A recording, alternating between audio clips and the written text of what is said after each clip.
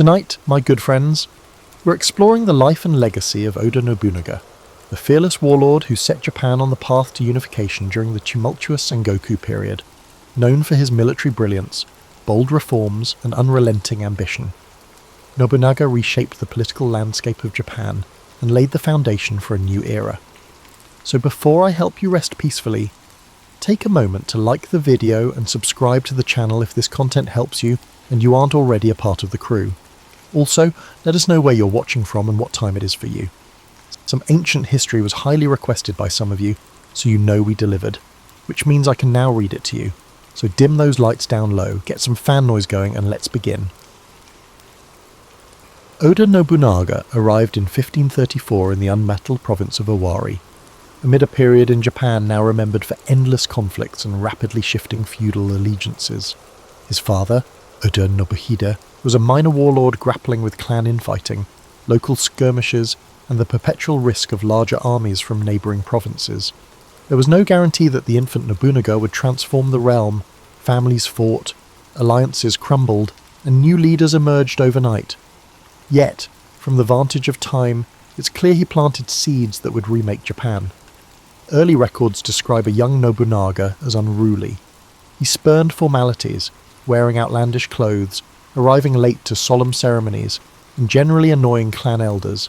They labelled him foolhardy or even an embarrassment to the Oda name. But behind that facade of flamboyance lurked a creative mind hungry for novelty. He tinkered with foreign trinkets, asked probing questions about strategy, and displayed a knack for analysing rival movements. Teachers who tried to tame him rarely succeeded, yet they noticed flashes of brilliance, like the time he walked the perimeter of his father's castle, pointing out weaknesses in gate design that grown samurai overlooked. His father's death in 1551 thrust this untested youth into sudden prominence. Instantly, the Oda clan fractured, uncles, half-brothers, and distant cousins jostled for the top seat. Conventional wisdom suggested that the audacious fool of Owari had little chance. But in the swirl of that crisis, Nobunaga made decisive moves. He broke apart short-term pacts with key retainers, promised them new lands, then swiftly dismantled the claims of older relatives who underestimated him. Some he exiled, and some he subdued militarily. Within 2 years, he asserted control over most of Owari. Observers realised he was no clown. He simply despised the old ceremonial style and did things his own way. Rumour has it that around this time, a travelling merchant introduced him to arquebuses, matchlock guns from the west. Most samurai saw these firearms as crude and unworthy, overshadowed by the elegance of swords and spears. Nobunaga, though, recognised their potential. He quietly stockpiled them, ordering gunsmiths to replicate or adapt them. He tested them in private drills, training foot soldiers to fire in disciplined volleys. The practice was a departure from the Sengoku norm, which romanticised heroic duels. He aimed to harness the synergy of the ranks, prioritising technology over individual bravado. Such a notion didn't spread widely yet, but the seeds were planted for a new kind of warfare. The first major test of his cunning came in 1560, when Imagawa Yoshimoto, one of the era's most formidable warlords, led a giant army through Owari en route to the capital. The conventional approach would have been for smaller clans to hide in fortified castles or attempt half-hearted skirmishes, but Nobunaga went bold. He famously prayed at a local shrine, offered sake to his men, and then launched a surprise attack at Okihazama. The result was astonishing. Yoshimoto's vast force, lulled into overconfidence, collapsed under Nobunaga's ambush. Yoshimoto himself was killed in the confusion. This victory stunned the Japanese archipelago. A lesser clan from Owari, under a brash young lord, had toppled one of the biggest threats in a single day. After Okihazama, smaller local warlords rushed to align with the Oda clan, or at least sign neutrality pacts. Nobunaga's prestige soared, yet he did not rest. He began forging deeper connections with merchants in nearby free cities, establishing an economic backbone.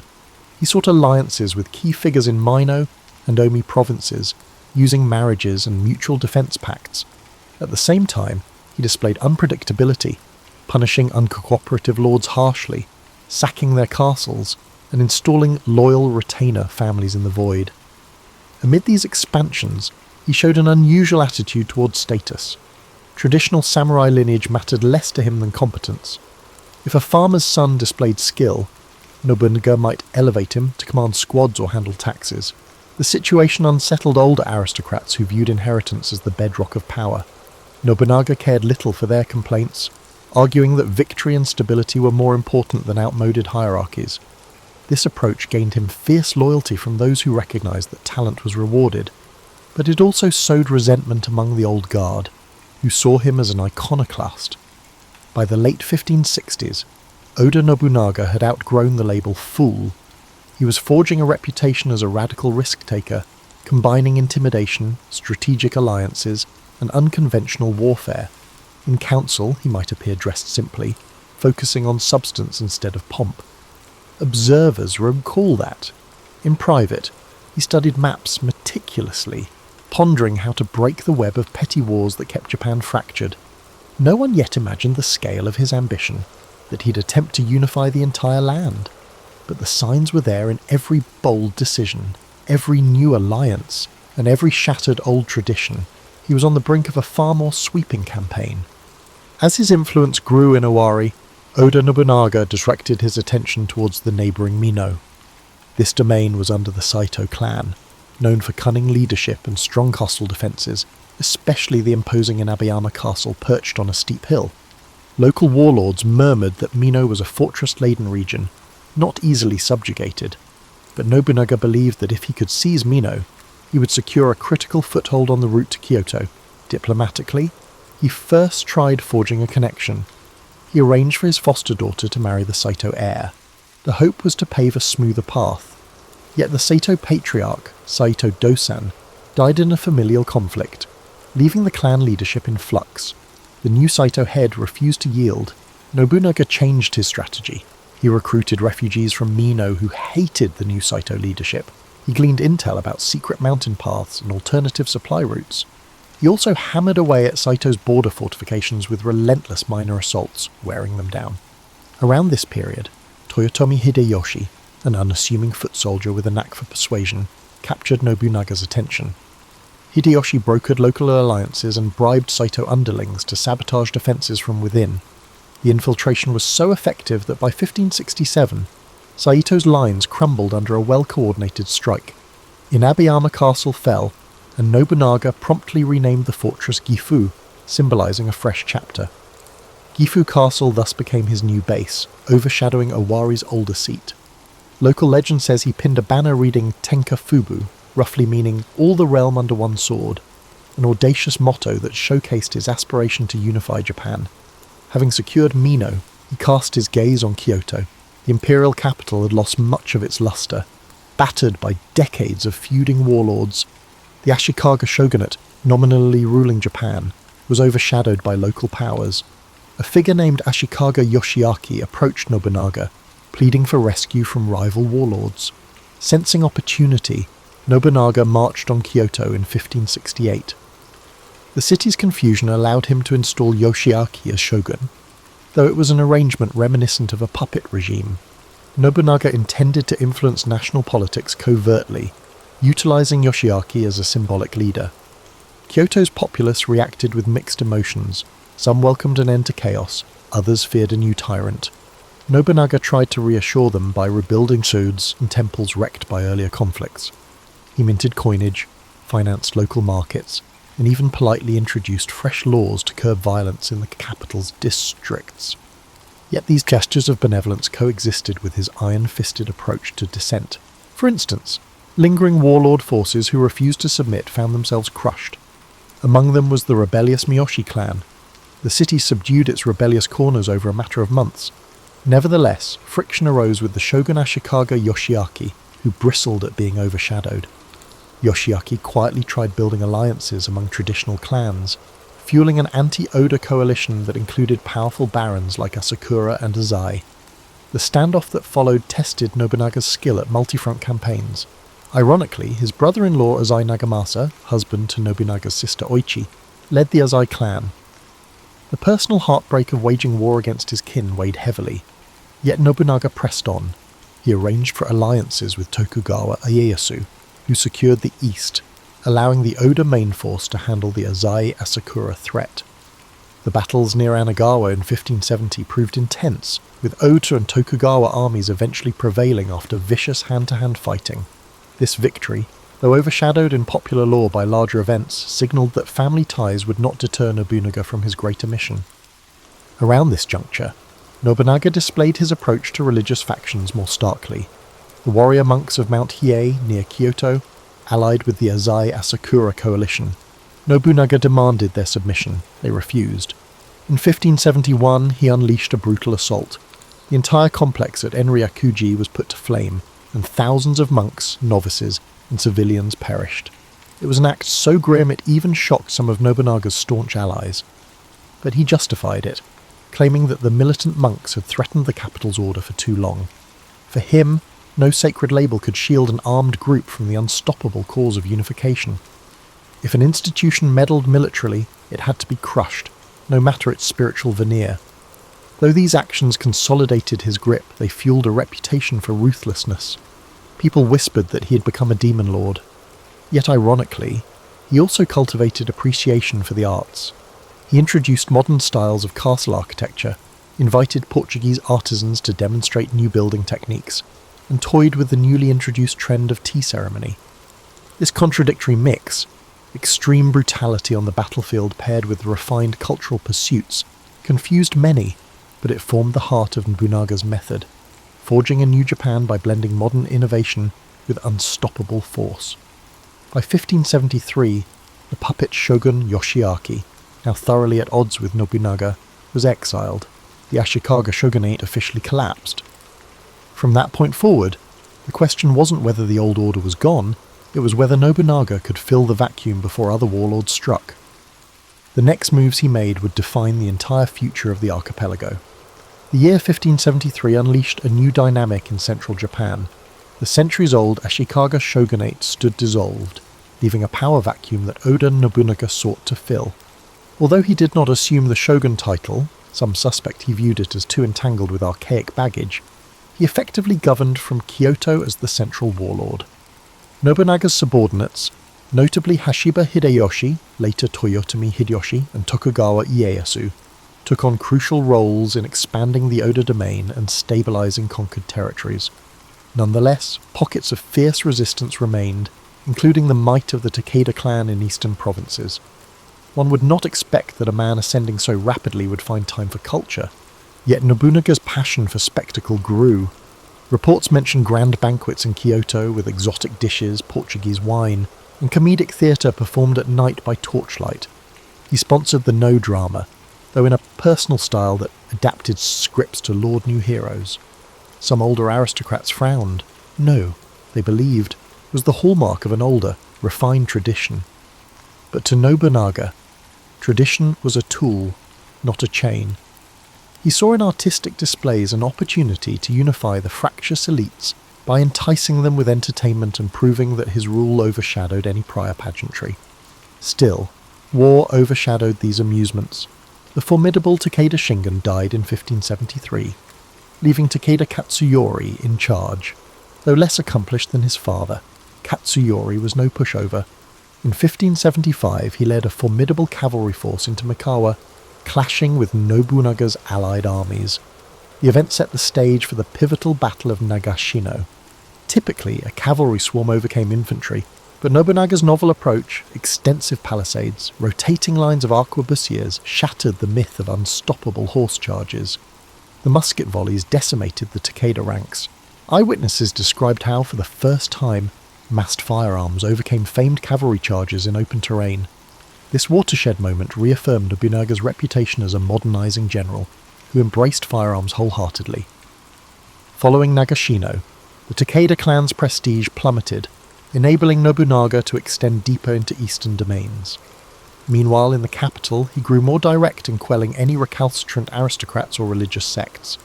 He was rumoured to have humiliated certain courtiers who showed insufficient obedience. Indeed, a swirl of new rumours painted him as borderline sacrilegious, ignoring the established kami worship in shrines or publicly mocking certain shrine rituals as superstitious.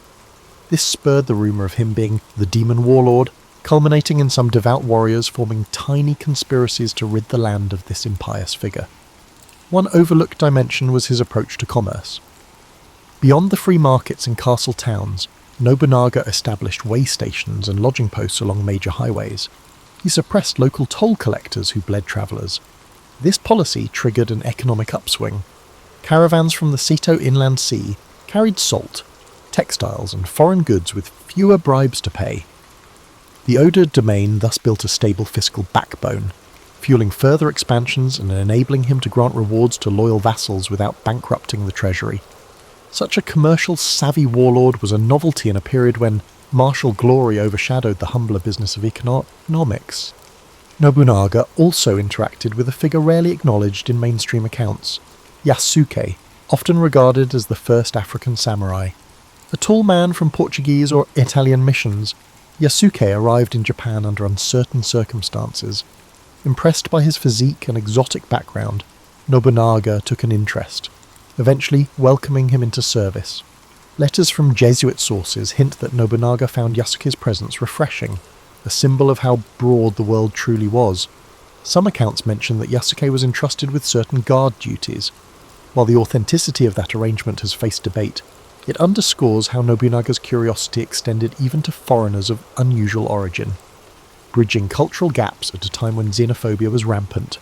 By the end of the 1570s, unstoppable momentum seemed to define Nobunaga's progress. The hallmark fortress of Azuchi, built near Lake Biwa, exemplified his vision, part stronghold, part palatial residence, with decorative murals and advanced architectural engineering.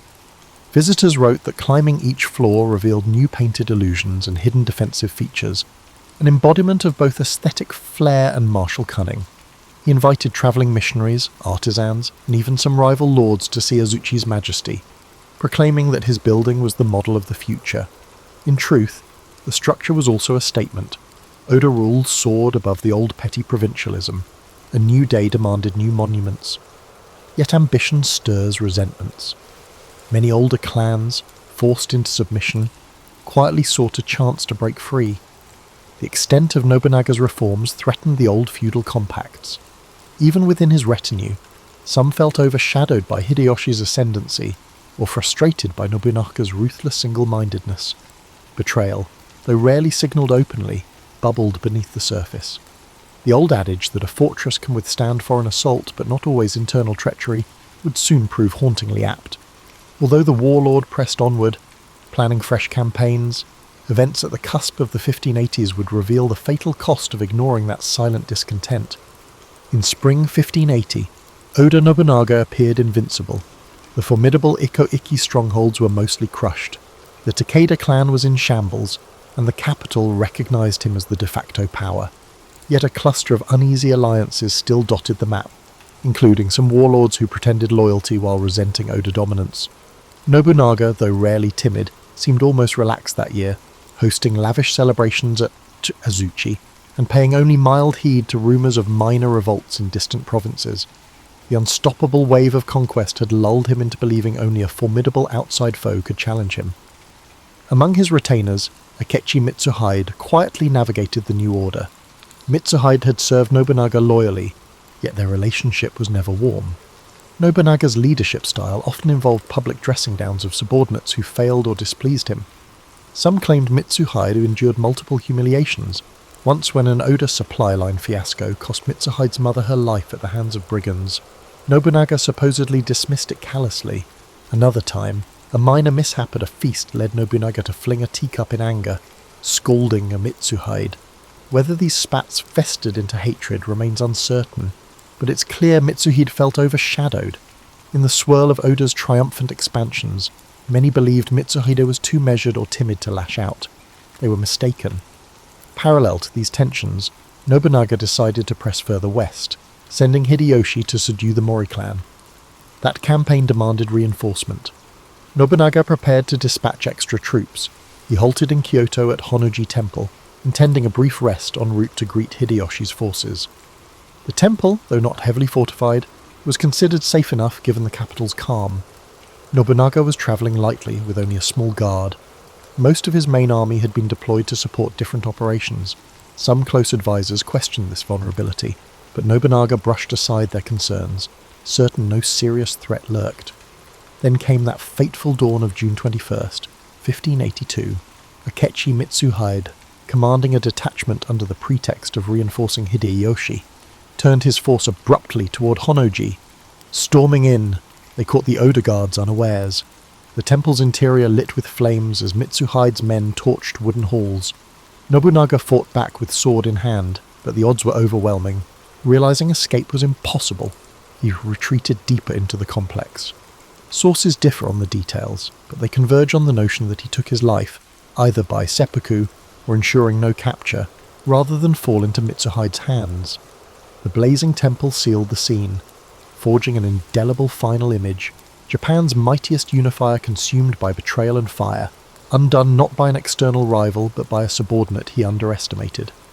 Mitsuhide, proclaiming "the realm is ours," tried to consolidate. But public shock overshadowed any acceptance of his coup. Hideyoshi, on hearing the news, swiftly made peace with the Mori to rush back. In a short campaign culminating in the Battle of Yamazaki, Hideyoshi avenged Nobunaga, defeating Mitsuhide less than 2 weeks after Honnoji. Mitsuhide, attempting to flee, was slain by bandits or vengeful peasants, an ironic end that left no stable regime in his wake. The echoes of that betrayal lingered for centuries.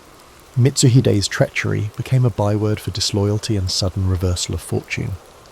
Nobunaga's demise fractured the Oda clan, but the impetus for unification persisted. Hideyoshi emerged as the next major figure, eventually subjugating much of Japan and styling himself as the unifier. Tokugawa Ieyasu, more patient, would outlast them all and set up the Tokugawa shogunate. In each subsequent stage, the ghost of Nobunaga's ambition hovered. Hideyoshi and Ieyasu both acknowledged that their expansions leaned on the foundation Nobunaga laid, the harnessing of firearms, the impetus for centralized domain, and the notion that old feudal autonomy should yield to a singular authority. In many ways, the abrupt end at Honnoji shaped Nobunaga's legacy as a fiery comet, unpredictable, transformative, but short-lived. Historians puzzle over what might have been had he survived. Would he have forged a stable monarchy, or introduced a new bureaucratic structure? Might his tolerance of foreign presence have expanded Japan's global connections earlier? Or could he have become a dreaded autocrat, stifling dissent so thoroughly as to hamper future evolution? The abruptness of his death leaves a swirl of speculation. The site of Honnoji itself stands in Kyoto, though much rebuilt after the conflagration. Tourists pass by a modest memorial, often overshadowed by more famous temples. Yet, for students of Japan's Sengoku era, that place resonates as a symbolic crossroads, the unstoppable warlord ended by his retainer, pivoting the entire arc of national unification. The charred remains from that day are long gone, but glimpses remain in curated relics, diaries, and a handful of swords believed to have belonged to Nobunaga's retinue. Each artifact underscores the transience of power. One moment, a near-omnipotent figure rewriting the land's destiny. The next, a victim of fate and betrayal. Thus, the final chapter of Nobunaga's life stands not as a diminishment but as a crescendo. In falling, he cemented the impetus that others carried forth. Hideyoshi, Ieyasu, and the entire notion of an eventually unified Japan under a single rule trace back to Nobunaga's unstoppable wave. He forced the country to see the old code, where archaic chivalry overshadowed modernization, was no longer viable. In that sense, though he vanished in flames, the brand of revolution he championed burned onward, fueling the next generation's quest to reorder the nation under a single banner. Post-Honnoji, the manner in which Oda Nobunaga's memory evolved offers a profound insight into how Japan processes historical figures. In the immediate aftermath, many warlords excised him from official genealogies. He had, after all, the dismantled centuries of tradition. However, within a decade, references re-emerged describing him as the initial impetus that any warlord seeking unification must emulate. Some local chroniclers wrote tributes praising the demon's clarity, a phrase that captured the paradox: demon in cruelty, clarity in vision. Tokugawa Ieyasu, after establishing the Tokugawa shogunate in 1603, quietly ensured that official records didn't overshadow the Tokugawa ascension narrative with too much Oda idolization. Yet, Ieyasu personally revered Nobunaga's decisive approach. Private diaries mention how the new shogun studied old battlefield notes from Okehazama and Nagashino, gleaning insights for the potential crises. Ironically, the official narrative downplayed Oda's significance to bolster Tokugawa legitimacy, but in private, the recollection of Oda's daring strategies continued to provide valuable insights. Meanwhile, rural legends cropped up, casting Nobunaga as a restless spirit. Farmers told tales of hearing phantom hoofbeats on the stormy nights, said to be his ghost reenacting night raids. In some folk songs, Nobunaga's thunder referred to unexpected storms damaging unharvested fields, an ominous sign of unstoppable force. Such tales embedded him into the realm of folk superstition. People across provinces, especially in regions once scorched by his campaigns, found echoes of both awe and dread in these stories. By the Edo period, woodblock prints portrayed him with stylized armour, scowling or triumphant in mid-battle. A few dramatizations in kabuki theatre, though typically focusing on Hideyoshi, occasionally included cameo references to Nobunaga as an unyielding presence overshadowing the stage. The censors of the Tokugawa regime usually avoided depicting him too favourably, fearful of stirring rebellious sentiments that might champion a Nobunaga-style revolt. Despite these constraints, underground manuscripts circulated that teased out his modern aspects, like his willingness to incorporate foreigners or push advanced weapons. Samurai who read them in private might feel emboldened by the notion of discarding stale tradition in favour of pragmatic modernity. The Meiji Restoration in the late 19th century revived interest. As Japan opened to the world, some intellectuals lauded Nobunaga's progressive stance on trade and technology, claiming he was the first modern Japanese. Western scholars who visited found in Nobunaga a figure reminiscent of Europe's absolute monarchs, a man who overcame medieval fragmentation. They wrote comparative essays, labelling him a Japanese Caesar or Napoleon in samurai forward form. Although these analogies were simplistic, they further cemented his global mystique. Museums started collecting items rumoured to be from his domain, arquebuses and partial suits of lacquered armour. Each artefact conveyed a fragment of his endeavours to propel Japan forward centuries in a single generation. In the 20th century, as war raged globally, some Japanese militarists admired Nobunaga's unstoppable aggression. They saw him as a model for unyielding expansion. Post-war, that sentiment cooled, replaced by a more nuanced academic approach. The emphasis shifted toward analysing his socio-economic policies, like standardising measure systems or encouraging open trade in castle towns. Contemporary historians highlight how those policies laid seeds for an eventual stable economy under the Tokugawa, even if that regime ironically closed off certain foreign influences.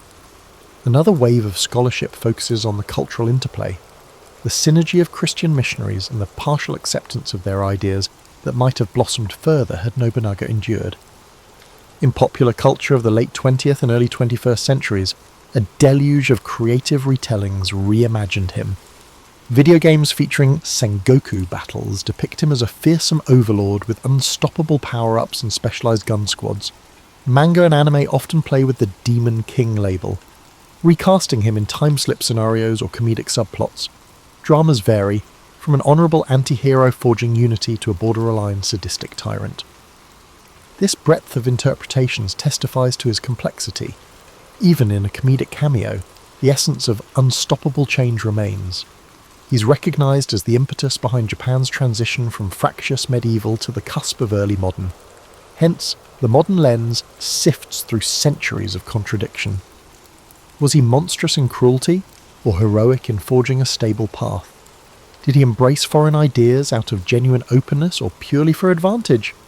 Did he harbour a future blueprint for a stable monarchy? Or was he improvising day by day, exploiting each short-term opportunity? The records suggest all these angles might hold truth. He was multifaceted, a man unshackled by tradition, ready to harness any advantage, unstoppable until undone by betrayal. In that sense, Oda Nobunaga's name remains a prism. Turn it one way, you see a progressive champion of modernization, tilt it another, a fearsome reaper of old shrines and foes. Japan's memory and the world's fascination revolve around these shifting lights.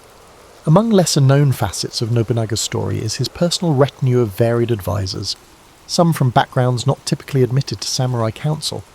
He believed that rank was earned by merit, an unusual stance for the time. For instance, he once appointed a skilled blacksmith to direct certain siege engine creations. That was heresy in the eyes of traditional samurai. A blacksmith leading warriors?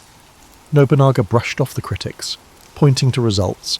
The blacksmith's technical cunning helped forge innovative catapults that battered a walled fortress into submission. This anecdote, though overshadowed in mainstream accounts, exemplifies his break from hierarchical norms. Another overlooked detail lies in the realm of intelligence gathering.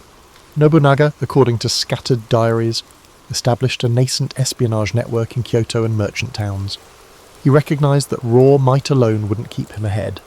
Through discreet watchers, some disguised as travelling entertainers, some as pilgrims, he gleaned updates on rival lords' alliances, or fractious Buddhist sects plotting in secret. This network of information helped prevent revolts and enabled him to intercept clan collusion. While espionage existed in prior eras, Nobunaga systematised it more thoroughly, reflecting a willingness to adopt whatever gave him an edge. One puzzling dimension was his attitude to the imperial court. Typically, warlords either revered the emperor as a symbolic pivot or ignored him. Nobunaga courted the court's favour in a measured way, offering them economic assistance, refurbishing certain neglected palace halls, and ensuring the emperor's dignity. This was not out of pure devotion, it was a strategic move. By championing the emperor's prestige, he legitimised his expansions.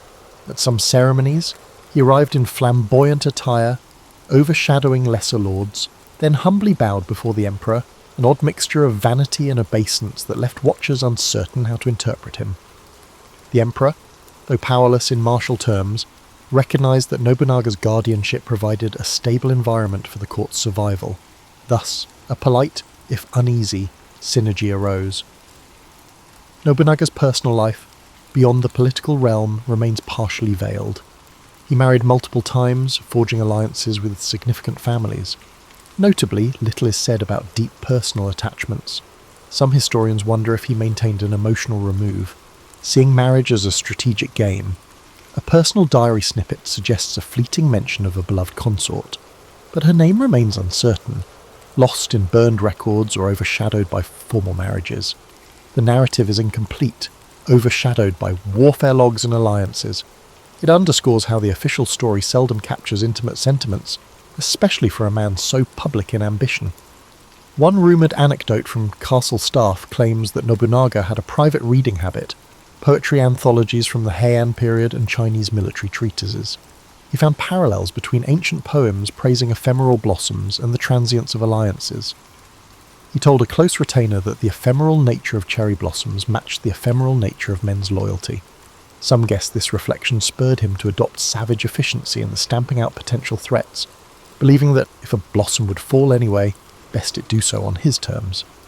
Whether or not that anecdote is fully accurate, it captures the sense that a philosophical thread ran under his pragmatic exterior. As for the everyday peasant or merchant in his expanding territory, the experience was double-edged. They might face forced relocations or heavy corvée labour to build new fortifications, but once integrated, they also benefited from relative security and new roads that spurred commerce. Contemporary letters from village headmen describe a mix of relief at decreased local warfare and disquiet about the unwavering demands of the Oda administration. Taxes might be consistent, but if the local official was incompetent, they feared Nobunaga's retribution. Entire hamlets might be sacked if accused of harbouring rebels. So, daily life was balanced between a calmer environment and the dread that a single misstep could provoke a brutal crackdown. As he neared the final chapter, some retellings claim he grew more flamboyant. He staged banquets with kabuki or comedic plays, wearing elaborate kimonos.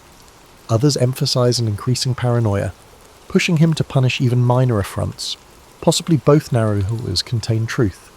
The synergy of a man who recognized he was on the cusp of forging a new epoch, yet felt the press of potential betrayals from every corner, could produce a contradictory stance. Lavish celebration one day, savage clampdown the next. Ultimately, that tension snapped at Honoji, leaving him consumed by betrayal. In the end, these lesser-known details, his espionage, unorthodox appointments, subtle alliances with the imperial court, and personal reading habits, magnify how complex Oda Nobunaga was. Not purely the demon king, not purely the modernizing champion. He traversed spaces beyond simplistic labels. His story, though overshadowed by dramatic battles, resonates in the subtle underpinnings of how he managed realms, resources, and relationships. It hints that while overshadowed by an era of swirling conflict, his efforts carved out a new path from medieval fragmentation to emergent central authority, paving the way for Hideyoshi, Ieyasu, and the eventual dawn of a stable, albeit closed, Japan under the Tokugawa. Standing at the confluence of myth and fact, Oda Nobunaga remains a singular figure in Japan's historical consciousness. Centuries have passed since that fateful day in 1582, yet the shadow of Honnoji lingers. Observers, even in modern times, see in him a tension between brutality, enlightenment, tradition, and radical innovation. His presence looms in talk of the Sengoku era, overshadowing many of his contemporaries because he alone dared to step outside the old rules so dramatically. One wonders how, if not for Mitsuhide's coup, Japan's path might differ. Maybe Nobunaga would have extended even friendlier ties with the West, fostering deeper trade or adopting new sciences. Some speculate he might have orchestrated a national bureaucracy well before Tokugawa consolidation, speeding modernization by centuries. Others argue the pace of Western contact was still too slow and that his stance on Christianity was too ambiguous to create a real opening. Or perhaps his severity would have ignited a larger civil revolt, cutting his story short anyway. Such conjectures swirl because the actual drama ended abruptly, leaving a vacuum for Hideyoshi and Ieyasu to fill. In modern Japan, historians group him among the three great unifiers, albeit the earliest and the most audacious. Hideyoshi refined, Ieyasu entrenched, but Nobunaga was the unstoppable spark. Various local festivals in Gifu or Nagoya celebrate him as an iconic local hero, perhaps ignoring the cruelty that charred the walls of temples. The duality remains, parades costumed in flamboyant Oda regalia, hosting cheerful crowds, ironically commemorating a man who showed little mercy to foes. Yet that contradiction is not lost on participants, who acknowledge that forging a new order seldom occurs gently. Schools in Japan mention him in textbooks, albeit briefly, formidable lord who championed guns, overcame the Imagawa, subdued the Takeda, and died at Honnoji. This truncated version rarely delves into his approach to governance or the transformations in commerce he championed. Meanwhile, academic circles delve deeper, re-evaluating newly found diaries or cross-referencing Portuguese mission letters. Each re-examination can shift the nuance. Was he truly a patron of broad-minded exchange or just pragmatic about receiving advanced weaponry? Did his free market instincts come from moral convictions or from a desire to centralize wealth under his control? The records are incomplete, ensuring debates continue. Outside Japan, popular culture globalized his name. Strategy games depict him as a charismatic conqueror with cutting-edge muskets. Anime series swirl him into fantasy battles. Occasionally they highlight the heartbreak of betrayal, other times the unstoppable conquests. In global narratives about heroic tyrants, Oda Nobunaga stands comfortably among Genghis Khan, Napoleon, and other icons of unstoppable expansion. The mythic dimension grows with each retelling, overshadowing smaller truths, like how he dealt daily with petty clan disputes or municipal tax controversies. Yet those small truths made the difference in his success, the capacity to handle detail, from forging muskets to forging pacts with blacksmiths and foreign traders. Perhaps the ultimate takeaway is that leadership in a time of flux is rarely pure.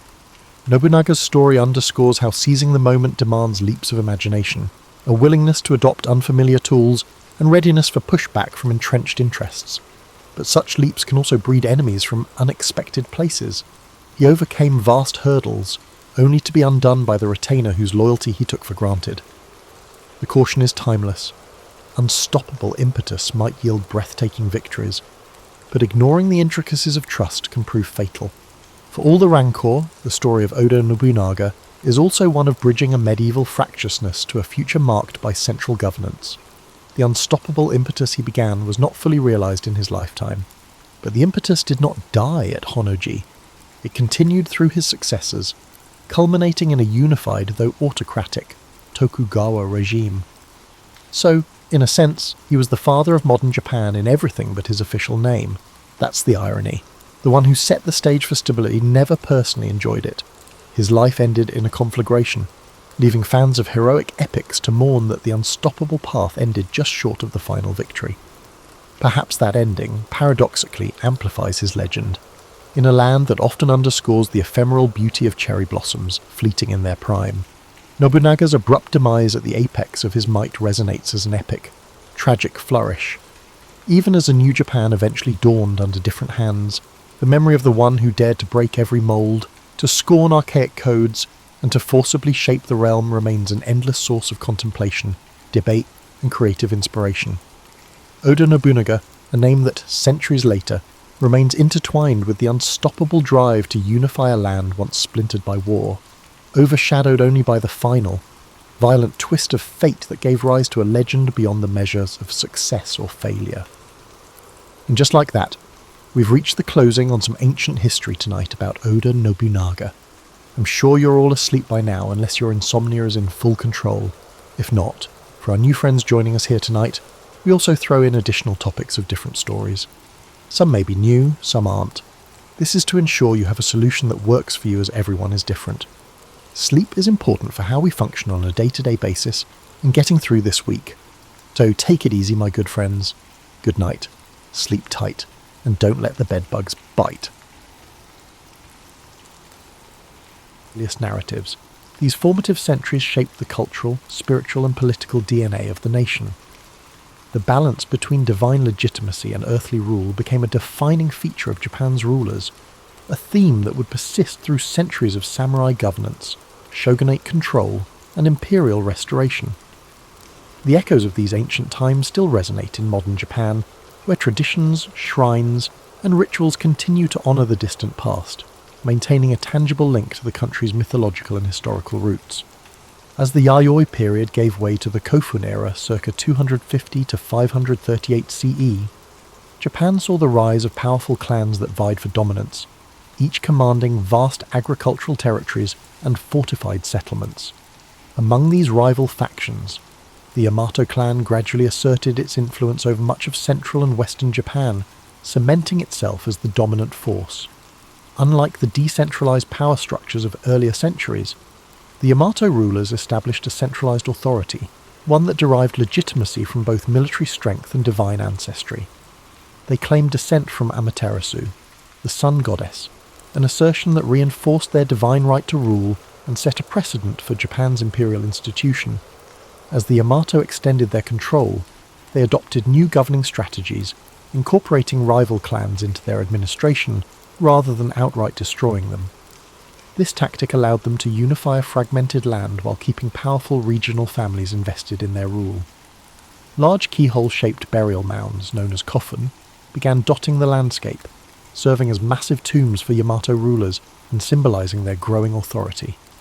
These colossal structures, some stretching over 400 meters, contained elaborate grave goods, including bronze mirrors, iron weapons, and Chinese-style artifacts, signaling Japan's increasing interaction with the continent.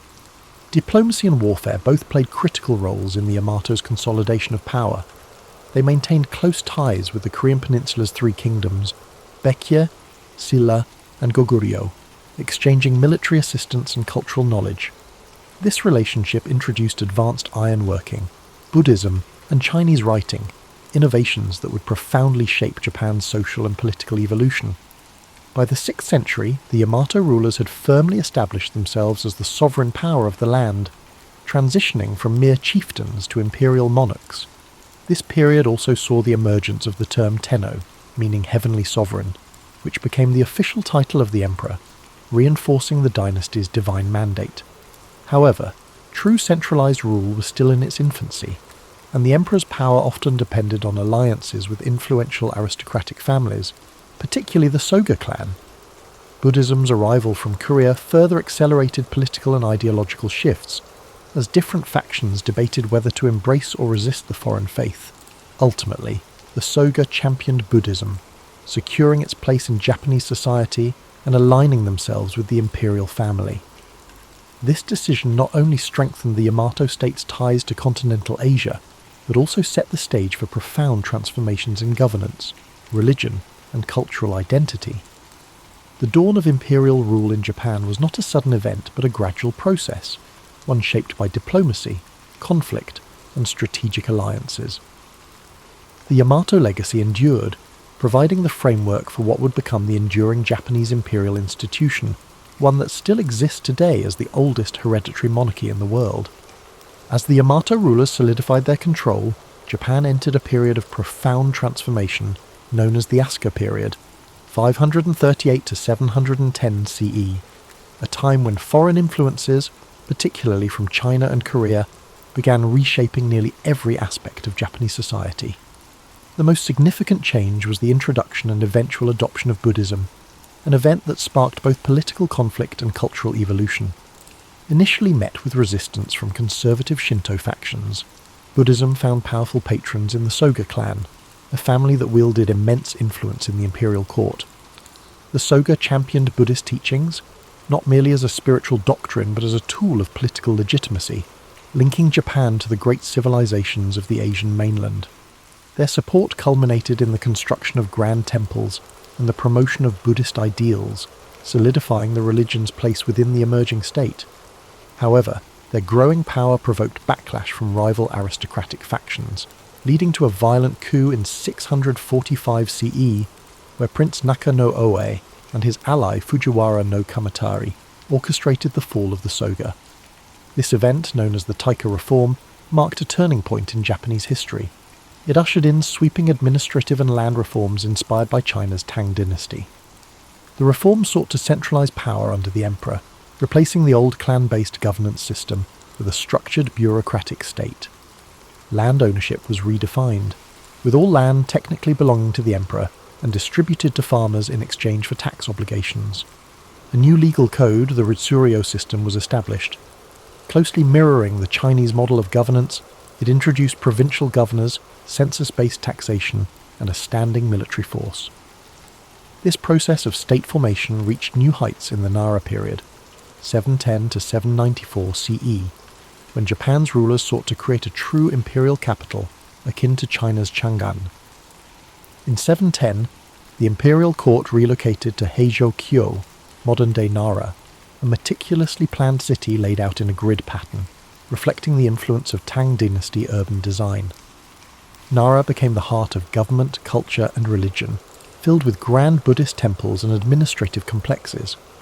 The most striking symbol of this era was the construction of Todaiji, a monumental temple housing the great Buddha Daibutsu, a colossal bronze statue commissioned by Emperor Shomu. This project exemplified the fusion of politics and religion, as the emperor sought to use Buddhism as a unifying force to legitimize his rule and bring stability to the realm. However, this increasing reliance on Buddhist institutions came with unintended consequences. Powerful Buddhist monasteries amassed great wealth and influence, often interfering in court politics. Monastic factions formed their own armed militias, threatening imperial authority. Additionally, the expenses of maintaining a centralized state and funding extravagant temple projects placed a heavy financial strain on the government. Despite these challenges, the Asuka and Nara periods laid the foundation for Japan's national identity. The first written histories, the Kojiki and Nihon Shoki, were compiled, blending mythology and historical accounts to establish the legitimacy of the imperial lineage. Confucian ideals shaped court etiquette and governance, while Chinese-style calligraphy, poetry, and artistic traditions took root in Japanese culture. Yet, even as Japan embraced these continental influences, it remained distinct, adapting foreign models to fit its unique social and political structure. By the late 8th century, dissatisfaction with the growing power of Buddhist institutions and concerns over court corruption led to a bold decision: to abandon Nara and establish a new capital. This move marked the end of one era and the dawn of another, as Japan prepared to enter the age of aristocratic refinement and cultural flourishing in Heian-kyo, modern-day Kyoto. As the imperial court relocated to Heian-kyo in 794 CE, Japan entered the Heian period, 794 to 1185, an age of refinement, courtly elegance, and cultural achievements that would leave an enduring legacy. This era saw the court aristocracy, particularly the powerful Fujiwara clan, dominate political life through strategic marriages and manipulation of the emperor's authority. Rather than ruling directly, Emperors often became symbolic figures, while real power rested in the hands of regents and chancellors from the Fujiwara lineage. This aristocratic elite revelled in a life of aesthetic pursuits, developing sophisticated literary traditions, art, and fashion. The world of the Heian court was meticulously detailed in The Tale of Genji, a novel written by the noblewoman Murasaki Shikibu, which provides an intimate glimpse into the court's elaborate rituals, political intrigues, and romantic entanglements. Poetry, calligraphy, and the appreciation of nature became essential aspects of aristocratic life. Individuals were judged not by their battlefield prowess, but by their ability to compose a flawless poem or arrange their robes in harmonious colours. However, this refined world of the Heian elite was largely detached from the realities of the provinces, where power was shifting away from the court and into the hands of regional landowners and warrior clans. As the imperial government struggled with inefficiency and financial mismanagement, large estates known as shun emerged, exempt from taxation and controlled by influential families, religious institutions, and local warlords. These estates operated independently, weakening the emperor's grip on the countryside. The Fujiwara, preoccupied with courtly life, failed to address the growing instability in the provinces, leading to the rise of the Bushi, warrior class, who would soon dominate Japan's political landscape. These warriors, initially employed as estate enforcers and mercenaries, gradually amassed land and influence, forming powerful samurai clans. By the late Heian period, two dominant warrior families, the Taira and the Minamoto, emerged as the key players in Japan's shifting power dynamics.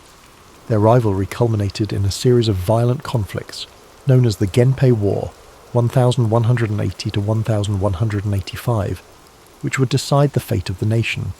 The aristocratic Heian court, once the pinnacle of cultural sophistication, found itself powerless against the militarized society rising in the provinces. While poetry and courtly aesthetics flourished in Heian-kyo, battles raged across the countryside, heralding the end of imperial dominance and the dawn of the samurai age. With the final defeat of the Taira at the Battle of Dan-no-ura in 1185, the Minamoto clan emerged victorious, forever altering Japan's political structure. The old Heian world of refinement and aristocratic rule had given way to a new order, one dictated by warriors rather than poets, and by the sword rather than the brush. With the Minamoto victory in 1185, Japan entered a new political era, one where warriors, rather than court aristocrats, held the reins of power. In 1292, Minamoto no Yoritomo formally established the Kamakura shogunate, marking the beginning of samurai rule that would last for nearly 7 centuries. Unlike the emperors of old, who were largely ceremonial figures, Yoritomo wielded actual political and military authority as shogun, a title that would become synonymous with de facto rulership in Japan. The imperial court in Kyoto remained intact, but its influence had diminished, overshadowed by the rise of the Bakufu, the military government headquartered in Kamakura. Under Yoritomo's leadership, Japan's feudal system began to take shape, with powerful regional lords, known as daimyo, controlling vast territories in exchange for military service. The samurai class, once mere enforcers for aristocrats, became the dominant social and military force, bound by a strict code of loyalty, duty, and martial discipline. However, the Kamakura shogunate faced persistent challenges, both from within and beyond Japan's shores. In 1274 and 1281, the Mongol Empire under Kublai Khan launched 2 massive invasions, seeking to subjugate Japan as it had done with Korea and China. Despite their overwhelming numbers, the Mongols were repelled, aided in part by the legendary kamikaze, or divine winds typhoons that decimated the invading fleets. Though victorious, the strain of these wars drained the Kamakura government's resources, leading to dissatisfaction among the samurai who had expected generous rewards for their service. Without enough land or wealth to distribute, the shogunate's grip weakened, culminating in its overthrow in 1333 by Emperor Go-Daigo and his loyalist forces. Yet, imperial restoration was short-lived, as another powerful warlord, Ashikaga Takauji, betrayed the emperor and established the Muromachi shogunate in 1336. The Ashikaga rulers governed from Kyoto, closer to the imperial court than their Kamakura predecessors, but their authority was far less centralized. The daimyo grew increasingly independent, governing their domains as autonomous warlords rather than mere vassals of the shogun.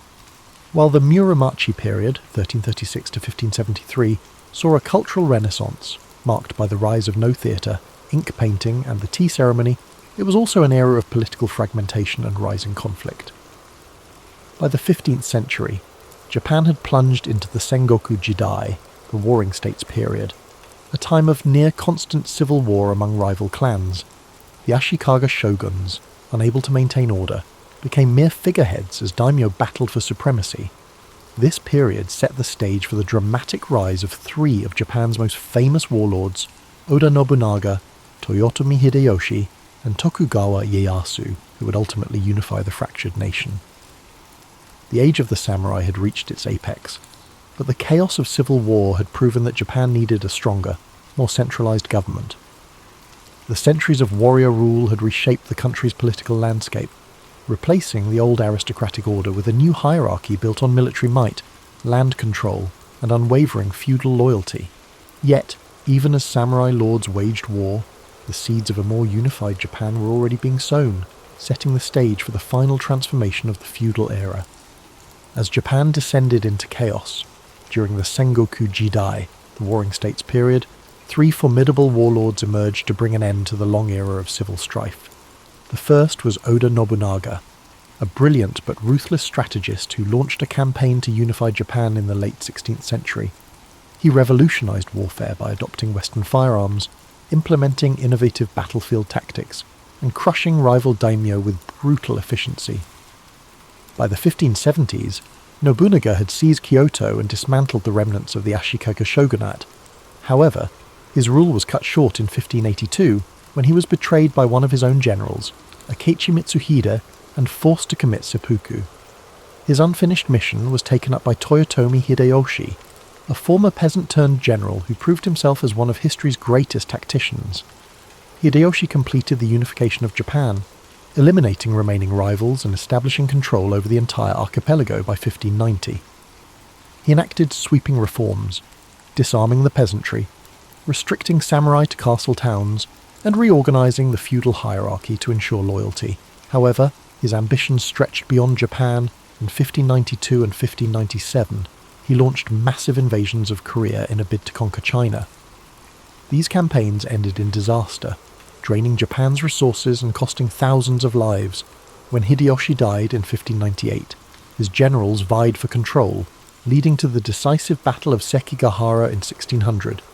It was Tokugawa Ieyasu, a cunning and patient strategist, who emerged victorious. In 1603, he established the Tokugawa shogunate, ushering in the Edo period, 1603 to 1868, a time of unprecedented peace, stability, and isolation. Unlike his predecessors, Ieyasu prioritized long-term control over immediate conquest. He moved the seat of power to Iedo, modern-day Tokyo, where he constructed an intricate system of governance to prevent future uprisings. The Bakuhan system divided authority between the shogunate and regional daimyo, ensuring that local lords remained powerful but ultimately subservient to the Tokugawa family. To maintain control, Ieyasu implemented the Sankin-kotai policy, which required daimyo to alternate living in Edo and their home provinces, draining their wealth and keeping them under close watch. Meanwhile, he enacted strict social policies that solidified Japan's rigid class hierarchy: samurai, peasants, artisans, and merchants, ensuring that each class remained in its designated role. One of the most defining features of the Tokugawa era was Japan's policy of isolation, known as sakoku. Fearing foreign influence, particularly the spread of Christianity, the shogunate banned European missionaries, restricted trade to a few controlled ports, and prohibited Japanese citizens from travelling abroad. For over 2 centuries, Japan remained almost entirely closed to the outside world, developing a distinct insular culture. Despite this isolation, the Edo period saw a flourishing of the arts, literature, and urban culture. Cities like Edo, Kyoto, and Osaka became centres of commerce and entertainment, giving rise to kabuki theatre, ukiyo-e woodblock prints, and haiku poetry. Samurai, now mostly bureaucrats rather than warriors, turned to scholarship and administration, while merchants, despite their low social status, grew increasingly wealthy. Yet, Beneath the surface of stability, cracks began to form. Economic strain, rigid social policies, and foreign pressure would eventually force Japan to reopen its doors in the 19th century, bringing an end to the Tokugawa era and ushering in the Meiji Restoration. Still, the unification efforts of Nobunaga, Hideyoshi, and Ieyasu had laid the groundwork for modern Japan. Their legacies endured, shaping the country's political structure, cultural identity, and samurai ethos long after the last shogun relinquished power. The centuries of war and bloodshed had finally given way to order, but the cycle of history ensured that change would come again. Long before the samurai became the most revered warriors in Japanese history, they began as mere enforcers for the noble class. In the early centuries of Japan's political development, power rested in the hands of the imperial court and aristocracy, with local disputes often settled by hired fighters rather than structured military forces. However, as the Heian period progressed, land ownership shifted from centralized control to private estates, shun, which gave rise to influential provincial lords who needed warriors to protect their holdings. These warriors, initially called saburao, meaning to serve, evolved into the samurai, a class of fighters who would one day dominate Japan's social and political order. Unlike the court nobles in Kyoto, these provincial warriors lived by the sword, honing their skills in mounted archery, swordsmanship, and disciplined military tactics. They were not just fighters, but strategists, trained in loyalty, duty, and honor, principles that would later be enshrined in Bushido, the code of the samurai. The imperial government's decline in the late Heian period accelerated the rise of the samurai, as noble families began relying more on military clans for protection. Among the most powerful of these emerging warrior families were the Minamoto and the Taira, two clans whose rivalries would shape Japan's history. Initially, these samurai were still seen as servants of the court, their status subordinate to the aristocracy. But that perception began to change as warriors gained influence through both battlefield prowess and political maneuvering. By the 12th century, samurai were no longer just defenders of noble estates. They were power brokers in their own right, leading vast armies and commanding immense respect. The shift from noble rule to warrior rule was not sudden, but rather a gradual process driven by the failures of the imperial government to maintain order. As regional conflicts escalated and lawlessness spread across the provinces, the need for strong military leadership became undeniable. This transformation reached its climax in the Genpei War, 1180 to 1185, a brutal conflict between the Taira and Minamoto clans that determined the fate of Japan. The war was more than just a struggle for dominance. It marked the end of aristocratic rule and the beginning of samurai governance. The final battle at Dan-no-ura saw the complete destruction of the Taira, solidifying the Minamoto clan's control over Japan. In its aftermath, Minamoto no Yoritomo seized power and established the Kamakura shogunate in 1192, officially shifting Japan into a military government led by a shogun, a supreme warlord who ruled in the emperor's name. This event marked the true emergence of the samurai as the ruling class of Japan, their influence stretching beyond warfare into governance, law, and culture. No longer mere warriors in service to the court, they had become the backbone of the nation's power structure. But with power came responsibility, and the samurai soon found themselves navigating a delicate balance between loyalty, honor, and political ambition. The rise of the shogunate brought new challenges: clan rivalries, internal betrayals, and shifting allegiances that would test the samurai's resilience over the centuries. What had begun as a class of armed retainers had transformed into a military elite, shaping the destiny of Japan for generations to come. Their journey had only just begun, and the centuries ahead would see them not only rule Japan, but fight to keep their place at the top. With Minamoto no Yoritomo's rise to power in 1192, Japan entered the Kamakura period, 1185-1333, an era where the samurai became the governing class for the first time in history. Unlike the imperial court in Kyoto, which relied on bureaucracy and aristocratic privilege, the Kamakura shogunate was a military government that prioritized discipline, loyalty, and strength.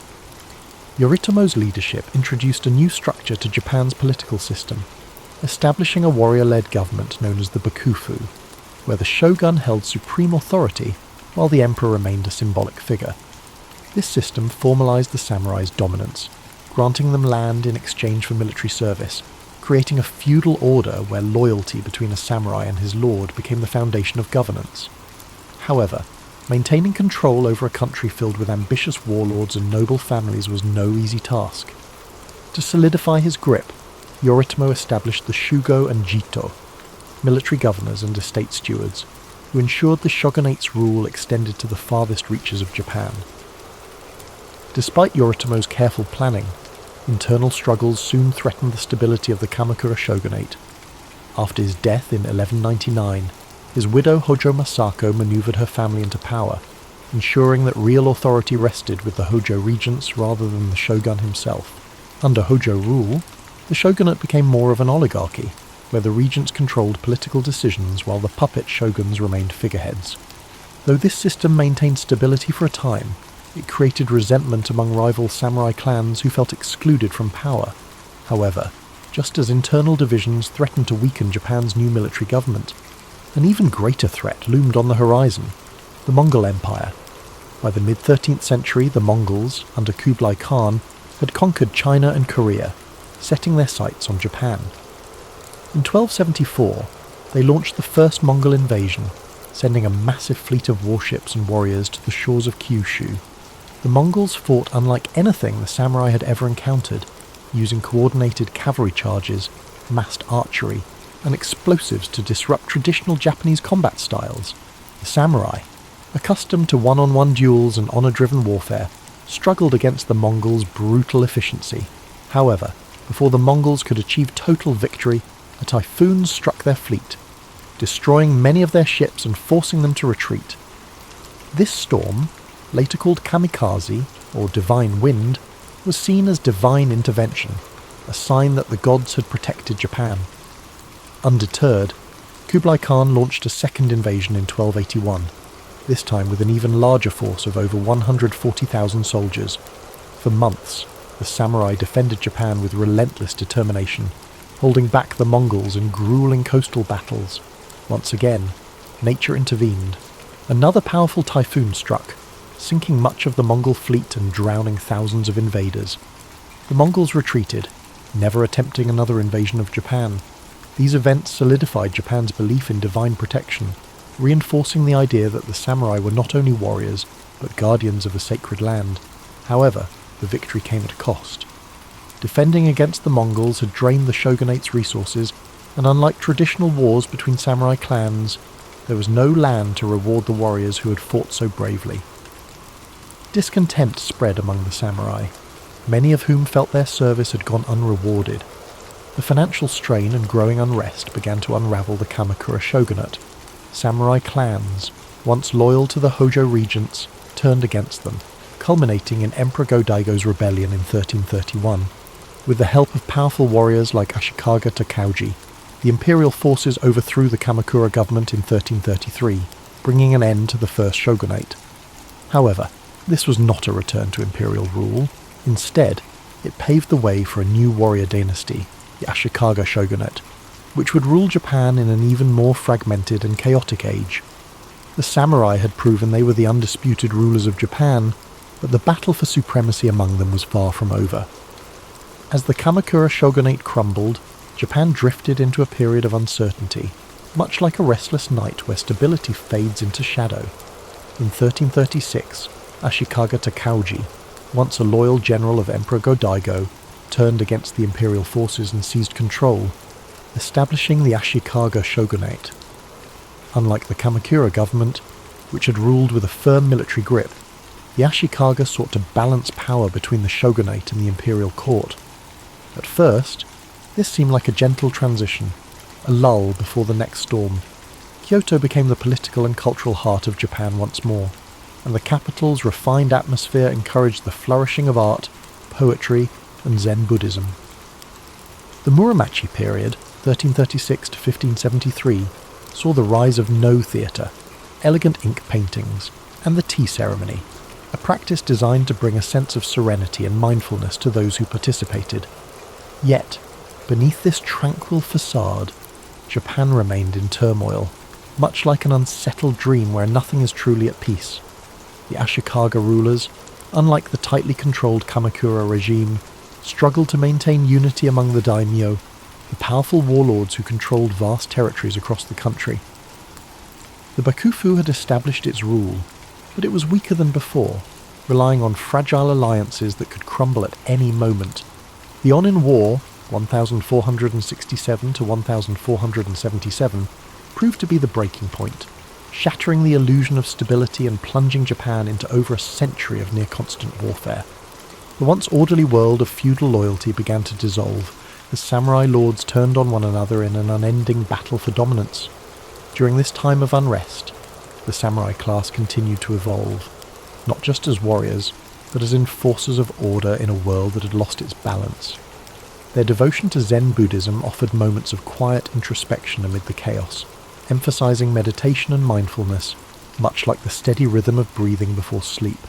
Samurai sought peace within themselves even as war raged around them, practicing the art of the sword with the same precision and calmness as a monk arranging a rock garden. However, this inner tranquility could not prevent the collapse of the Ashikaga shogunate, which had become little more than a hollow shell of power. By the late 1500s, Japan had drifted into the Sengoku Jidai, the Warring States period, where no ruler held true control, and samurai warlords battled endlessly for supremacy. As the nights grew longer with uncertainty, the people of Japan awaited a leader strong enough to bring an end to the strife.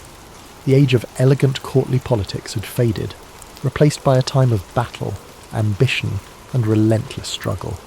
The country had become a storm-tossed sea, searching for the stillness of dawn.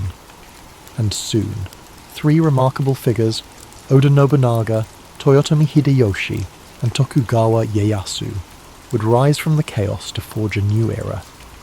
But before peace could be restored, Japan would have to endure its most turbulent dreams of war.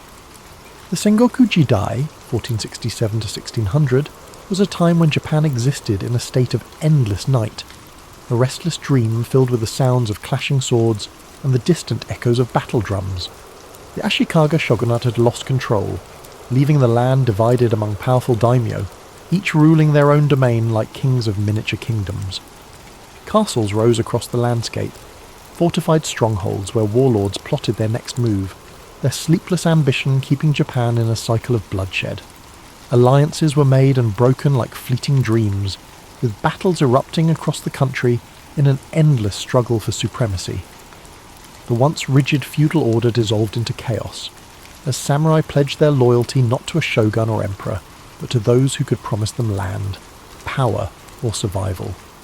But even in the darkest of nights, there is always the promise of dawn. From the turmoil of war, three figures emerged who would change the course of Japanese history: Oda Nobunaga, Toyotomi Hideyoshi, and Tokugawa Ieyasu. Each would play a role in bringing an end to the anarchy, shaping the future of Japan with their ambition, strategy, and sheer force of will. The first of these men, Oda Nobunaga, was unlike any warlord before him. Ruthless, innovative, and determined to unite Japan at any cost. He introduced new military tactics that shattered traditional samurai warfare. He embraced firearms, reorganized his armies for greater mobility, and crushed opposition with swift, merciless force. His victories over rival daimyo, including the powerful Takeda clan at the Battle of Nagashino in 1575, cemented his dominance. Yet, Nobunaga's dream of unification was cut short in 1582, when he was betrayed by one of his own generals and forced to take his own life. The mantle of leadership then passed to Toyotomi Hideyoshi, Nobunaga's brilliant general who had risen from humble beginnings. Hideyoshi completed what Nobunaga had started, bringing all of Japan under his control by 1590. He implemented sweeping reforms to ensure stability, disarming peasants to prevent uprisings, and restructuring the feudal system so that only samurai could bear arms. His leadership brought a brief moment of peace, a lull in the storm, yet his ambitions stretched beyond Japan. In 1592 and 1597, he launched massive invasions of Korea, hoping to conquer China as well. These campaigns ended in disaster, draining Japan's resources and weakening the fragile unity Hideyoshi had built. When he died in 1598, his generals turned on one another, plunging the nation into conflict once more. The final act of unification fell to Tokugawa Ieyasu, a patient and calculating leader who had bided his time while others fought for dominance.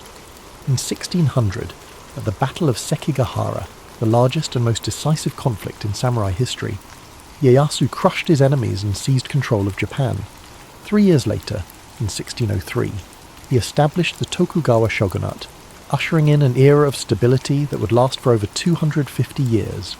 The long and violent night of the Sengoku period had come to an end, and Japan could finally rest. But peace would come with a price. The Tokugawa shoguns would impose strict control over society, isolating Japan from the outside world and enforcing a rigid social order. The samurai, who had once fought for honour and ambition, would find themselves in a different world, where the battlefield was replaced by politics, and swords were more for display than war. As the country drifted into a new age of order, the samurai would have to adapt or fade into history like a forgotten dream. For now, though, the land could finally breathe, wrapped in the quiet embrace of a newfound peace. With Tokugawa Ieyasu's victory at Sekigahara in 1600 and his formal appointment as shogun in 1603, Japan entered a new era of stability, one that would last for more than 250 years. After centuries of chaos, the land could finally sleep. But this peace came at a cost. The Tokugawa shogunate established a system so controlled, so rigid, that it locked the entire country into a state of stillness, like a dream where time no longer moved forward. Ieyasu and his descendants implemented strict policies to prevent any future wars, ensuring that power remained in the hands of the Tokugawa family. The Bakuhan system divided governance between the central shogunate and the regional daimyo, but all power ultimately rested in Edo, modern-day Tokyo, where the shogunate ruled with an iron grip. To prevent rebellions, the shogunate imposed sankinkotai, a policy that forced all daimyo to spend every other year in Edo, while their families remained there as hostages. This ensured that no warlord could gather enough strength to challenge Tokugawa rule. Samurai, once fierce warriors who had lived and died by the sword, found themselves trapped in an existence of bureaucratic duty, their blades more symbols of rank than tools of war. The class system was strictly enforced. At the top were the samurai, followed by peasants, artisans, and merchants at the bottom. No one could change their place in society. The structure was unshakable, like the walls of Edo Castle itself. One of the most defining aspects of the Tokugawa era was Sakoku, Japan's policy of complete isolation. In 1639, the shogunate banned nearly all foreign contact, allowing trade only through the Dutch and Chinese at the artificial island of Dejima in Nagasaki. Christianity was outlawed, Western books were burned, and any Japanese caught trying to leave the country faced execution. This isolation sealed Japan in a world of its own, a self-contained dream where time seemed frozen.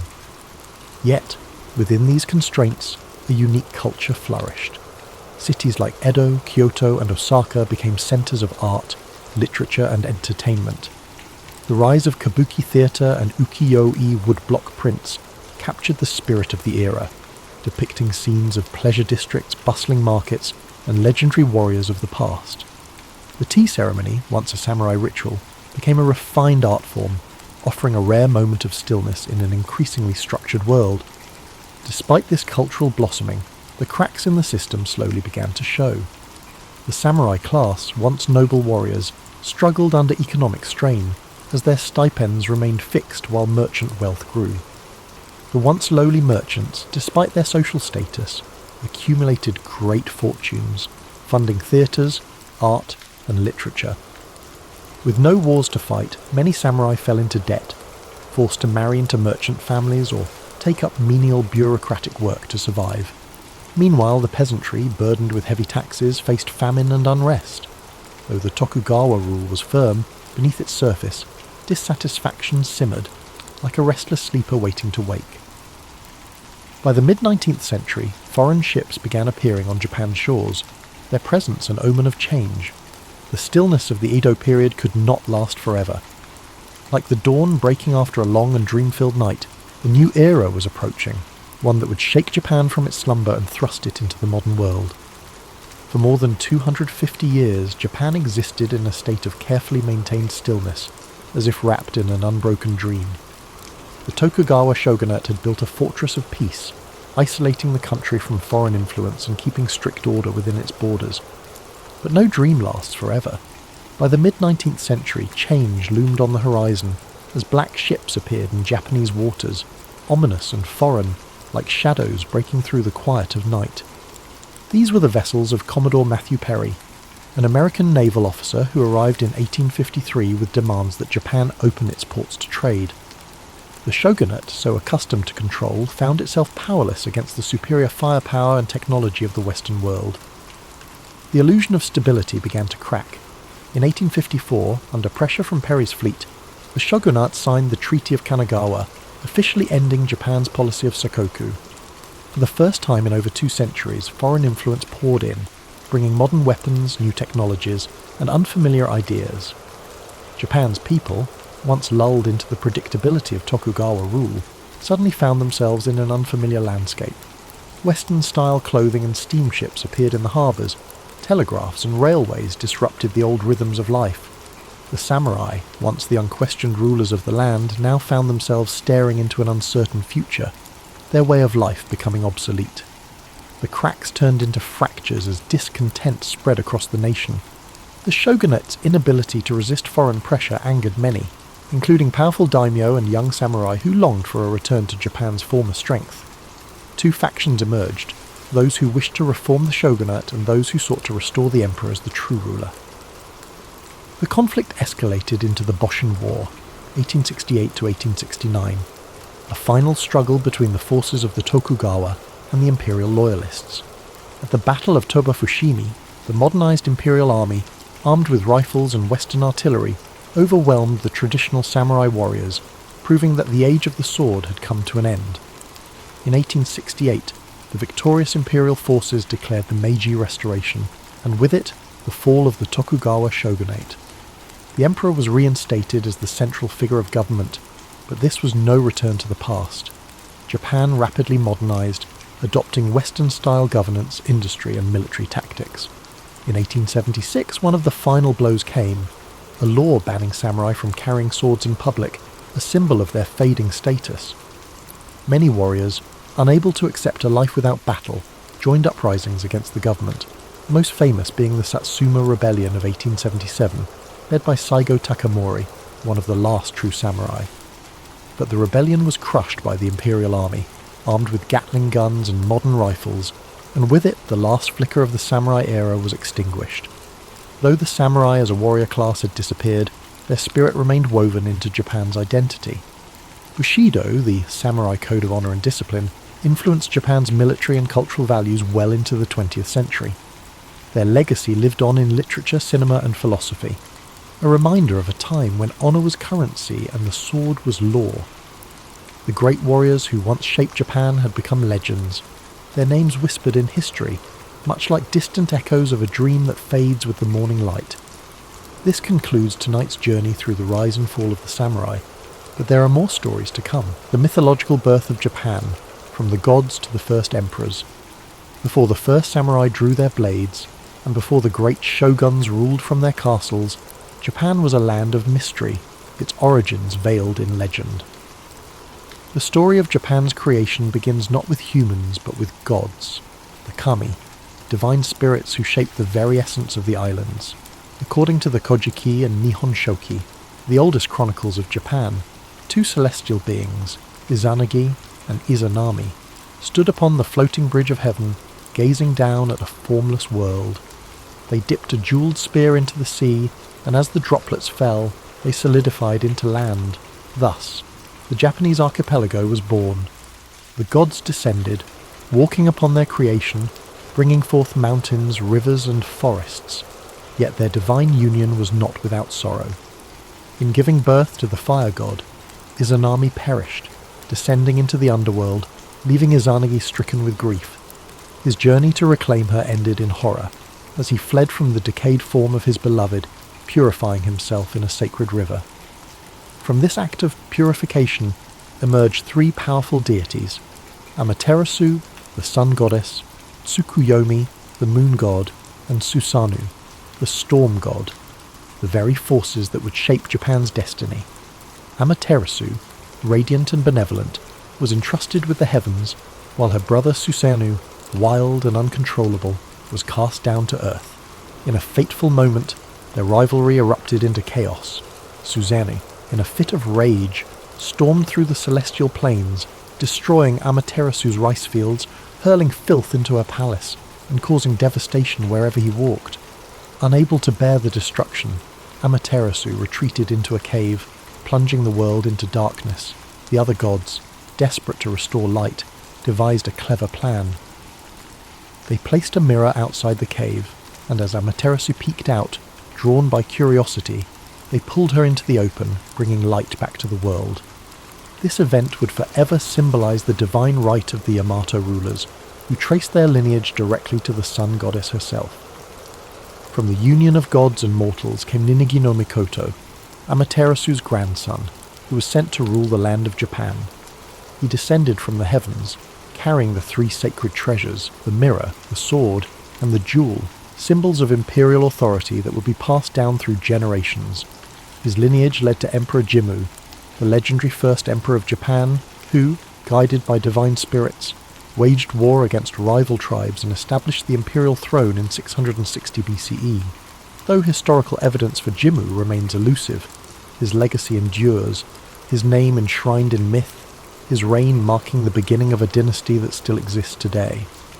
While the myths of Japan's creation provided a divine foundation, the reality was far more complex.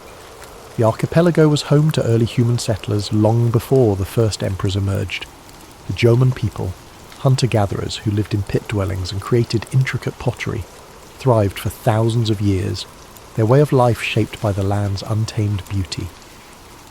But as the centuries passed, a new wave of migrants arrived, the Yayoi people, bringing agriculture, metalworking, and social hierarchy. Their arrival marked a turning point, as small tribal groups evolved into structured communities, laying the groundwork for the powerful clans that would one day shape Japan's destiny. Thus, the origins of Japan exist in two worlds, the realm of gods and the realm of men. One speaks of divine will, celestial battles, and the blessings of Amaterasu. The other tells of migration, adaptation, and the forging of society. Both intertwine to form the foundation of Japan's history, where mythology and reality stand side by side, their echoes still felt in the rituals, shrines, and traditions of the modern nation. The role of Shinto and the worship of the kami. In the earliest days of Japan's history, long before the samurai and shoguns, the land was shaped not just by rulers, but by the unseen forces of the kami, the spirits and deities that resided in every aspect of nature. Shinto, Japan's indigenous belief system, was not a structured religion with sacred texts and doctrines.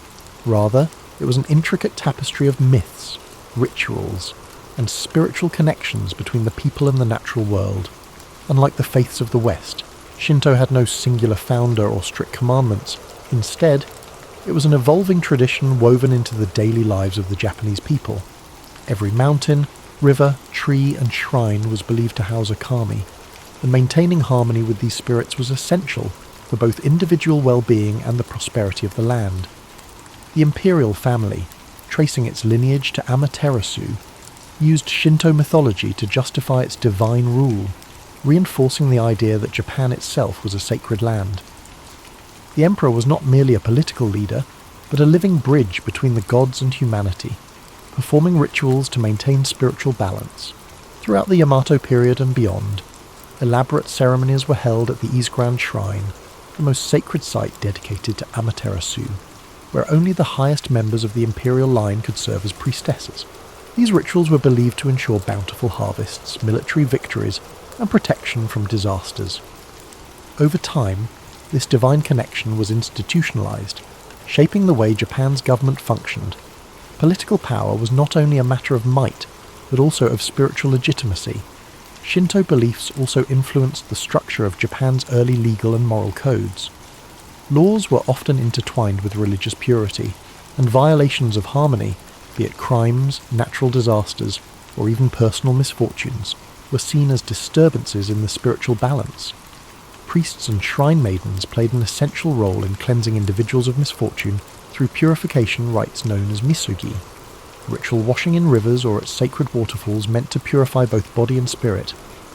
Festivals called matsuri were held throughout the year to honour the kami, ensuring their continued favour and protection.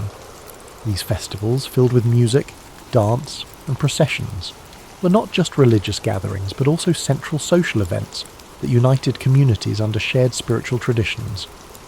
Beyond the imperial court, local clans and villages had their own kami, unique to their land and lineage. These local deities were believed to protect the crops, guide warriors into battle, and watch over the homes of their followers. Some kami were benevolent, offering blessings of health and fortune, while others were vengeful spirits requiring offerings and careful rituals to prevent their wrath. The concept of tsukumogami, objects that, after 100 years, gained spirits of their own, was rooted in the belief that the unseen world was constantly interacting with human life. Farmers prayed to Inari, the kami of rice and fertility, often represented by foxes, while warriors sought favour from Hachiman, the kami of war and divine protector of Japan. As Buddhism arrived from China and Korea in the 6th century, it did not replace Shinto but rather merged with it, forming the unique syncretic religious identity that would define Japan for centuries. Buddhist temples were built next to Shinto shrines, and many kami were identified as manifestations of Buddhist deities, ensuring that the new religion did not erase Japan's indigenous traditions but instead intertwined with them. This seamless blending of spiritual practices reflected the deep-rooted belief that all forces, gods, spirits, ancestors, and natural elements were interconnected in an ever-flowing cycle. Shinto was not merely a religion, it was a way of life, shaping everything from governance to warfare, from agriculture to art. It provided the framework through which Japan's early leaders justified their rule, the means by which communities found unity, and the spiritual force that connected the people to their land. Even in modern Japan, where Shinto no longer dictates the laws of the land, its echoes remain, in the towering torii gates that stand at shrine entrances, in the festivals that still mark the changing seasons, and in the quiet reverence for nature that lingers in the heart of the nation. Sacred sites, rituals, and the power of purification. In ancient Japan, where the natural world and the spiritual world intertwined, sacred sites were more than places of worship. They were living connections between humans and the kami. The most revered among them was the Izigran Shrine, dedicated to Amaterasu, the sun goddess and divine ancestor of Japan's emperors. Nestled deep in the forests of Mie Prefecture, the shrine was rebuilt every 20 years in a centuries-old tradition, symbolizing renewal and the impermanence of all things. Only the imperial family and the highest-ranking priests were permitted to conduct rituals within its sacred grounds, ensuring that the emperor's divine link to the gods remained unbroken. Other major shrines, such as Izumo Taisha, dedicated to the storm god Okuninushi, and Fushimi Inari Taisha, home to the fox spirits of Inari, became centers of devotion, pilgrimage, and seasonal festivals that shaped the rhythm of life across Japan. At the heart of Shinto practice was the idea of purification, the belief that humans accumulated spiritual impurities through daily life and interaction with the physical world. To cleanse themselves, individuals performed misogi, ritual washing in rivers, waterfalls, or the sea. Warriors, before battle, would stand beneath rushing water, clearing their minds and bodies of impurity, believing that a cleansed spirit would ensure victory. In everyday life, purification took place through temizuya, stone basins found at the entrances of shrines, where worshippers would rinse their hands and mouths before praying. This act was not simply about physical cleanliness, but about restoring spiritual harmony, aligning oneself with the natural flow of energy that bound all things together. Beyond personal purification, entire communities participated in grand rituals to appease the kami and ensure their continued blessings. Shinto priests dressed in flowing white robes performed ceremonies filled with ancient chants, rhythmic drumming, and offerings of rice, sake, and salt. Kagura, a sacred form of dance, was performed to entertain the kami and invite their presence. During times of drought, priests led processions to summon rain. During harvest festivals, people gathered to give thanks for the rice that sustained them. These seasonal rituals became the heartbeat of Japan's agricultural society, marking the passage of time through sacred observances. Perhaps one of the most enduring traditions was the Shikinen Sengu, the complete rebuilding of major shrines like Ise Grand Shrine. Every 20 years, the entire complex was reconstructed using carefully chosen cypress wood, following the exact design of the previous structure. This practice, dating back over 1,300 years, reflected the Shinto belief in impermanence and renewal, the idea that nothing is permanent, yet through careful preservation, continuity can be maintained. The wood from the old shrine was repurposed in smaller shrines across Japan, ensuring that the divine essence remained within the land. Among the most feared spiritual disturbances were yokai and vengeful spirits, believed to emerge when proper rituals were not observed or when great injustices were left unresolved. The restless spirits of fallen warriors, betrayed lovers, or those who died with strong lingering emotions could transform into onryo, ghosts capable of cursing entire regions. To prevent such supernatural turmoil, elaborate exorcism rituals were conducted by priests to pacify these spirits and restore balance. Stories of these vengeful beings spread across Japan, reminding people of the importance of living in harmony with both the seen and unseen worlds.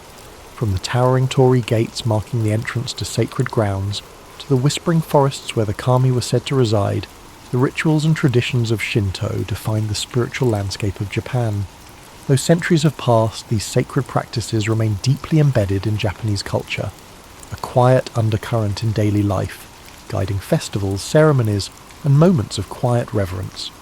Whether through the flickering of lanterns at a shrine, the ringing of a bell before a prayer, or the flowing waters of purification, the ancient connection between humans and the divine endures, like a dream carried through time. The divine mandate. How mythology shaped Japan's rulers and warriors. In the world of ancient Japan, power was not simply taken, it was bestowed by the kami. The legitimacy of rulers was tied to their divine ancestry, their right to govern reinforced by sacred myths and Shinto traditions. Unlike in feudal Europe, where kings ruled by conquest or noble bloodlines alone, Japan's emperors claimed their authority through a spiritual mandate, a divine connection stretching back to Amaterasu, the sun goddess. This belief in divine rule set Japan apart, creating an imperial lineage that has endured for more than 2,600 years. The Yamato rulers, who emerged as Japan's dominant clan in the 4th century CE, carefully cultivated their link to the gods. By declaring themselves descendants of Amaterasu, they positioned themselves as the rightful rulers of the land, their sovereignty not just a political claim but a sacred duty. This divine lineage was reinforced through elaborate Shinto rituals at the imperial court, ensuring that each emperor was seen not only as a mortal ruler, but as a living conduit between the human world and the celestial realm. Even as military governments later seized control, the emperor remained a spiritual figurehead, his authority unbroken by time. But the imperial family was not the only class to draw strength from the divine. Samurai warriors, whose rise in the Heian and Kamakura periods reshaped Japan's social order, also found their legitimacy through mythology. Many powerful samurai clans traced their lineage to legendary gods or heroes, using these connections to justify their rule over provinces and armies. The Minamoto clan, for example, claimed descent from Emperor Seiwa, reinforcing their authority as rightful military leaders. Others, such as the Taira and Hojo, aligned themselves with powerful kami like Hachiman, the god of war, whose favour was believed to grant victory in battle. Before heading into war, samurai would visit shrines, undergo purification rituals, and offer prayers to their ancestral deities, believing that divine protection could mean the difference between life and death. This sacred connection between warriors and gods was embodied in the concept of Bushido, the way of the warrior. More than just a code of conduct, Bushido was rooted in Shinto and Buddhist philosophy, emphasizing loyalty, duty, and spiritual discipline. A samurai was expected to live with honor and purity, maintaining an unshakable spirit much like the stillness of a shrine. Ritual suicide, seppuku, was considered an act of purification, a way to cleanse one's dishonor and restore balance to the world. The spiritual nature of the samurai ethos transformed warfare into something more than a struggle for land and power. It became a test of divine will, where victory was seen as a sign of celestial favor. Shinto mythology also shaped the way warlords justified their conquests. In the Sengoku period, 1467 to 1600, when Japan was fractured by civil war, leaders like Oda Nobunaga, Toyotomi Hideyoshi, and Tokugawa Ieyasu used divine imagery to solidify their rule. Nobunaga, in particular, saw himself as a force of destiny, invoking the idea that he was chosen to bring order to a chaotic world. Hideyoshi, though born a peasant, carefully crafted an image of divine favour, associating himself with the sun and even constructing grand temples to cement his legacy. Tokugawa Ieyasu, the most patient of the three, aligned himself with the ancestral spirits of the Minamoto clan, ensuring that his shogunate was seen not just as a political institution, but as the rightful continuation of Japan's divine rule. Even as modernity swept through Japan, the belief in divine legitimacy never truly faded. During the Meiji Restoration in 1868, when Japan sought to modernize while preserving its traditions, the emperor's divine status was re-emphasized to unify the nation. The idea that Japan was a sacred land chosen by the gods remained deeply ingrained in the national identity, shaping everything from politics to the arts. Thus, mythology was not simply a collection of ancient stories, it was a foundation of power, a force that shaped Japan's rulers, warriors, and vision of itself as a nation. Whether through the sun goddess's blessings upon the imperial family or the war gods guiding samurai into battle, the echoes of these beliefs carried through the ages, weaving the past into the present like an unbroken thread in the fabric of time. The symbolism of nature, mountains, rivers, and the sacred landscape. In ancient Japan, the land itself was alive with spiritual significance. Every mountain peak, flowing river, and dense forest was believed to house the spirits of the kami, divine forces that shaped the world and guided human destiny. Unlike in other civilizations where deities ruled from distant heavens, Japan's gods lived within the earth, woven into the very fabric of the natural landscape. To the people of early Japan, the land was not just a resource, it was sacred, a place where the divine and mortal worlds intertwined. Among the most revered places in Japan were its mountains. Towering above the land, they were seen as bridges between the heavens and the human world, where gods descended and spirits dwelled. None was more sacred than Mount Fuji, the iconic volcano that became a symbol of purity, beauty, and spiritual enlightenment. Legends tell of Fuji as the dwelling place of Konohana Sakuya Hem, the goddess of blossoming trees, whose fleeting beauty mirrored the delicate and transient nature of life. For centuries, monks and pilgrims ascended its slopes in search of divine wisdom, believing that reaching its summit brought them closer to the gods. Other mountains, such as Mount Hi and Mount Koya, became centers of religious devotion, home to Buddhist temples and Shinto shrines that further deepened their spiritual aura. Rivers and waterfalls also held profound spiritual importance.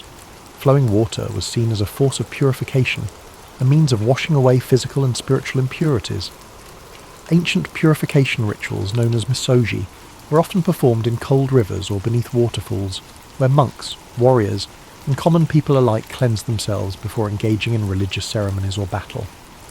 One of the most famous sacred waterfalls was Nachi Falls, where Shinto priests conducted elaborate rituals to honour the water spirits. The belief in the purifying power of water remains embedded in Japanese culture to this day, reflected in the practice of temizuya at shrine entrances, where visitors rinsed their hands and mouths before offering prayers. Forests were considered the hidden sanctuaries of the kami, dense and untouched groves where spirits roamed freely. Certain trees were believed to be yorishiro, objects capable of housing deities, marked with sacred ropes known as shimenawa to signify their divine presence. The ancient cryptomeria trees of Togakushi Shrine in Nagano, some standing for over 1,000 years, were said to be infused with the spirits of the past. These sacred forests were not places to be disturbed, and even today, Japan maintains a deep respect for nature, preserving these ancient woodlands as places of spiritual retreat and meditation. Beyond individual landmarks, the natural cycles of the seasons were deeply tied to religious observances. The blooming of cherry blossoms in spring was celebrated with Hanami, a festival that honoured the fleeting beauty of life, while the arrival of autumn brought solemn reflections on impermanence. Rice, Japan's most sacred crop, was planted and harvested in accordance with seasonal rituals dedicated to Inari, the kami of agriculture. The connection between people and the land was not just practical, but deeply spiritual, as every shift in the natural world was seen as an expression of the god's will. Even the wind was believed to carry divine influence. The legendary kamikaze, or divine wind, that twice repelled Mongol invasions in the 13th century, was seen as a direct intervention from the kami, protecting Japan from foreign conquest. This reinforced the belief that Japan was a chosen land, shielded by the gods themselves, an idea that would persist throughout history. The landscape of Japan was not merely terrain, it was a living, breathing entity infused with the spirit of the divine. Whether through the towering presence of sacred mountains, the cleansing waters of flowing rivers, or the whispering groves of ancient forests, the natural world remained an ever-present force in the spiritual lives of the Japanese people. This reverence for nature continues even today. The shrines and temples remain nestled in the quiet embrace of mountains, rivers, and trees, reminders of a time when the world itself was seen as sacred. The eternal influence of mythology, how ancient beliefs shape Japan as today. Though centuries have passed since the first emperors claimed divine ancestry and the first warriors sought the favour of the kami, the echoes of Japan's mythological past continue to shape its culture, traditions, and national identity. The stories of Izanagi and Izanami, Amaterasu, and Susanoo are not simply relics of ancient belief. They remain woven into the daily lives of the Japanese people, influencing everything from spiritual practices to modern governance. Even in an era of technological advancement, Shinto rituals persist. Torii gates still stand as silent guardians of the sacred, and the belief in unseen forces continues to influence Japan's cultural landscape. One of the most striking ways mythology endures is through the imperial family. Despite the fall of shogunates, military governments, and the rise of democracy, the Japanese emperor still holds a unique position as a symbol of national unity. Though his political power has faded, his role as the spiritual descendant of Amaterasu remains a fundamental aspect of Japanese identity. Even modern enthronement ceremonies involve ancient Shinto rites, where the emperor offers prayers to the kami and affirms his role as a divine mediator between the gods and the people. The continuity of the imperial line, from the legendary Emperor Jimmu to the present day, reinforces the idea that Japan itself is a sacred land chosen by the gods. Beyond the imperial family, Shinto practices remain deeply embedded in Japanese society. Festivals celebrating the kami, known as Matsuri, continue to draw millions of participants each year. During New Year's celebrations, Hatsumoda, people visit Shinto shrines to pray for good fortune, tossing coins into offering boxes and purchasing protective talismans. The Obon festival, dedicated to honouring the spirits of ancestors, mirrors the ancient belief that the dead never truly leave, but instead watch over their descendants. These customs have endured for over 1,000 years, adapting to modern life while maintaining their spiritual significance. The belief in supernatural forces also thrives in Japan's folklore and popular culture. The presence of yokai, spirits and creatures of myth, remains strong in art, literature, and entertainment. From the mischievous kitsune, fox spirits, to the vengeful onryo, ghosts, these beings still inspire countless films, novels, and anime. Even technological advancements have not diminished the influence of mythology. Modern video games, films, and books frequently draw upon ancient legends, ensuring that the tales of Japan's mythic past continue to captivate new generations. Japan's deep reverence for nature and purification rituals is also a direct inheritance from its mythological roots. The custom of cleansing oneself before entering sacred spaces persists, not just in shrines, but in everyday life. Whether through bathing culture in onsen, hot springs, or the symbolic washing of hands before meals, the idea that nature is sacred continues to influence conservation efforts, reflected in carefully preserved forests around shrines and the nation's commitment to protecting natural landscapes. Even Japan's approach to urban design maintains a sense of harmony with the environment, with traditional Zen gardens and temple grounds serving as places of quiet reflection amidst modern cityscapes. Perhaps most importantly, the spirit of Japan's mythology lives on in its people, the deep-seated sense of honour, perseverance, and connection to the past. The philosophy of mono no aware, the appreciation of impermanence, stems from Shinto and Buddhist influences, reminding people to embrace the fleeting beauty of life. The respect for ancestral wisdom and the idea of duty to one's community reflect values passed down from ancient times, shaping everything from family traditions to workplace ethics. Even as the world changes, the myths of Japan remain, flowing through the nation like an unseen current, shaping its identity in ways both subtle and profound. The spirits of the past are never far, still honoured in whispered prayers at shrines, still present in the towering trees of sacred groves, still guiding the land and its people as they have for millennia. This concludes tonight's journey into Japan's divine origins.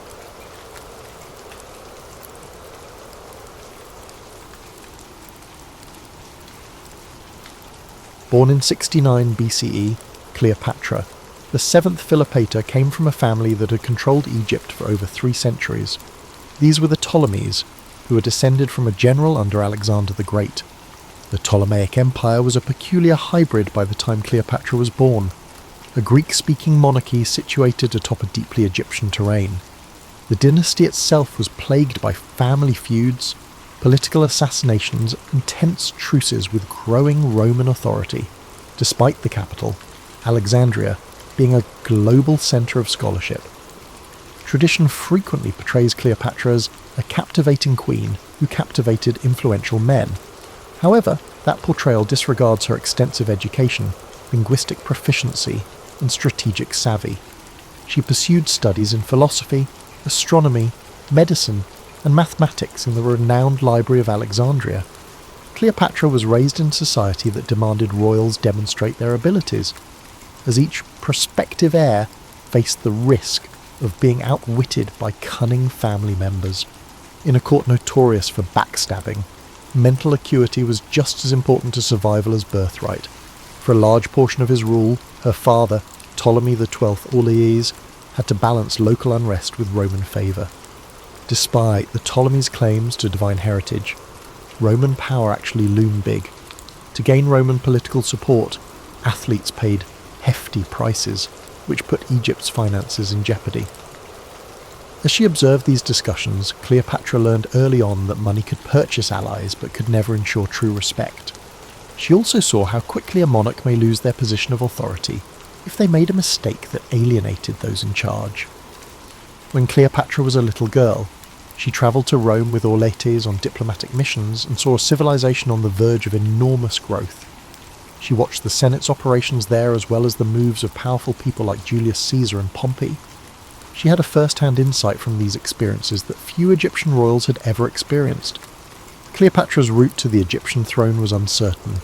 To maintain the unity of the bloodline, Ptolemaic law encouraged sibling marriage partnerships, and her father had other children. An ancient Macedonian custom that the Ptolemies had taken to extremes. This behaviour was startling to modern ears. As a result, Cleopatra's destiny was intertwined with her brothers, one of whom would, at least in theory, share power with her. Everyone knew that a puppet sibling could be used to overthrow a more ambitious relative, and the tension in the royal family was evident. History frequently reduces Cleopatra to an exotic character who courted Roman rulers, but she was developing her diplomatic abilities from an early age. She acquired multilingual skills, in addition to Greek. She reportedly knew Aramaic, Ethiopian, and probably Hebrew well as an Egyptian, which most of her Ptolemaic predecessors never tried to master. She was able to avoid having her comments misinterpreted by interpreters by speaking to courtiers, merchants, and foreign envoys in their own tongues. Her ability to communicate directly became one of her most powerful assets, enabling her to bridge cultural gaps. The domestic politics of Egypt were very complicated. As they had done for thousands of years, priesthoods held considerable power. Careful supervision was required of the surrogation system. Grain shipments fueled the kingdom's economy by feeding both Egyptians and international markets. Cleopatra was aware of the fragility underlying the opulence of the court spectacles. In ancient times, grain was valuable, and managing the Nile's resources meant managing the money needed to survive. To keep the Roman bankers happy, the priests placated, and the crops steady, a wise ruler was required. However, when her father passed away in 51 BCE, Cleopatra was still a young woman. She and her younger brother, Ptolemy XIII, were designated as joint rulers in the will. This arrangement was less about true balance and more about ceremonial tradition. Groups in the court tried to influence the young boy king against his sister very immediately. Cleopatra had to decide whether to submit to these power struggles or to stand up for herself at the risk of starting a civil war. Cleopatra's early life prepared her for her eventual decisive actions, even though most people only recall her later involvements with Mark Antony and Julius Caesar. Her background, learning at the library, observing Roman politics, and negotiating a contentious court, formed the foundation of her strategic perspective. She was adamant that ambitious Romans should not use Egypt as a prize or a province. Although the road ahead was dangerous, Cleopatra had been well prepared by her upbringing. She wasn't a passive character. She was already planning ahead and prepared to play a political chess game that would decide her kingdom's destiny. Cleopatra, who was 18 at the time of Ptolemy XII's death, found herself sharing the kingdom with her brother, Ptolemy XIII, who was only 10 or 11 years old at the time. Although they were classified as equals in their official titles, Cleopatra was aware of the covert power structures in the royal court. The young king's advisors saw an opportunity to marginalise her by portraying her as an intrusive sister who posed a danger to the boy's legitimate authority. Political scheming by a flurry of courtiers, including the powerful regent Pothinus and a general by the name of Achilles, soon compelled Cleopatra to leave Alexandria. Cleopatra was sent into exile because she would not concede defeat. Instead of disappearing into obscurity, she gathered a small troop and set up camp east of the Nile Delta to wait. She made appeals to border troops who were devoted to her father's legacy, merchants who were upset over the mayhem in Alexandria, and local allies. Cleopatra closely monitored Rome's internal conflicts during this period. Caesar's previous ally, the Roman general Gnaeus Pompey, was now losing a civil war against his erstwhile comrade. The Alexandrian court made the tragic choice to have Pompey killed when he landed in Egypt in search of resources and safety.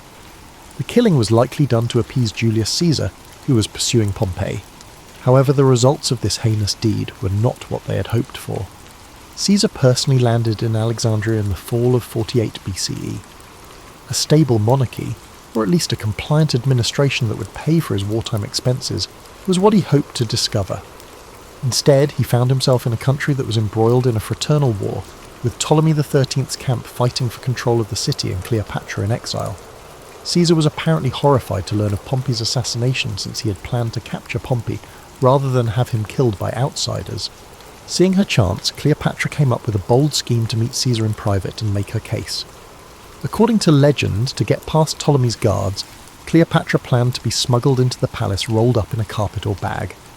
Although some historians disagree with the precise approach, everyone agrees that Cleopatra's first-hand meeting with Caesar was a persuasive masterstroke. She portrayed herself as a legitimate queen whose brother's court had turned treacherous, rather than as a defenceless exile. She knew Latin well enough to communicate directly with Caesar, who was said to be as fascinated by her intelligence and humour as he was by her royal demeanour. Caesar, a master strategist, believed that Cleopatra was a better ally than her younger brother in ensuring Egypt's stability. The siblings must get back together and rule together again, he said. The councillors to Ptolemy XIII refused to obey because they felt their authority was in jeopardy. As tensions increased, the Alexandrian War broke out.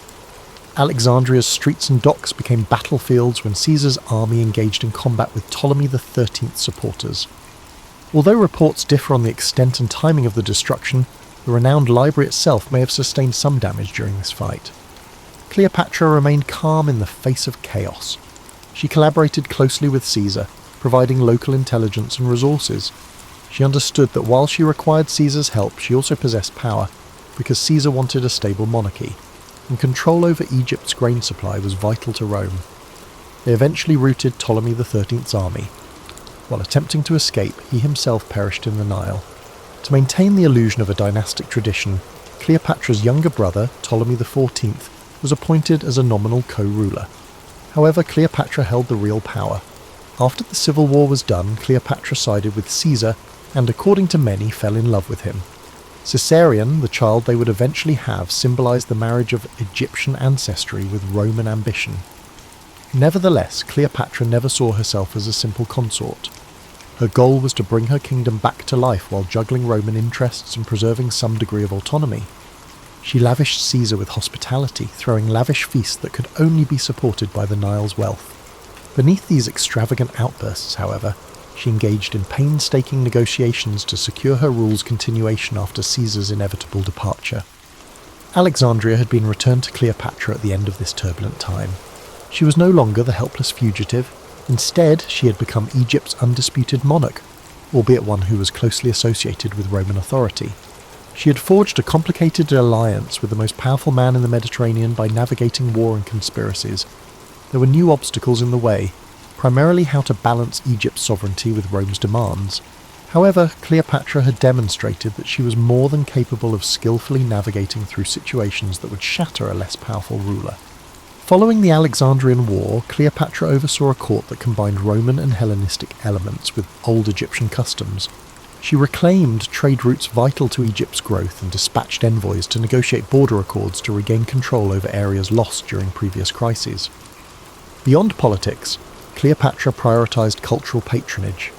She provided financial support for academic pursuits, sponsored building projects, and made sure that Egypt's temples, particularly those honouring the goddess Isis, whom she came to identify increasingly with, received royal backing. She and Julius Caesar's relationship kept changing. Caesar, attracted by Cleopatra's companionship as well as political motives, stayed in Egypt longer than many Roman senators thought was wise.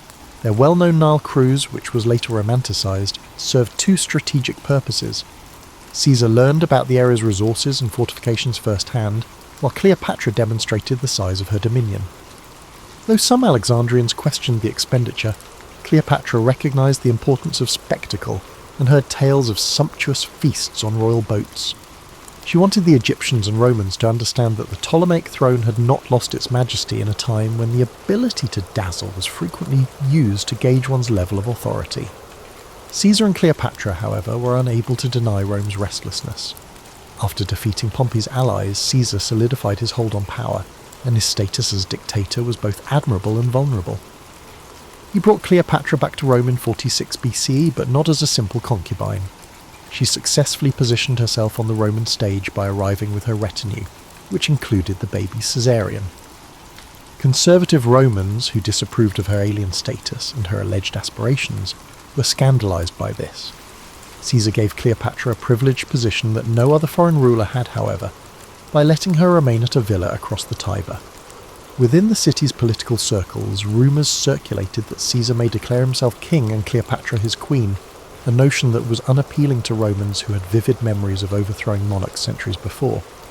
Both xenophobic animosity and curiosity were stoked by Cleopatra's appearance, her attire, and her entourage of Egyptian courtiers. In the meantime, she researched the tribunes, the Senate, and the network of patronage that connected aristocratic families in Rome. She realised how shaky Rome's acceptance of her was. Nevertheless, she engaged in diplomatic outreach, establishing connections with powerful senators and their spouses, giving presents and organising cultural events that showcased Alexandria's refinement. But Cleopatra's primary goal was to ensure the future of her dynasty. From the Egyptian perspective, she desired Caesarion's recognition as his heir, even if it wasn't official. Caesar gave Caesarion preferential treatment even though he never legally declared him his son under Roman law. Caesar's continuous success appeared to be the key to the future. However, the tide of Roman politics was shifting, and many were disturbed by Caesar's acquisition of awards and display of monarchical accoutrements. Caesar was assassinated on the Ides of March in 44 BCE as a result of a conspiracy. Cleopatra, shocked and exposed, was in a dangerous situation in Rome. She swiftly retreated amid the confusion, returning to Alexandria with Caesarion and her entourage. According to some accounts, she thought about siding with Mark Antony or other groups in the ensuing power war. Cleopatra, however, was realistic. She understood that Romans would fight for the Republic once more, and before making any dangerous agreements, she needed to know who would win. Securely established in Egypt, she concentrated on bolstering the economy and defences of her realm, while she awaited the next Roman ruler to initiate contact. She made a deliberate decision to stay out of Rome during this rough time. If she had stayed, one side or the other might have exploited her as a pawn. Rather, she withdrew to a world in which she was truly in charge. She developed an image of herself at home as a conventional pharaoh in addition to being a Hellenistic queen. Her picture with a diadem, occasionally with subtle references to Egyptian iconography, was featured on coins bearing her name. To guarantee that the priesthood acknowledged her son Caesarion as a prince descended from God, she funded religious ceremonies. Cleopatra cemented her position among her subjects by fusing traditional Egyptian devotion with classical Greek elegance. Though she was aware that Egypt's destiny would unavoidably be shaped by the next wave of Rome's civil war, she never cut off contact with Roman politicians. Cleopatra's top objective amid the chaos that followed Caesar's murder was to maintain her independence to the greatest extent feasible. Although she had already navigated the maze, the Roman stage was about to change again, bringing new performers who would test her wits. She would have to carefully consider her options now that she could no longer rely on Caesar's favour, forming alliances and battling for time in a game where the outcome could affect the Mediterranean's future. After Caesar's death, Rome fell into civil war, creating a power vacuum. On one side were the assassins led by Brutus and Cassius, advocating for a return to republican ideals. The second triumvirate brought together three important figures: Octavian, Caesar's adopted son and heir; Mark Antony, a seasoned general and close ally of Caesar; and Lepidus, whose influence quickly diminished. In the following 2 years, these factions fought for dominance. From Alexandria, Cleopatra observed, knowing Egypt's wealth could become a bargaining chip again. Mark Antony had previously been kind to Cleopatra. He visited Alexandria during Caesar's time and enjoyed the court's hospitality. As the triumvirate faced Brutus and Cassius, Antony required resources, grain, ships and money, to strengthen his position. He called Cleopatra to Tarsus, Asia Minor, to negotiate terms. The summons was not just a polite request. Ignoring it could provoke Roman anger. Cleopatra recognized an opportunity. Negotiating from a strong position could help her gain recognition for Caesarion and assert her autonomy. Her arrival in Tarsus turned into a legendary tale. Rather than seeming like a beggar, she glided up the river Cydnus on an ornate barge, adorned with luxurious fabrics and fragrant sails. Musicians played as Cleopatra, adorned as the goddess Aphrodite or Isis based on the source, invited Antony to witness a display of opulence akin to a royal festival. Cleopatra recognized the significance of spectacle. Her dramatic entrance overshadowed rumors of Egyptian subservience. Antony realized he was not in charge of a subordinate, but was instead welcoming a king in full splendor. He was impressed and accepted her invitation to dine on her vessel, where her wit and cultural sophistication captivated him as much as the luxuries. An alliance began, political and romantic, that would shape the Eastern Mediterranean's fate. Their relationship was complex. Antony aimed to gain Cleopatra's loyalty and resources to tackle the ongoing challenges to the triumvirate. Cleopatra demanded the return of Egyptian territories lost under previous Ptolemaic rulers. She urged for formal Roman recognition of Caesarian significance, at least in Egypt. What started as a tactical partnership evolved into a personal bond. Antony spent the winter in Alexandria, enjoying the city's lively culture. He took part in festivals, enjoyed hunts along the Nile, and even created a drinking society with Cleopatra, humorously called the Inimitable Livers. Cleopatra remained focused on her political goals despite the distractions of revelry. She maneuvered through court intrigues, handled the Egyptian bureaucracy, and protected her throne despite rumours that Antony was succumbing to her spell. These rumours extended beyond mere gossip. In Rome, Octavian eyed Antony's actions warily. Octavian ruled the West, while Antony managed the East as co-rulers of the Roman world. Antony's extravagant gestures toward Cleopatra reinforced the idea that he was abandoning Roman values for Eastern excess. Cleopatra understood the gravity of Octavian's propaganda. She had encountered Roman disdain previously. Now the risks were greater. Loss of Antony's favour in Rome could jeopardize Cleopatra's position. Antony's early campaigns in the East had some success. He reaffirmed Roman authority in rebellious areas and granted Cleopatra land in Phoenicia, Cyprus, and parts of Crete and Syria. These grants enhanced Egypt's power and filled Cleopatra's treasury. At the same time, the triumvirate unravelled. Lepidus was sidelined, intensifying the rivalry between Antony and Octavian. Cleopatra and Antony had children, starting with twins and then another son whom Antony acknowledged publicly. Children were given territories, culminating in the notable Donations of Alexandria ceremony, where Cleopatra and her children donned regalia representing their rule over vast regions of the Near East. Roman observers were shocked. The event resembled the establishment of a new Hellenistic empire at the cost of Rome. Cleopatra understood that her fate depended on Antony's military achievements. Antony found himself increasingly conflicted between the East, where Cleopatra held sway, and the Roman heartland, where Octavian was turning public sentiment against him. Cleopatra employed her diplomatic skills to secure local alliances, ensuring that if war arose, she could gather sufficient Egyptian manpower and naval power to be taken seriously. She noticed the cracks appearing. As Antony embraced his Eastern identity by adopting Greek customs and granting grand titles to Cleopatra, hostility in Rome intensified. Octavian waited patiently, gathering proof to label Antony a traitor influenced by an Oriental queen.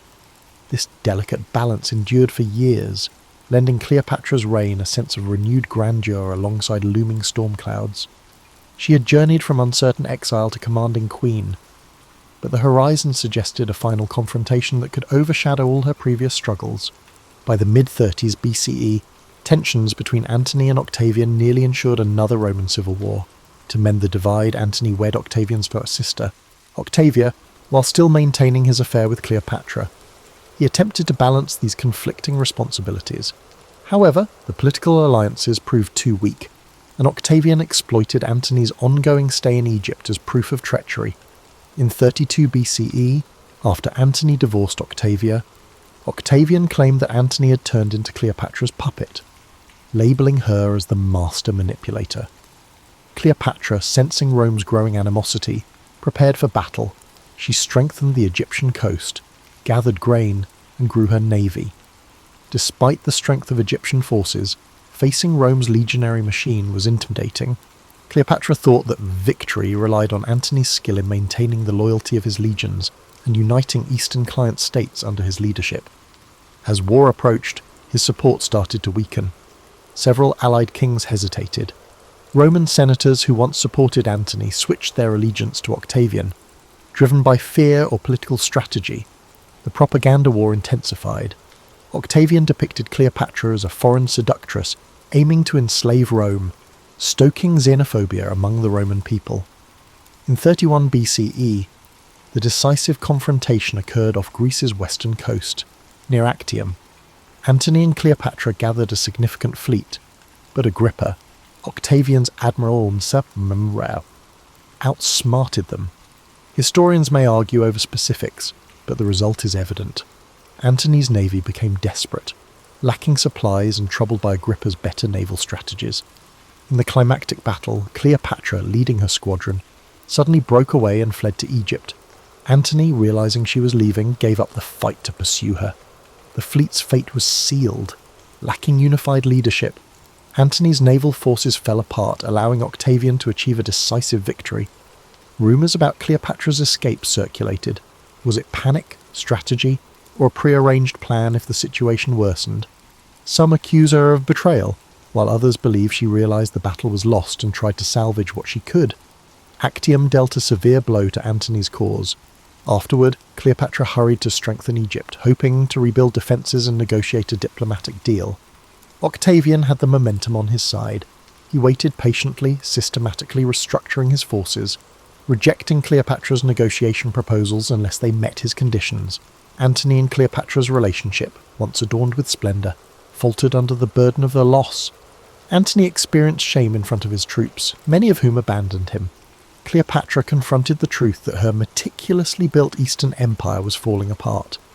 She attempted to negotiate once more.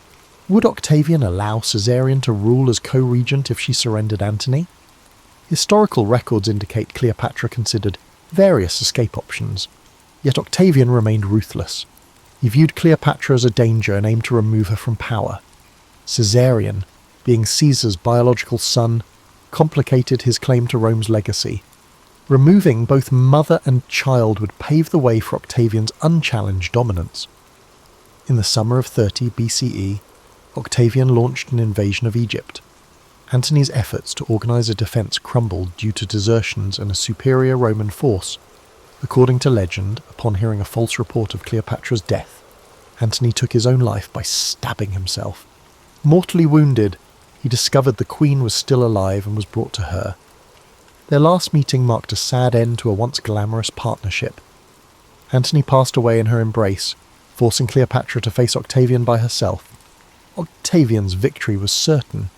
Cleopatra's final hope was to maintain a trace of her dynasty or escape the shame of being displayed in Rome. She locked herself inside a mausoleum she had constructed, filled with her treasures and said to hold concealed toxins. Octavian aimed to capture her alive, likely planning to showcase her in his triumph as a trophy representing Rome's victory over the East. Understanding the futility of resistance, Cleopatra readied herself for a final act that would echo through history. Various accounts of her death exist, but the most well-known is the tale of an asp sneaked into her hideout, biting her arm and bringing a quick, though painful, demise. Some say she took poison. She made the decision to face death on her own terms rather than accepting it as the living conquest. Cleopatra's death marked the end of the Ptolemaic dynasty, leading to Egypt becoming a Roman province. Caesarion was captured and executed on Octavian's orders, removing any threat to his rise as Rome's first emperor, Augustus. Cleopatra's reign ended, but her legend was just beginning, destined to be recounted in ways that often masked the woman behind the myth. After Cleopatra's death, Roman accounts depicted her as a cunning temptress whose ambitions led Antony astray from Roman virtue. Poets and historians aligned with Octavian, who would become Augustus, reflected the official narrative that Cleopatra represented the corrupt East. Her final stand, the gilded mausoleum, and the tale of the asp became material for moralizing treatises and sensational storytelling. Despite the Romans' vilification, they could not deny her importance. She was the final monarch of a once mighty dynasty, and her fall signified Rome's clear dominance in the Mediterranean. Egypt transformed under Roman control. Cleopatra's administrative frameworks, such as tax systems, land management, and temple support, remained intact, with Roman officials now at the helm. Alexandria remained a significant cultural hub, despite no longer being a royal capital. Cleopatra's memory in Egypt became intertwined with the local folklore over time. Some viewed her as a tragic figure aiming to safeguard the land from foreign control. Some, swayed by Roman propaganda, held her responsible for leading the nation into war. The temples showcased images of Ptolemaic rulers in pharaonic attire, reflecting the hybrid world Cleopatra once ruled. Rome gained a vast province and a compelling narrative. The victory over Cleopatra symbolized the triumph of Roman discipline over Eastern luxury. Augustus leveraged this narrative to consolidate his power. He erected monuments to commemorate his conquest of Egypt, minted coins declaring peace restored, and influenced the Roman mindset to see Cleopatra's downfall as unavoidable. Behind the propaganda was an acknowledgement that Cleopatra was an extraordinary opponent. She matched Roman statesmen in diplomacy, commanded resources, and nearly forged a new political reality. If Actium had unfolded differently, the narrative of Rome could have changed significantly. Over the centuries, Cleopatra's reputation changed numerous times. Roman playwrights depicted her as a witch, captivating Antony with his potions and spells. Early Christian writers used her as a cautionary tale about the dangers of lust and power, emphasizing moral lessons. However, there were also more understanding perspectives. Chroniclers, particularly of Greek descent, lauded her intelligence, multilingual abilities, and cultural refinement. Alternative accounts reveal her negotiations with local elites, philanthropic gestures to the Alexandrian poor, and efforts to maintain Egyptian autonomy. These insights provided an alternative to the prevailing Roman story. In the medieval period, much classical literature remained in monasteries. Cleopatra appeared occasionally in moral tales or collections of notable women, frequently overshadowed by biblical figures. The Renaissance revival of classical learning sparked new curiosity. Scholars found Greek and Roman texts, revealing Cleopatra as a multifaceted figure. Artists drew inspiration from her dramatic life, creating paintings, plays, and poems. Shakespeare's Antony and Cleopatra portrays her with a tragic grandeur. Shakespeare partly followed Roman biases, portraying her as theatrical and manipulative, yet he also revealed her depth, showcasing the fiery intelligence that fueled her allure. Subsequent centuries witnessed additional reinterpretations. Enlightenment thinkers debated if Cleopatra was an enlightened ruler or a reckless tyrant. The Romantics saw her as a symbol of passionate defiance against a cold, practical empire. In the 19th and early 20th centuries, European Orientalist views transformed Cleopatra into the symbol of exotic allure. Painters depicted her in extravagant settings, focusing on her beauty and wealth, while overlooking her administrative skills and political acumen.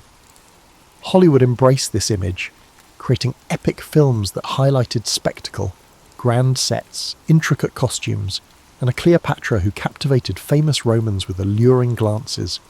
However, beneath these depictions, historical research dismantled the stereotypes. In the 20th and 21st centuries, scholars refocused on Cleopatra's intelligence, linguistic skills, her role as a living goddess in Egyptian tradition, and her adept rule during challenging times. Recent archaeological discoveries and fresh interpretations of primary sources portray her not just as a femme fatale, but as a stateswoman facing the mightiest empire of her time.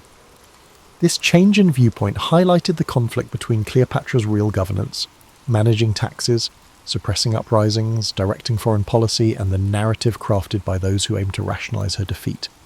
Cleopatra's reputation changed with Rouge era's agendas, reflecting cultural fantasies and fears.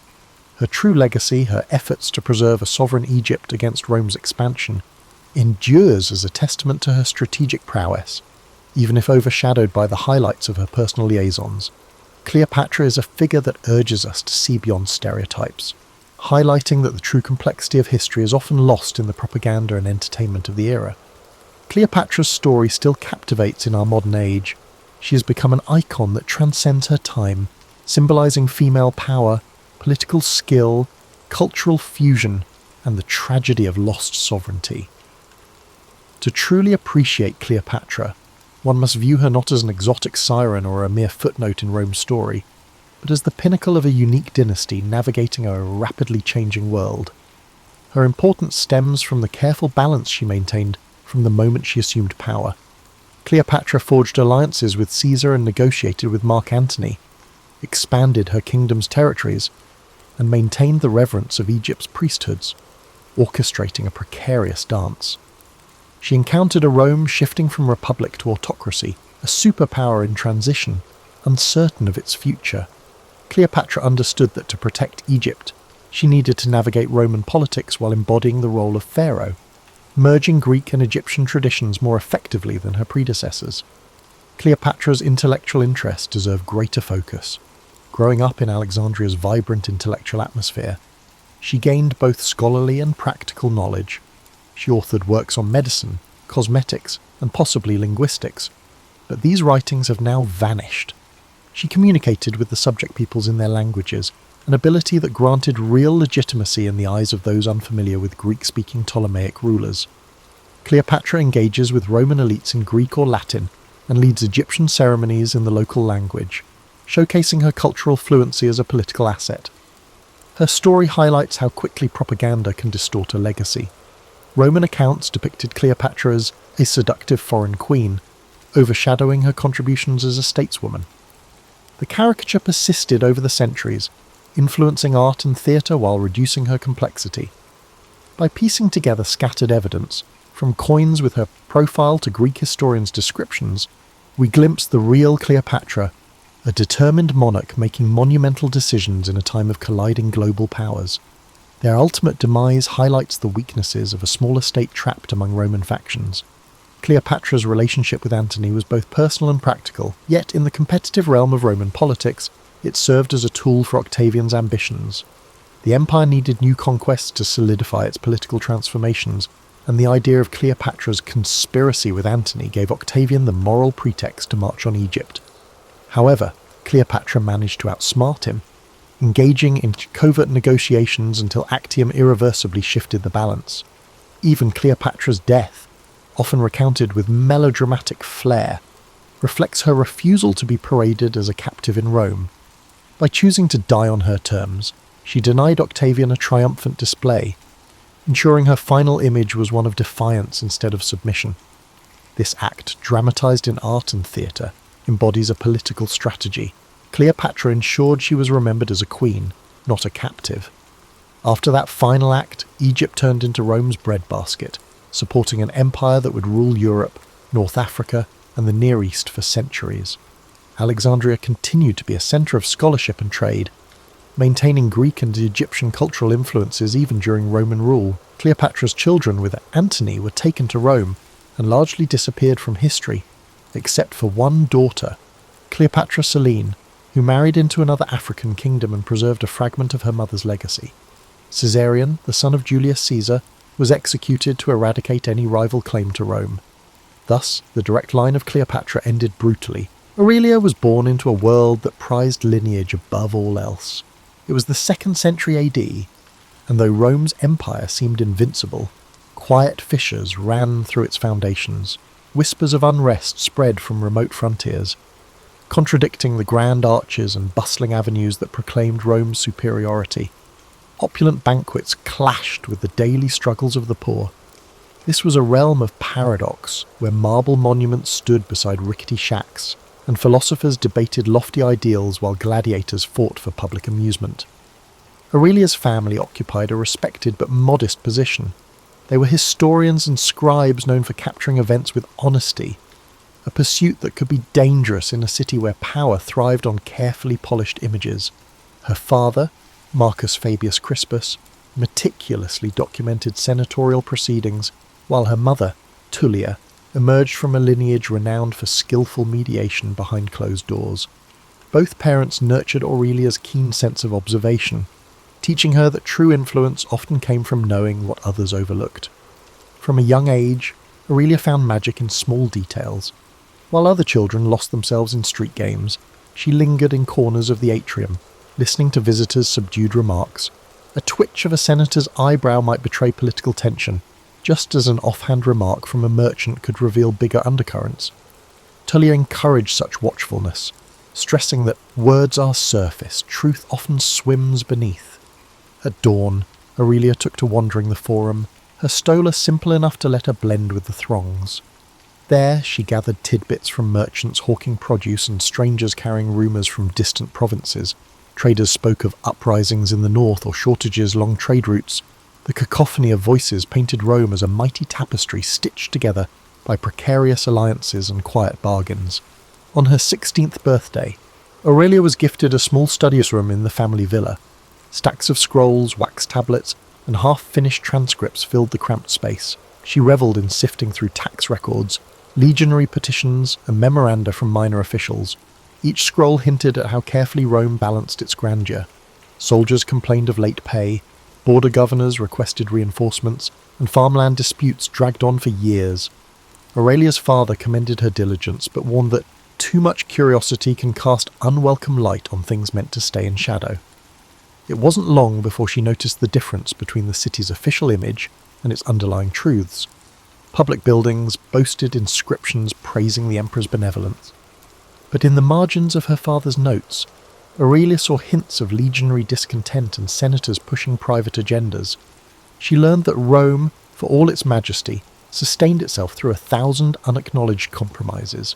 Tullia, meanwhile, introduced her daughter to the subtleties of social dance. At dinner gatherings, she guided Aurelia's gaze toward how swiftly the tone of conversation changed when influential guests arrived. A stray remark could be retracted in seconds if it threatened the delicate web of alliances. "See how they pivot," Tullia would whisper. "That's where real power lies, in the shift between what's said and what's implied." Still, Aurelia loved Rome. She admired the feats of engineering, the traditions of debate, and the vast spectrum of cultural influences streaming through the city gates. She believed that beneath the politics and strict hierarchies there was genuine excellence, a civilization yearning for wisdom, if only its protectors were not so quick to silence inconvenient voices. One hazy morning, as she strolled toward the forum, Aurelia noticed a disquieting hush. A handful of vendors had set up stalls, but the usual clamour was missing. People stood in small knots, murmuring about a legion commander who had refused an imperial edict. Though unconfirmed, the rumour cast a pall that lingered in every doorway. Aurelia felt a chill. Even idle speculation carried weight in an empire where fear could bloom instantly. She hurried home, intending to share her observations with Marcus. He listened intently, his stylus paused over a fresh scroll, then he gave her a solemn look. "We must be certain before recording rumours," he said. "Unchecked talk can stir panic or invite unwelcome attention." Aurelia nodded, but her curiosity wouldn't rest. That very evening, she opened her private journal and wrote every scrap of hearsay she had gathered. She sensed a reckoning forming at Rome's edges, like a distant thunder that might soon reverberate through marble halls. Even then, she had no inkling of how personal the storm would become. The tension Aurelia had sensed soon took shape in a single event. Nisia, a Greek-born olive merchant and one of Aurelia's most treasured confidants, vanished overnight. Gossip whispered that the Praetorian Guard had arrested her before dawn. Unsubstantiated talk claimed Nisia possessed letters challenging Rome's supposedly divine authority, an accusation severe enough to crush anyone caught in its net. Alarm coursed through Aurelia. Nietzsche had always been inquisitive, reading scrolls on Eastern philosophies and debating Plato's teachings with anyone who would listen. Aurelia couldn't imagine her as a threat, but in Rome's charged climate, curiosity often bordered on sedition. Desperate to learn more, Aurelia combed the forum's edges, interrogating acquaintances who might have glimpsed the arrest. Most merchants lowered their voices at the guard's mention, wary of drawing scrutiny themselves. At home, Tullia observed Aurelia's distress. Rather than scold her, she murmured, "Prudence is our lifeline. Inquire gently." Yet Tullia herself covertly sought leads through acquaintances in minor governmental posts. Marcus, on the other hand, reacted with carefully measured concern. He understood the stakes, but warned Aurelia that intervention might place the family under suspicion. Though well-intentioned, his caution left her feeling powerless, determined not to stand idle. Aurelia visited Petronius, an elderly scribe rumoured to have ties within the Praetorian administration. His cramped workshop smelled of ink and musty parchment, scrolls spilling off the shelves. After a furtive glance at the door, Petronius conceded that a woman matching Nisia's description had been held for questioning. He claimed that certain documents had been confiscated, referencing ideas unfit for Rome's ears. Aurelia felt her blood chill. She recalled how Nisia once mused that no empire should claim it a divine right to rule. In a sensitive era, that might be enough to brand her treasonous. At dinner, Tullia calmly explained her plan, quietly leveraged the family's modest connections. They had distant cousins who dabbled in bureaucratic circles, perhaps able to glean Nisia's whereabouts. Aurelia brimmed with a mix of gratitude and dread. She knew that every whisper to the guard was fraught with risk. Still, she nodded agreement. Silence would only doom her friend.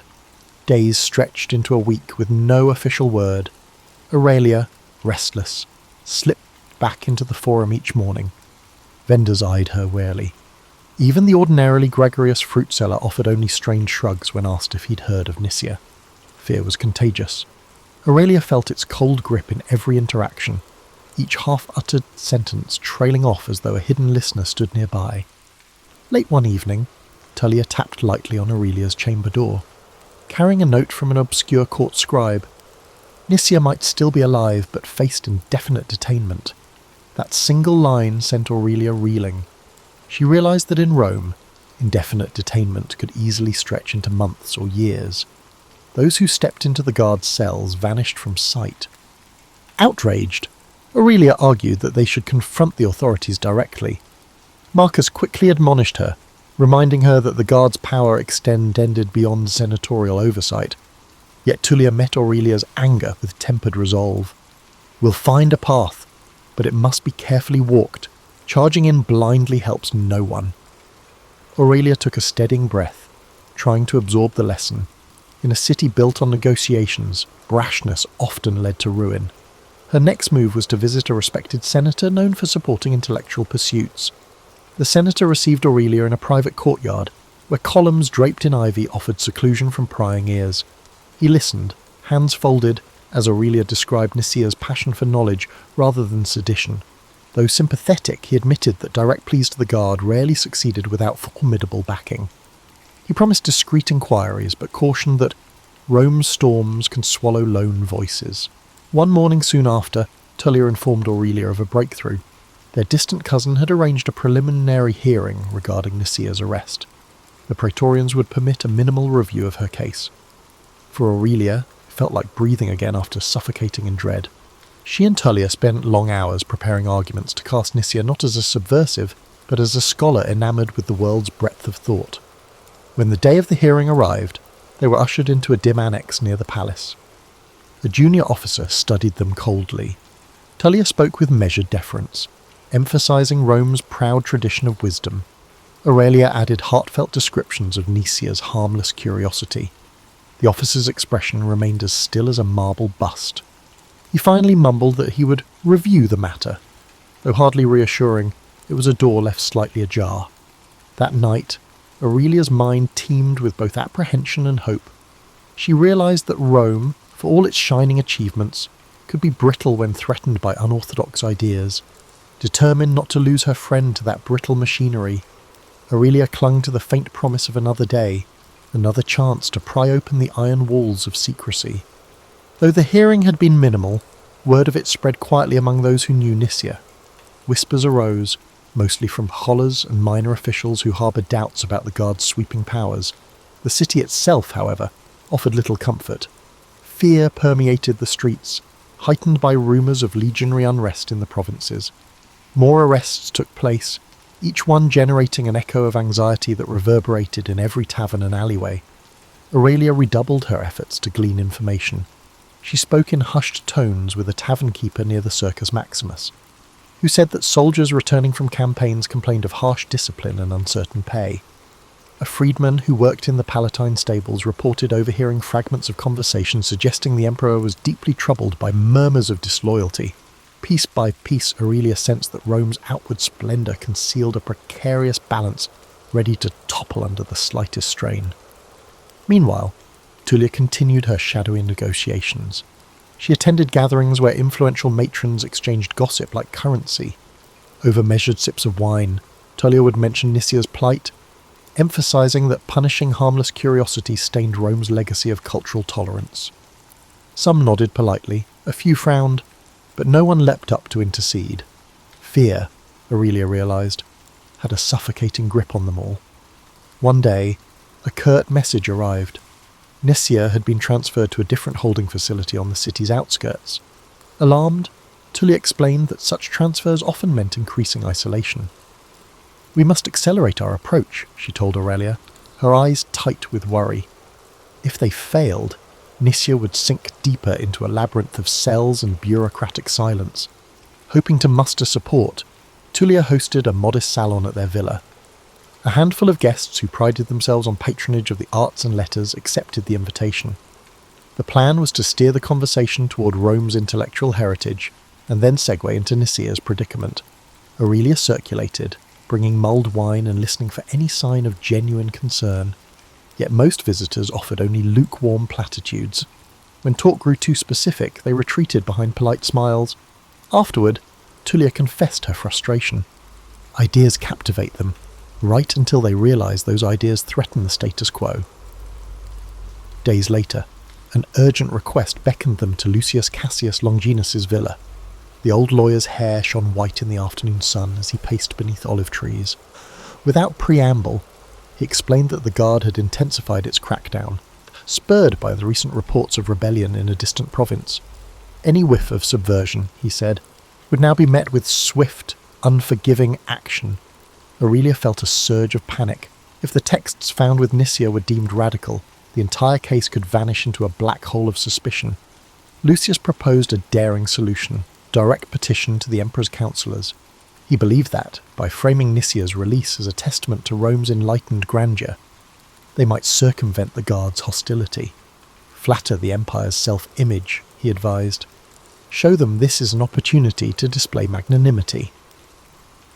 Though it stung Aurelia to consider placating those who preyed on fear, she saw no alternative.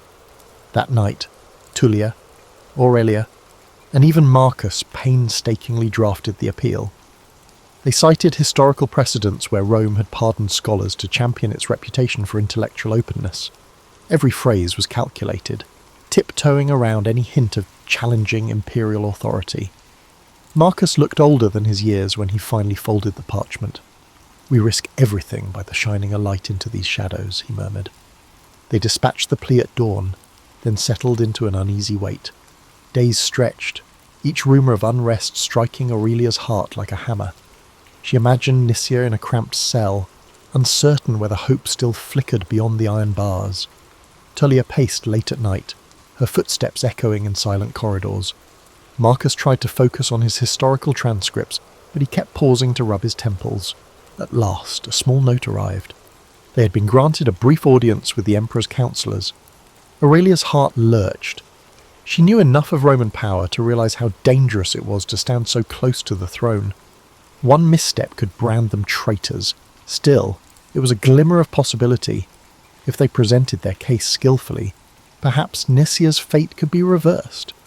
Steeling herself, Aurelia recalled how Nicia once spoke of truth needing many voices to survive in a world that preferred illusions.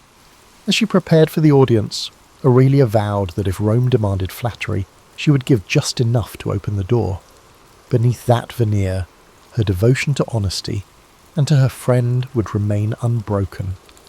This moment might be the final chance to pry Nicia free from the jaws of secrecy. Weeks of waiting brought no definitive answer. Rumours circulated that the guard grew more vigilant each day, suspecting conspiracies in every shadow.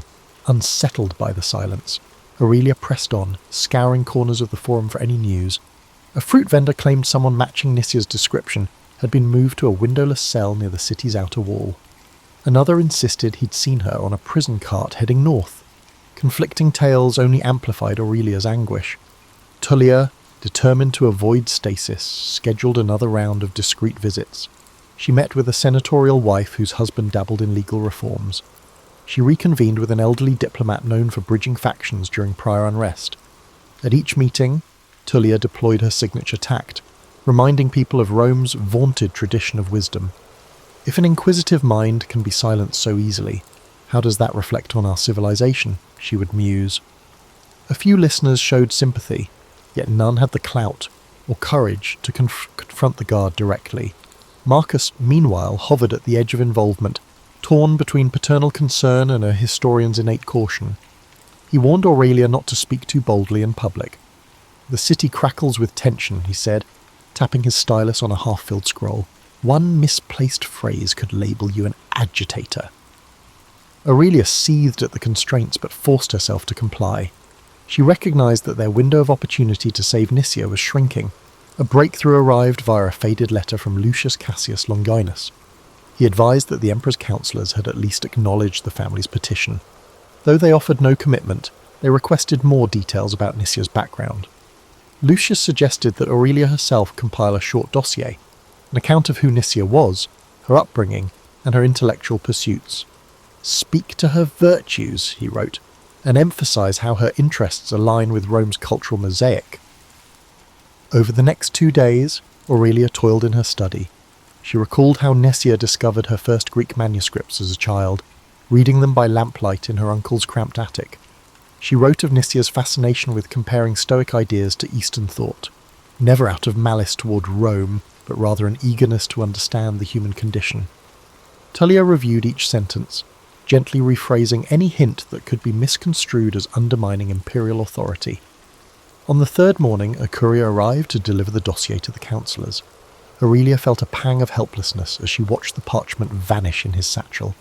They had done their best to paint Nicia as a curious mind, not a threat, but would it suffice for those who saw shadows of Russellian everywhere? That afternoon, Tullia hosted a subdued gathering for a handful of respected scholars, hoping to quietly muster more support. A stooped rhetorician, famed for his speeches on civic virtue, listened attentively. After a moment of reflection, he admitted that he admired their stand but dared not provoke powerful figures. Aurelia bit back frustration, reminding herself that fear was a rational response in a city where dissenters could vanish overnight. Surprisingly, it was a younger philosopher who approached Aurelia after the gathering. His brow furrowed with concern, he confided that he'd heard about foreign troops on the move, possibly quelling uprisings in northern territories. "Each rumour of insurrection tightens the guard's grip at home," he said, voice trembling. "I fear your friend's case might be lost in the shuffle of bigger events." Aurelia thanked him, heart pounding at the possibility that Nicia's fate might be overshadowed by empire-wide anxieties. Late that evening, mother and daughter sat beneath a flickering oil lamp, rereading every letter, every note, every snippet of progress. Tullia rubbed her temples, exhaustion evident. "We've tried appealing to reason and honour," she said softly. "Yet reason often surrenders when paranoia sets in." Aurelia offered quiet reassurance. Even though her own hope dimmed, She refused to betray defeat. A new summons arrived the next day. One of the Emperor's counsellors, a figure named Albius Saturninus, requested a meeting. The messenger's words carried no warmth, only that further clarification was required. Aurelia's heartbeat quickened. This could be the pivotal moment. If Saturninus found their arguments lacking, Nicaea could disappear from all records. If he chose leniency, perhaps a door would open. Guided by Tullia's calm resolve, Aurelia steadied herself. They dressed in subdued finery, mindful of appearances. Outside, Rome's ever-shifting tapestry of rumour and spectacle buzzed with energy. Yet Aurelia could only think of Nicaea behind cold bars.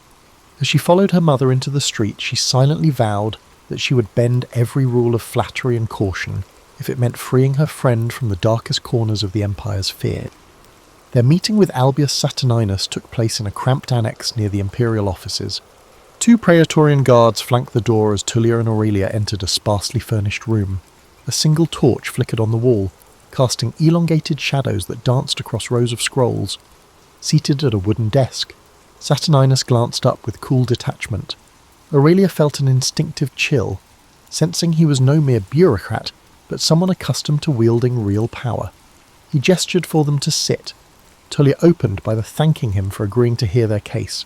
She spoke calmly of Rome's legacy as a cradle of ideas, explaining how her family believed that preserving intellectual curiosity only strengthened the empire. Saturninus listened impassively, occasionally making a note on a wax tablet. When Tullia finished, Aurelia offered a brief testimony about Nicaea's passion for scholarship. She sees knowledge not as rebellion, but as a way to celebrate Rome's greatness, Aurelia said, each word carefully chosen to flatter the regime. Saturninus tapped the tip of his stylus on the desk. "You paint a virtuous picture," he said. "However, the texts found with this Nicaea were not standard fare. They question the notion of divine right. Do they not?" Aurelia's heart pounded. She admitted Nicaea once read scrolls that contemplated whether any ruler should claim sacred authority. Saturninus frowned. Dangerous territory, especially with rumours of dissent roiling our frontiers. Tullia calmly pivoted. "Indeed, but we must distinguish between abstract philosophical debate and genuine sedition. My daughter can attest that Nicaea has always shown respect for the Emperor's role." Aurelia nodded vigorously, emphasizing that Nicaea's inquisitiveness and metaboa aimed at broadening horizons, not toppling regimes. Saturninus continued scribbling, his expression unreadable. After what felt like an eternity, he lifted his gaze. "I will conduct a personal review. If I find reason to believe her curiosity is harmless, I may recommend leniency. But if these ideas have spread beyond her personal circle, clemency grows unlikely." Tullia inclined her head. "We appreciate your fairness." She spoke the words with carefully measured gratitude, though Aurelia suspected it was only the faintest glimmer of hope. Returning home, they relayed the conversation to Marcus, who exhaled in relief that at least the door remained ajar. Still, a tightness clung to the household. Aurelia found herself plagued by nightmares, images of Nicaea lost in a torchlit corridor of cells. She spent her days editing each draft they'd written, searching for any detail that might strengthen Saturninus's inclination toward mercy. One afternoon, an unexpected visitor arrived, the young philosopher who had once warned Aurelia about the rising clampdown. He carried a slim scroll, eyes alight with urgency. "I managed to speak with a contact in the Praetorian Guard," he whispered. "They say Saturninus is truly deliberating, but pressures from above are mounting. Another wave of arrests could come at any moment." Aurelia thanked him, heart heavy with the knowledge that Nicaea's life hung by a thread. The days that followed were filled with confusion. Tullia arranged small gatherings, subtly reminding attendees of Rome's alleged commitment to enlightenment. She recounted the city's storied history of absorbing foreign traditions. If we punish those who explore new perspectives, do we not undermine centuries of proud heritage? She would ask, voice wavering just enough to stir emotion. Some listeners offered sympathetic murmurs, others averted their eyes, unwilling to align themselves against the growing tide of suspicion. Aurelia found solace in revisiting old notes from Nicaea, who had scribbled translations of Greek verses about the pursuit of truth. Reading those lines by the lamp light, Aurelia vowed she would not abandon her friend to the machinery of fear. Even so, the unstoppable churn of Roman politics loomed over them. Each morning arrived with fresh rumours: a new rebellion in Gaul, a senator rumoured to be conspiring against imperial authority, or the guard arresting someone for uttering heretical claims. The city's mood felt like a drawn bowstring, ready to snap. Finally, on a cloudy afternoon, a pale-faced courier arrived with a sealed message. Trembling, Aurelia broke the wax seal. Saturninus summoned them for a final verdict. Marcus's hand gripped Aurelia's shoulder as she read the words aloud. Tullia said nothing, but her eyes were dark with both fear and resolve. The next morning, they dressed carefully in subdued garments. Stepping into the street, Aurelia noticed how the city seemed caught in a hush, as though bracing for some unseen impact. The approach to the imperial annex felt endless. As they neared the guarded doors, Aurelia prayed that every subtle argument, every measured phrase, every small gesture of respect they'd offered would count for something. And above all, she prayed that Nicia might yet walk free, rather than dissolve into the silence that swallowed so many fragile voices in Rome. Saturninus received them in the same stark chamber, with 2 new guards posted at the entrance. His expression remained inscrutable as he motioned them forward. Tullia bowed politely, Yesui, while Aurelia tried to steady her breathing. Aurelia caught a glimpse of a neat stack of documents on the desk, wondering if those silent pages summarized Nicia's life. Without preamble, Saturninus spoke. "I've reviewed the materials and considered your arguments. By all accounts, this Nicia is intellectually curious, not openly seditious." Aurelia clutched the edge of her cloak, struggling to remain composed. "However," Saturninus continued, "the presence of anti-imperial rhetoric in her possession cannot be dismissed. The empire stands on uncertain ground. Any perceived challenge to its divine authority risks igniting greater discord." A tense silence followed. Tullia inclined her head. "We understand the peril, yet we maintain that curiosity is not conspiracy." Saturninus tapped a finger on the scroll before him. "I'm inclined to believe your friend poses no immediate threat. Under ordinary circumstances, I might recommend her release with a warning." He sighed, sounding uncharacteristically weary. "And these are not ordinary times. The provinces grumble, the legions grow restless, and paranoia seeps from the highest ranks." Aurelia felt her hopes waver. "Is there truly no room for clemency?" she asked, voice trembling. Saturninus studied her, then spoke slowly. "I can arrange for Nicia's transfer into a supervised residence, house arrest, essentially, under 2 conditions. First, she must renounce any texts that question Rome's sanctity. Second, someone must vouch for her continued good conduct." Tullia glanced at Aurelia, relief mixing with apprehension. "We will gladly vouch for her," Tullia said. Saturninus leaned forward, voice dropping low. "Be aware. If anything else incriminating surfaces, your family's name will be forfeit alongside hers." He let the warning hang in the stale air. Aurelia's chest tightened, but she would not abandon Nicia now. Tullia spoke with forced calm. "We accept the responsibility." He gave a curt nod and scribbled instructions on a small tablet. "I'll expedite the transfer. Expect to be notified when she arrives under guard." With that, he dismissed them. Aurelia managed to murmur thanks, though her pulse hammered in her ears. Once outside, Tullia squeezed her hand. "We did it," she whispered. Aurelia took a deep breath in relief. They hadn't truly won, but at least Nicia was spared a grim fate in hidden cells. Days passed, each one stretching with agonizing slowness. Aurelia and Tullia prepared a modest guest chamber, anticipating Nicia's arrival in guarded custody.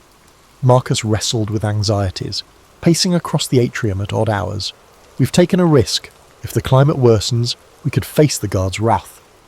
Aurelia recognized the danger, but clung to the thought of reuniting with her friend. Finally, on a bright afternoon, the clang of iron at the villa's gate signalled the guard's presence. Aurelia rushed to the entry, finding 2 stern soldiers flanking a figure whose wrists were bound by a simple leather strap. Nicia looked thinner, her eyes shadowed with fatigue. Yet when she recognized Aurelia, a flicker of relief lit her features. The lead guard stated that Nicia was now under house arrest, pending further review. "Any attempt to escape or spread subversive materials will void the arrangement," he warned. Once the soldiers left, Aurelia guided Nisia inside.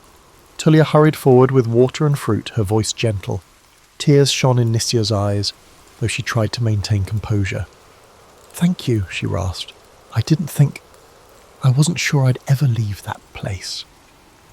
Aurelia fought back her own tears, certain that the moment demanded steadiness. "You're safe here, as safe as any of us can be," she replied. Over the next hours, Nisia recounted her ordeal in halting tones. She had been interrogated repeatedly, pressed to name others who shared her dangerous viewpoints. She insisted she had none to name. Aurelia felt a swell of admiration. Nisia's loyalty to the truth had outweighed her fear, yet the cost was evident in every exhausted breath she took.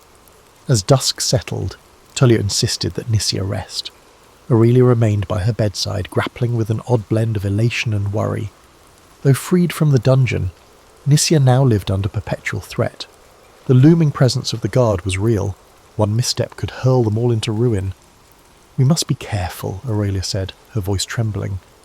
"House arrest is a precarious mercy." Nisia nodded, wincing at some unseen bruise. "I won't give them a reason to lock me away again, but I can't lie, I still believe what I believe." Aurelia reached for her friend's hand, heart pounding with the realization that this fragile respite might be the closest thing to victory they would find. For now, at least, they had wrested Nisia from the Empire's deepest shadows. Tomorrow would bring fresh challenges. Nisia's presence in the villa introduced both hope and new peril. Day by day, she regained strength, although she remained pale and silent at times. Aurelia noticed how Nisia jumped at minor sounds, as though expecting the guard to burst in at any moment. House arrest meant the Empire still held her on a leash, ready to yank tight if any hint of forbidden inquiry resurfaced. Tullia took pains to comply with the guard's stipulations. She dismissed most servants to avoid rumours, limiting outsiders' knowledge of Nisia's whereabouts. Family acquaintances who came calling were informed that the household required privacy due to an illness. Marcus withdrew further into his study, wary of inadvertently drawing attention. Meanwhile, Aurelia felt herself teetering between relief and anxiety. Free as she was to wander, she knew that one slip of the tongue could bring disaster crashing down. As Nisia recovered, they spoke in hushed tones about her prison ordeal. Guards had demanded names, twisting every conversation into a potential confession. "They wanted me to admit a conspiracy," Nisia said, voice strained, "but I had none to give." Aurelia bit her lip, recalling how dangerously close Rome's paranoia had come to extinguishing her friend's life.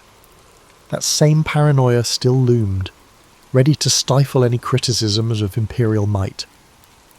One afternoon, Tullia informed Aurelia that Lucius Cassius Longinus had invited them to a private supper.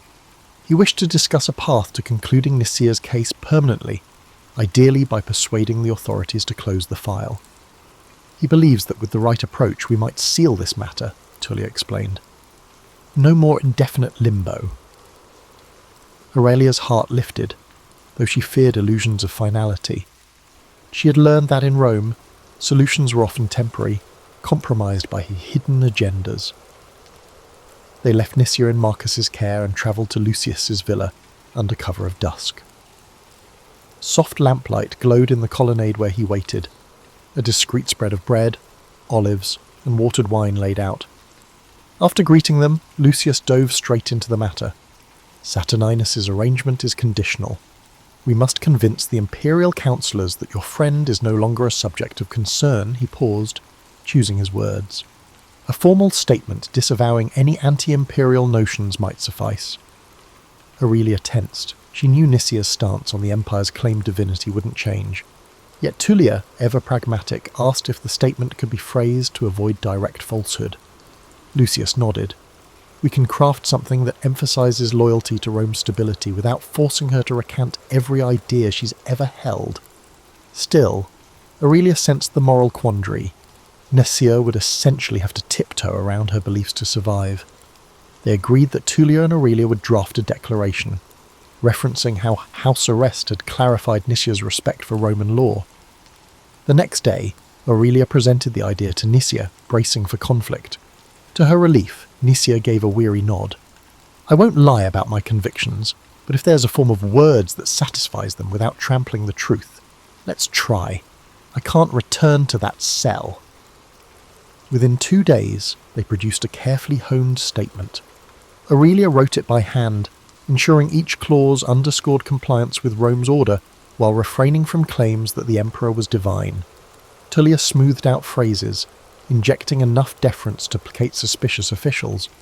Nisia approved, though Aurelia noticed her fingers trembling as she scrawled her name at the bottom. "Let's hope the city's thirst for scapegoats is momentarily quenched," she murmured. A courier delivered the statement to Saturninus, and a fraught silence followed. Meanwhile, chatter in the forum hinted that Rome's political storms continued unabated. A rebellious governor in the east caused unrest. A string of questionable executions rattled the populace. Against that backdrop, Nicia's predicament could easily vanish, overshadowed by larger crises. Aurelia felt a guilty relief that perhaps anonymity might shield them. One late afternoon, the fateful reply arrived. A letter sealed with the imprint of Saturninus declared that, upon due consideration and demonstration of loyalty, the matter is resolved. Nicia was released from official custody, provided she remained within city bounds and avoided any subversive gatherings. Aurelia's knees nearly buckled with relief as Tullia read the words aloud. Though the stipulations lingered, at least the threat of a renewed arrest had subsided. That evening, the villa filled with subdued joy. Nicia, tears in her eyes, embraced Tullia and Marcus, thanking them for risking so much on her behalf. Aurelia, overwhelmed, pulled her friend aside. "We did it," she said softly. "You're free." Nicia nodded, yet her expression was tinged with sadness. Free enough, perhaps, but the Empire's fear remains.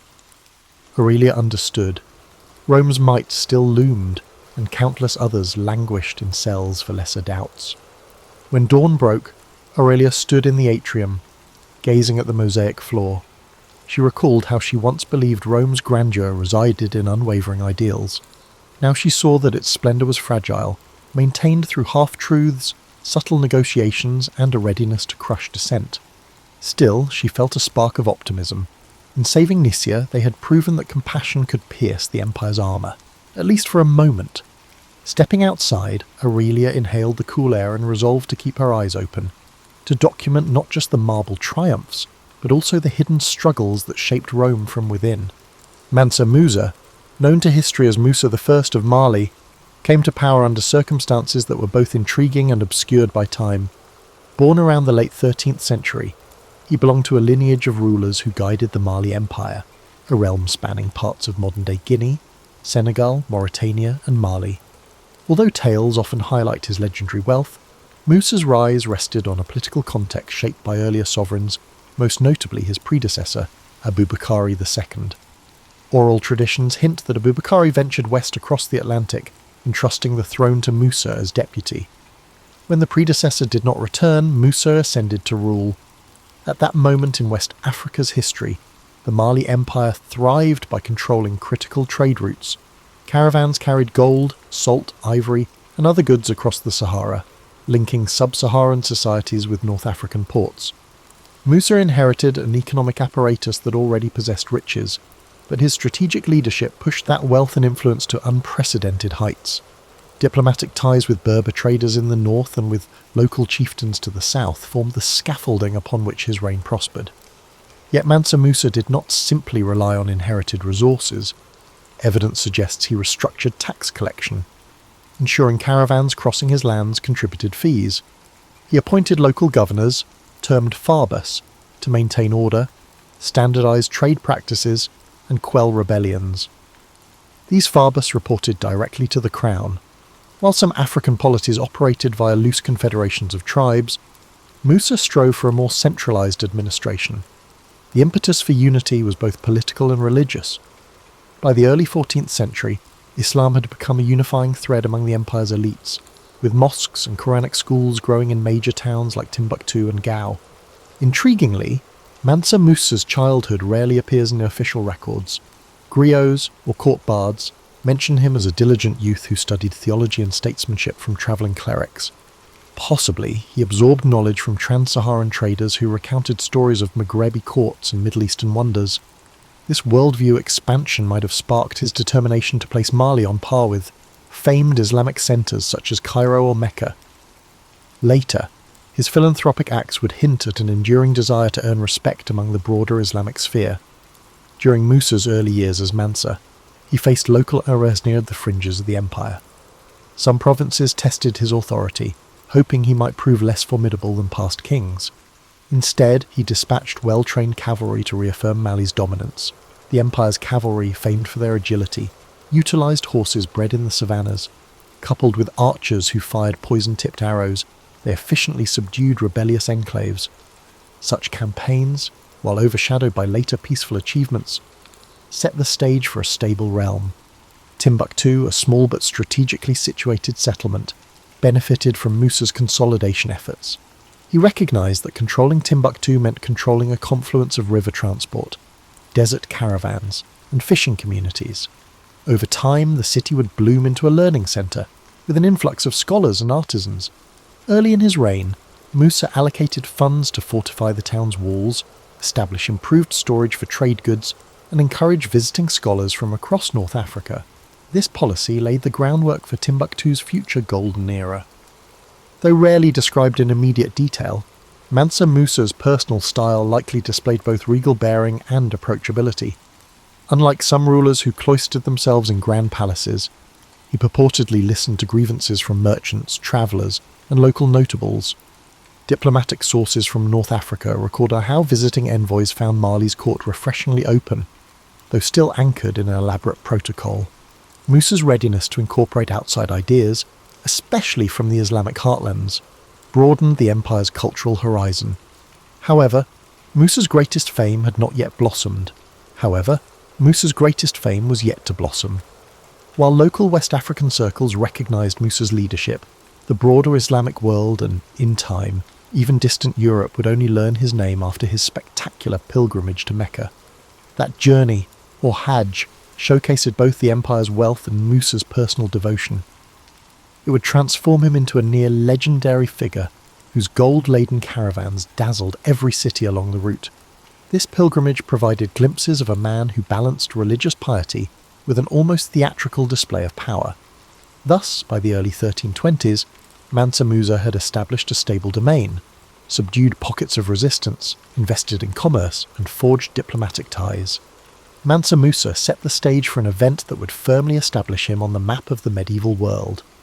Neither Mali nor the Islamic realms would be quite the same after his caravans traversed the sands, sowing tales of a West African empire brimming with gold and governed by a ruler whose name would echo through centuries. Historians debate the exact date Mansa Musa embarked on his renowned pilgrimage, but a commonly cited time frame is the early 1320s to somewhere between 1324 and 25. This journey was far from spontaneous. Preparations likely spanned months, if not years, given the massive scale of his entourage. Musa intended not just to fulfill a religious obligation, but to make a statement. Mali was no mere frontier kingdom, and its ruler possessed the means to rank among the wealthiest, most pious monarchs of the Islamic world. Contemporary chronicles, notably those by North African scholar Ibn Khaldun and traveller Ibn Battuta, though Battuta himself visited Mali after Musa's reign, describe the pilgrimage in sensational terms. They mention caravans with thousands of attendants. Some accounts claim as many as 60,000. Camels laden with gold dust, embroidered fabrics, and provisions for the trek snaked across the Sahel. Sub-Saharan Africa had long provided a major chunk of the global gold supply, and Mansa Musa's baggage train exemplified that wealth. He brought not only lumps of raw gold but also minted gold coins, an unusual measure since the region often traded in dust and ingots. Additionally, Mansa Musa's travelling retinue included slaves dressed in fine silks, scribes to document events, reciters of the Quran for spiritual ambiance, and a range of advisors. Some historians caution that the numbers might be inflated by storytellers, yet even if the actual group was smaller, the effect on onlookers would have been overwhelming. The pilgrimage route took them northward through the Sahara, passing through famed salt mines around Takaza, then pivoting east to reach the bustling city of Tuat, or perhaps the legendary Sijil Masa oasis. In each settlement, rumours spread of the Malian monarch dispensing gold with an almost casual generosity.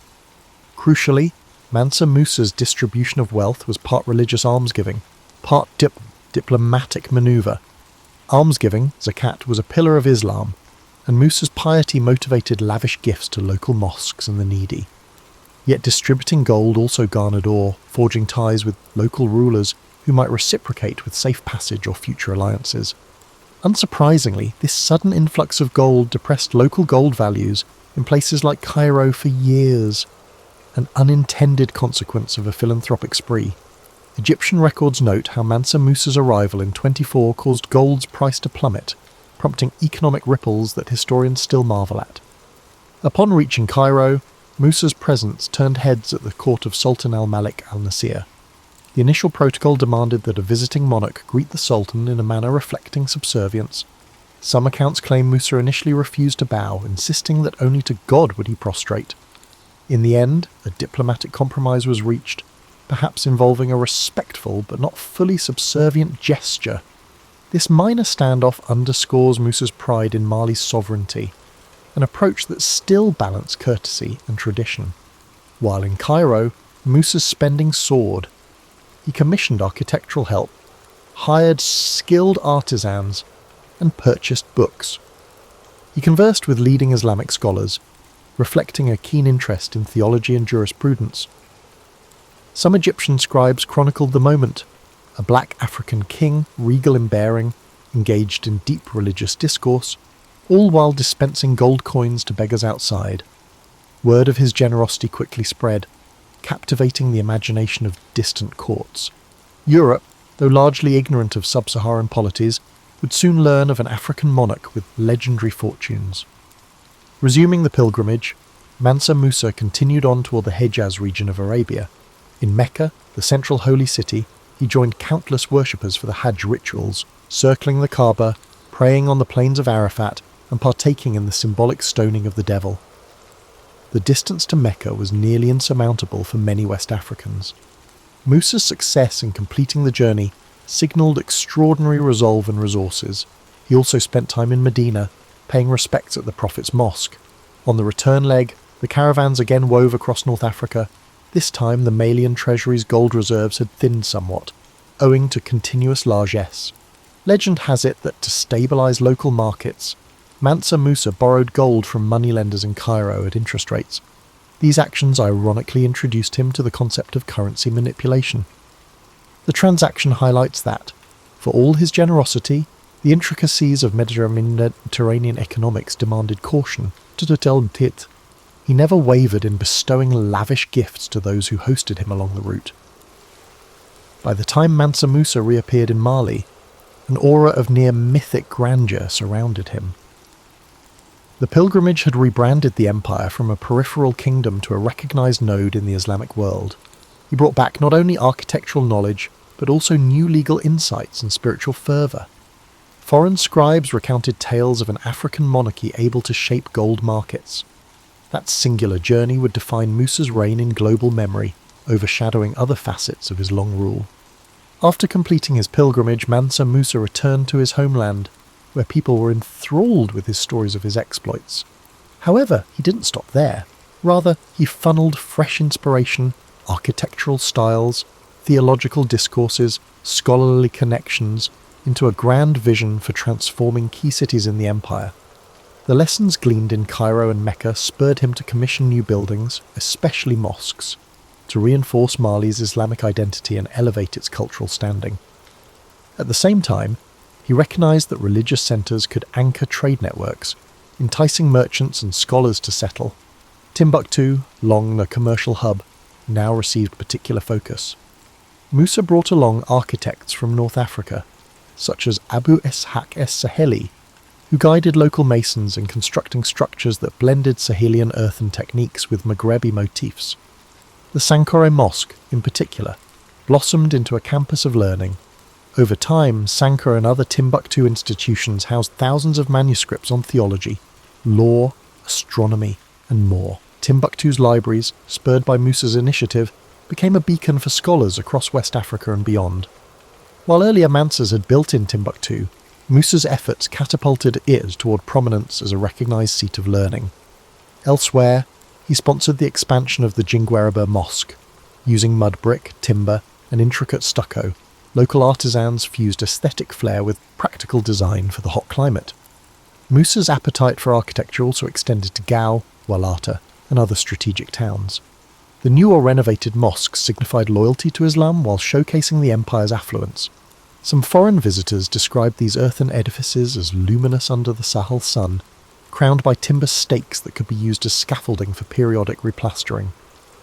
Musa's push for Islamic scholarship drew in more than just architects. He invited ulama, religious scholars, qadis, judges, and scribes from across the Islamic world.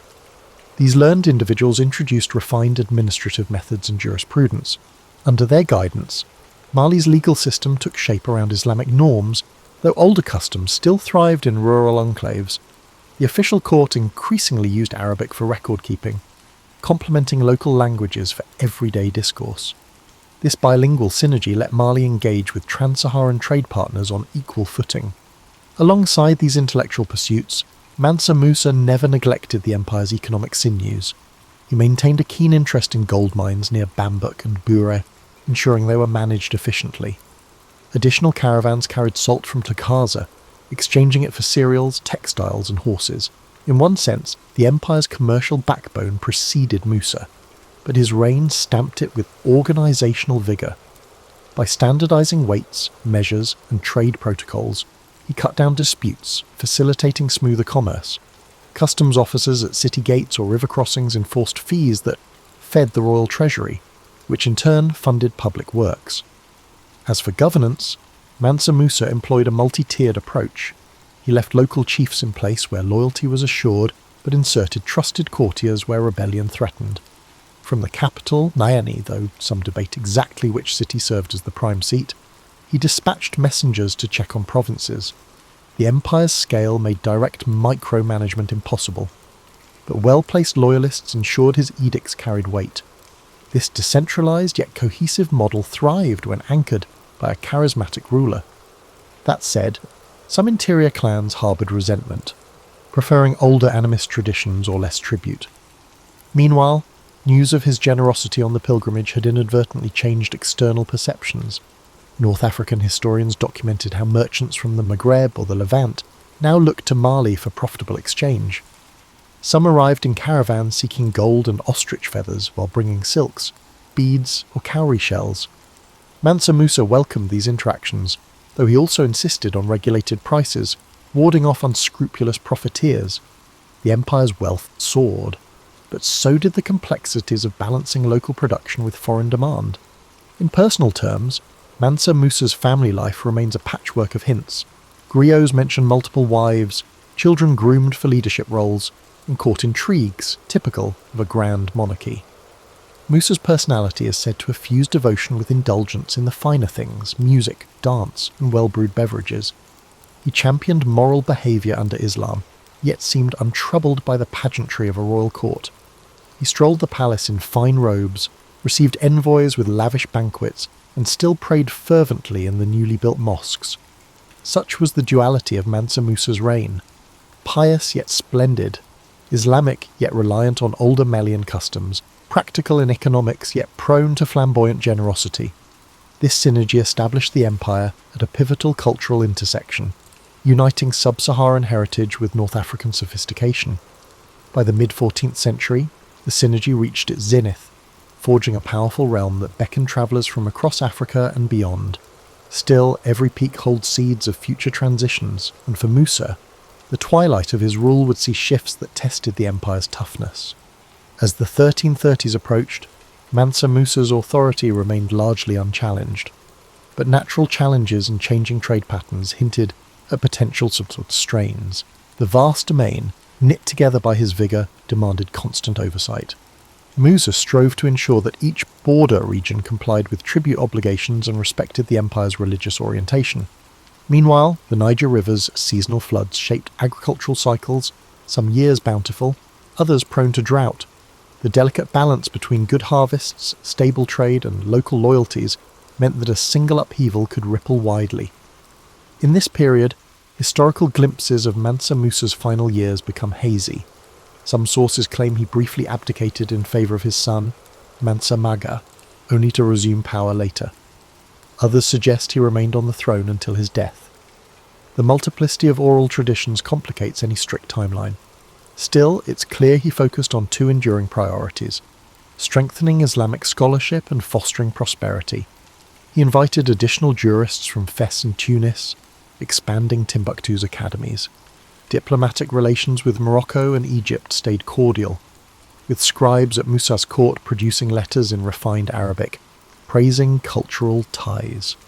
One lesser-known aspect of Musa's reign was the forging of local alliances through intermarriage. Princes of subjugated regions sometimes wed relatives of the royal family, creating a patchwork of dynastic bonds. This practice tempered rebellious impulses, as each clan now had a stake in preserving peace. In day-to-day rule, Musa relied on a cadre of advisors. Some were devout clerics, others savvy administrators who understood the empire's trade-based wealth. The interplay between religious counsel and economic strategy shaped the empire's direction. The empire also felt the weight of potential competition from emerging powers. Farther east, the Hausa city-states gained momentum, while to the west, coastal polities engaged with Atlantic trade. Although these developments wouldn't immediately topple Mali's dominance, they foreshadowed a shifting frontier in African commerce. The centuries-old reliance on trans-Saharan caravans faced subtle challenges from evolving sea routes. Mansa Musa, however, remained confident that Mali's gold resources and central position would endure. He might not have foreseen how future generations would grapple with the new maritime corridors introduced by European explorers. Meanwhile, Timbuktu's intellectual bloom continued. Scholars from the Arab world praised its manuscripts. Cadiz presided over local courts, melding Sharia law with customary resolutions. This synergy made Timbuktu a magnet for intellectuals seeking quiet study among the city's sun-dried brick homes.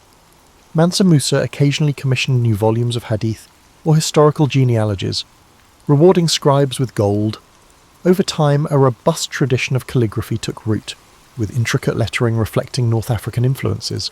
Students recited texts under open-air courtyards, weaving knowledge with local languages. In the capital, Niamey, the royal palace presumably boasted a mix of clay architecture and stone embellishments, though few remain survive. Chronicles mention grand reception halls where the Mansa offered visitors an audience. Gift exchanges were integral. Envoys from distant lands arrived with spices or glass beads, receiving in return gold dust or lavish robes. Musa's personal routine likely balanced daily prayer, the supervision of farbas, and public appearances that showcased his approachability. He recognized that ruling a culturally diverse empire required more than force. It needed a unifying aura of generosity and moral leadership. Amid all these successes, one senses the ephemeral nature of empire. Overextension lurked as a silent hazard. Some outlying provinces had grown used to direct oversight from the Mansa's central officials. Any prolonged royal absence might sow confusion. Furthermore, rumours of salt caravans taking alternate routes could shift wealth distribution. Mansa Musa's solution was typically to dispatch trusted lieutenants with tokens of the monarchy, perhaps a gold staff or a special garment, symbolising delegated authority. So long as loyalty endured, this system held. By the mid-30s, accounts suggest Mansa Musa's health began to decline. He might have endured the effects of age, or the repeated fevers common in the region's climate. The exact date of his death is disputed, typically placed around 1337. In some traditions, he died soon after concluding the building projects in Gao. Others say he passed quietly in his capital, surrounded by family. Whatever the details, the empire mourned him as a cultural and spiritual beacon.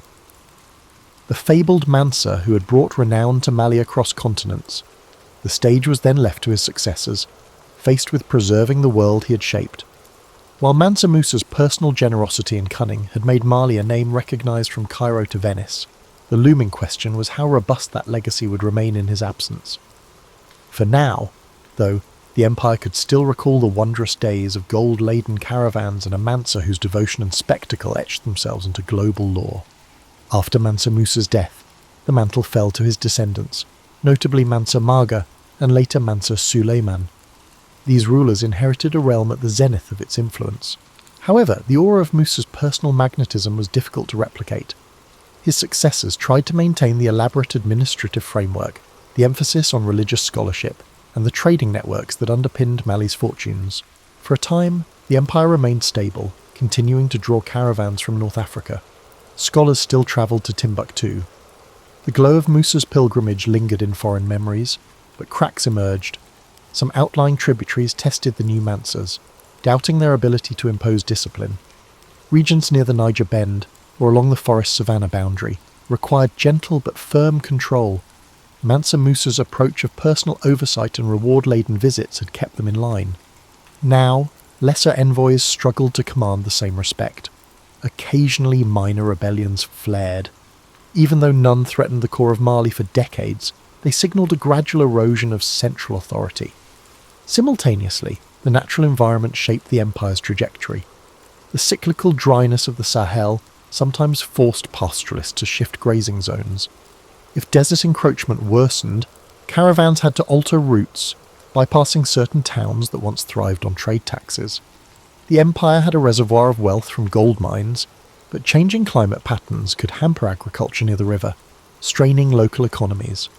Mansa Musa, in his prime, had addressed such challenges with bold infrastructure or diplomacy, but the subsequent leadership, while competent, lacked his visionary spark. Another dimension was the global context. The 14th century inflicted hardships across many regions. The Black Death ravaged Europe and parts of the Mediterranean, altering trade demands. Although sub-Saharan Africa escaped the worst of that pandemic, the aftershocks in North Africa impacted trade flows as some cities lost large portions of their population. The interplay of fewer caravans, disrupted markets, and shifting alliances chipped away at Mali's prime position. The gold was still there, but the channels to export it might fluctuate. Over time, new powers in West Africa, like the Songhai, took advantage of any vacuum. Nevertheless, the memory of Mansa Musa lived on in Mali's lore.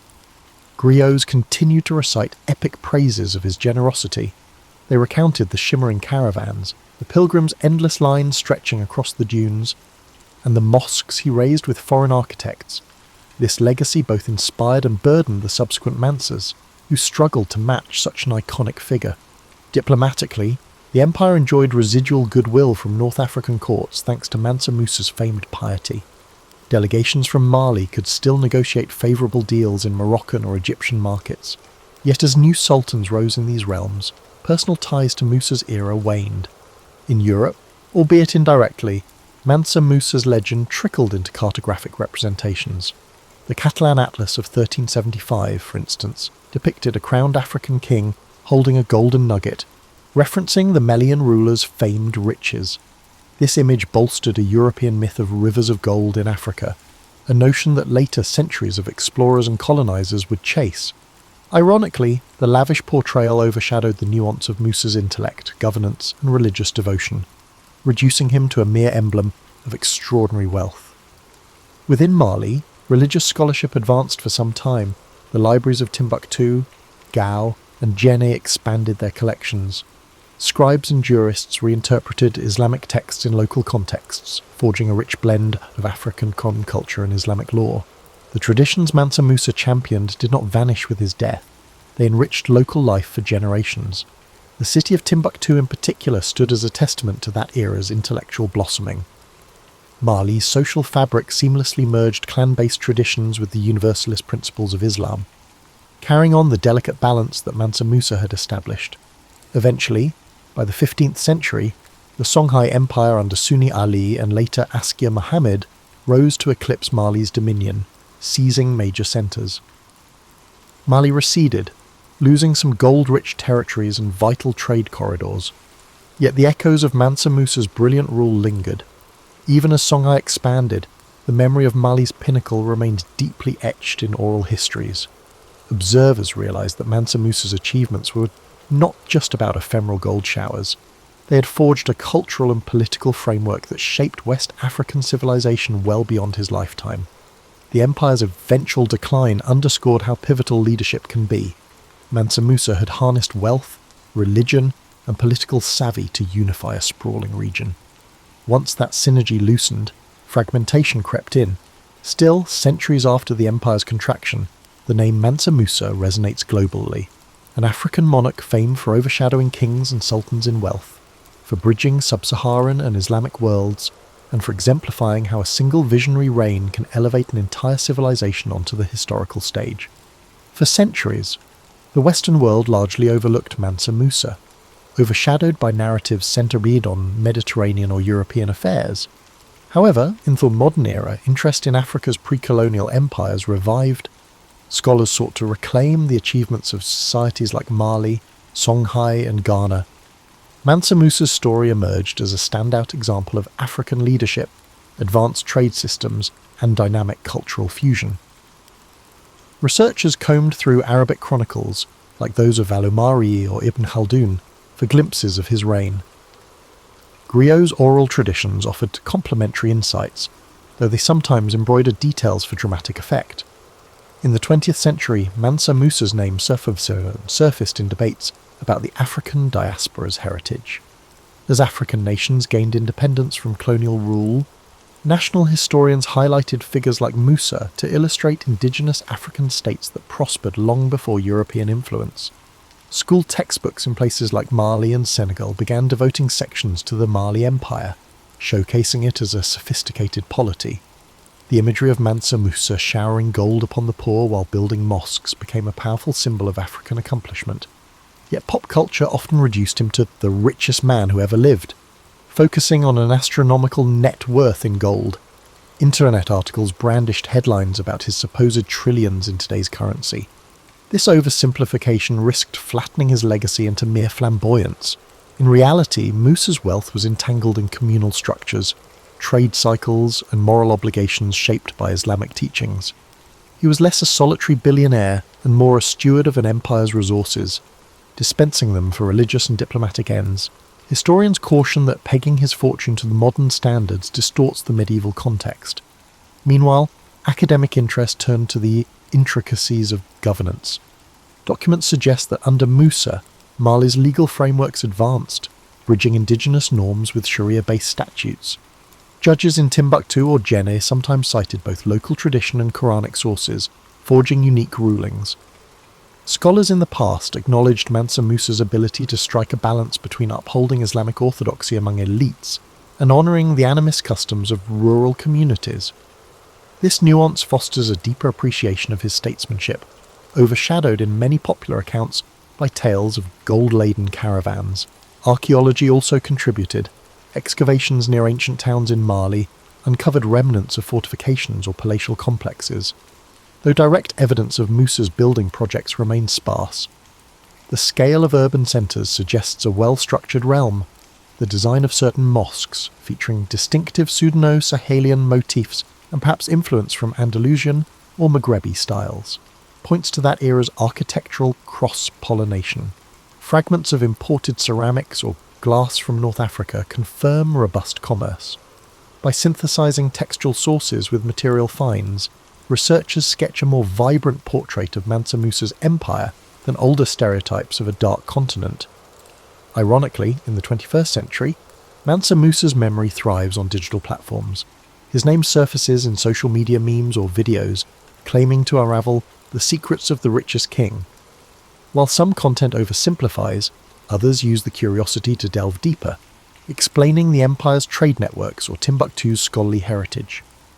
In African diaspora communities, references to Mansa Musa convey pride in African intellectual and economic history.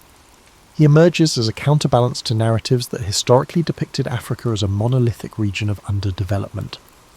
Yet the real Mansa Musa remains elusive in certain regards. We lack direct diaries, and no contemporary portraits show his face. Instead, we rely on stylized images from European cartographers or rhetorical descriptions by Arab historians. He emerges as a figure of layered myth and partial documentation, someone whose actual day-to-day persona remains partly concealed. The glimpses we do have highlight a thoughtful, strategic monarch, propelled by both faith and pragmatism. His significance endures not just for the spectacle of his pilgrimage, but for how he integrated diverse societies under a unified banner. Advanced Islamic scholarship in West Africa, and influenced global perceptions of Africa's potential. Within the context of medieval globalization, he stands as an early example of how commerce, faith, and leadership can unify a wide territory. In an era typically overshadowed by European narratives, Mansa Musa's accomplishments underscore the richness of African history and the universal complexity of statecraft. Thus, the modern reappraisal of Mansa Musa blends both awe and historical caution, acknowledging the grandeur of his empire while sifting myth from fact. He was neither a simplistic figure of infinite gold nor a purely saintly monarch. Rather, he was an adept leader in a dynamic environment, harnessing commerce, religion, and diplomacy to forge a realm that resonates through the centuries, an enduring testament to Africa's storied past. Today, Mansa Musa stands among Africa's most iconic historical figures. His legacy transcends time and place, weaving into discussions of leadership, wealth, spirituality, and identity. He embodies not just a legendary monarch, but a reminder that even centuries ago, global interconnectedness shaped destinies. His empire's prosperity, gleaned from a trans-Saharan trade, offers insights into how commerce forges links across vast distances. His dedication to Islam and scholarship underscores the potency of faith in unifying diverse peoples under a cultural and ethical framework. One might ask, what can we learn from Mansa Musa's reign beyond the gold-studded anecdote? Firstly, his story highlights the value of strategic vision. He inherited a robust empire but catapulted it to new heights through conscientious policies, from codifying taxes on caravans to commissioning educational hubs. He recognised that harnessing wealth isn't solely about accumulation. Distributing it effectively, whether in philanthropic gestures or infrastructure, can amplify a leader's influence. This approach resonates in modern governance discussions, where wise resource allocation sets outstanding administrators apart from mere hoarders. Secondly, Mansa Musa's architectural and scholarly investments exemplify how cultural achievements bolster an empire's legacy. The mosques and libraries of Timbuktu, Gao and beyond, which blossomed under his patronage, endured even after Mali's political decline.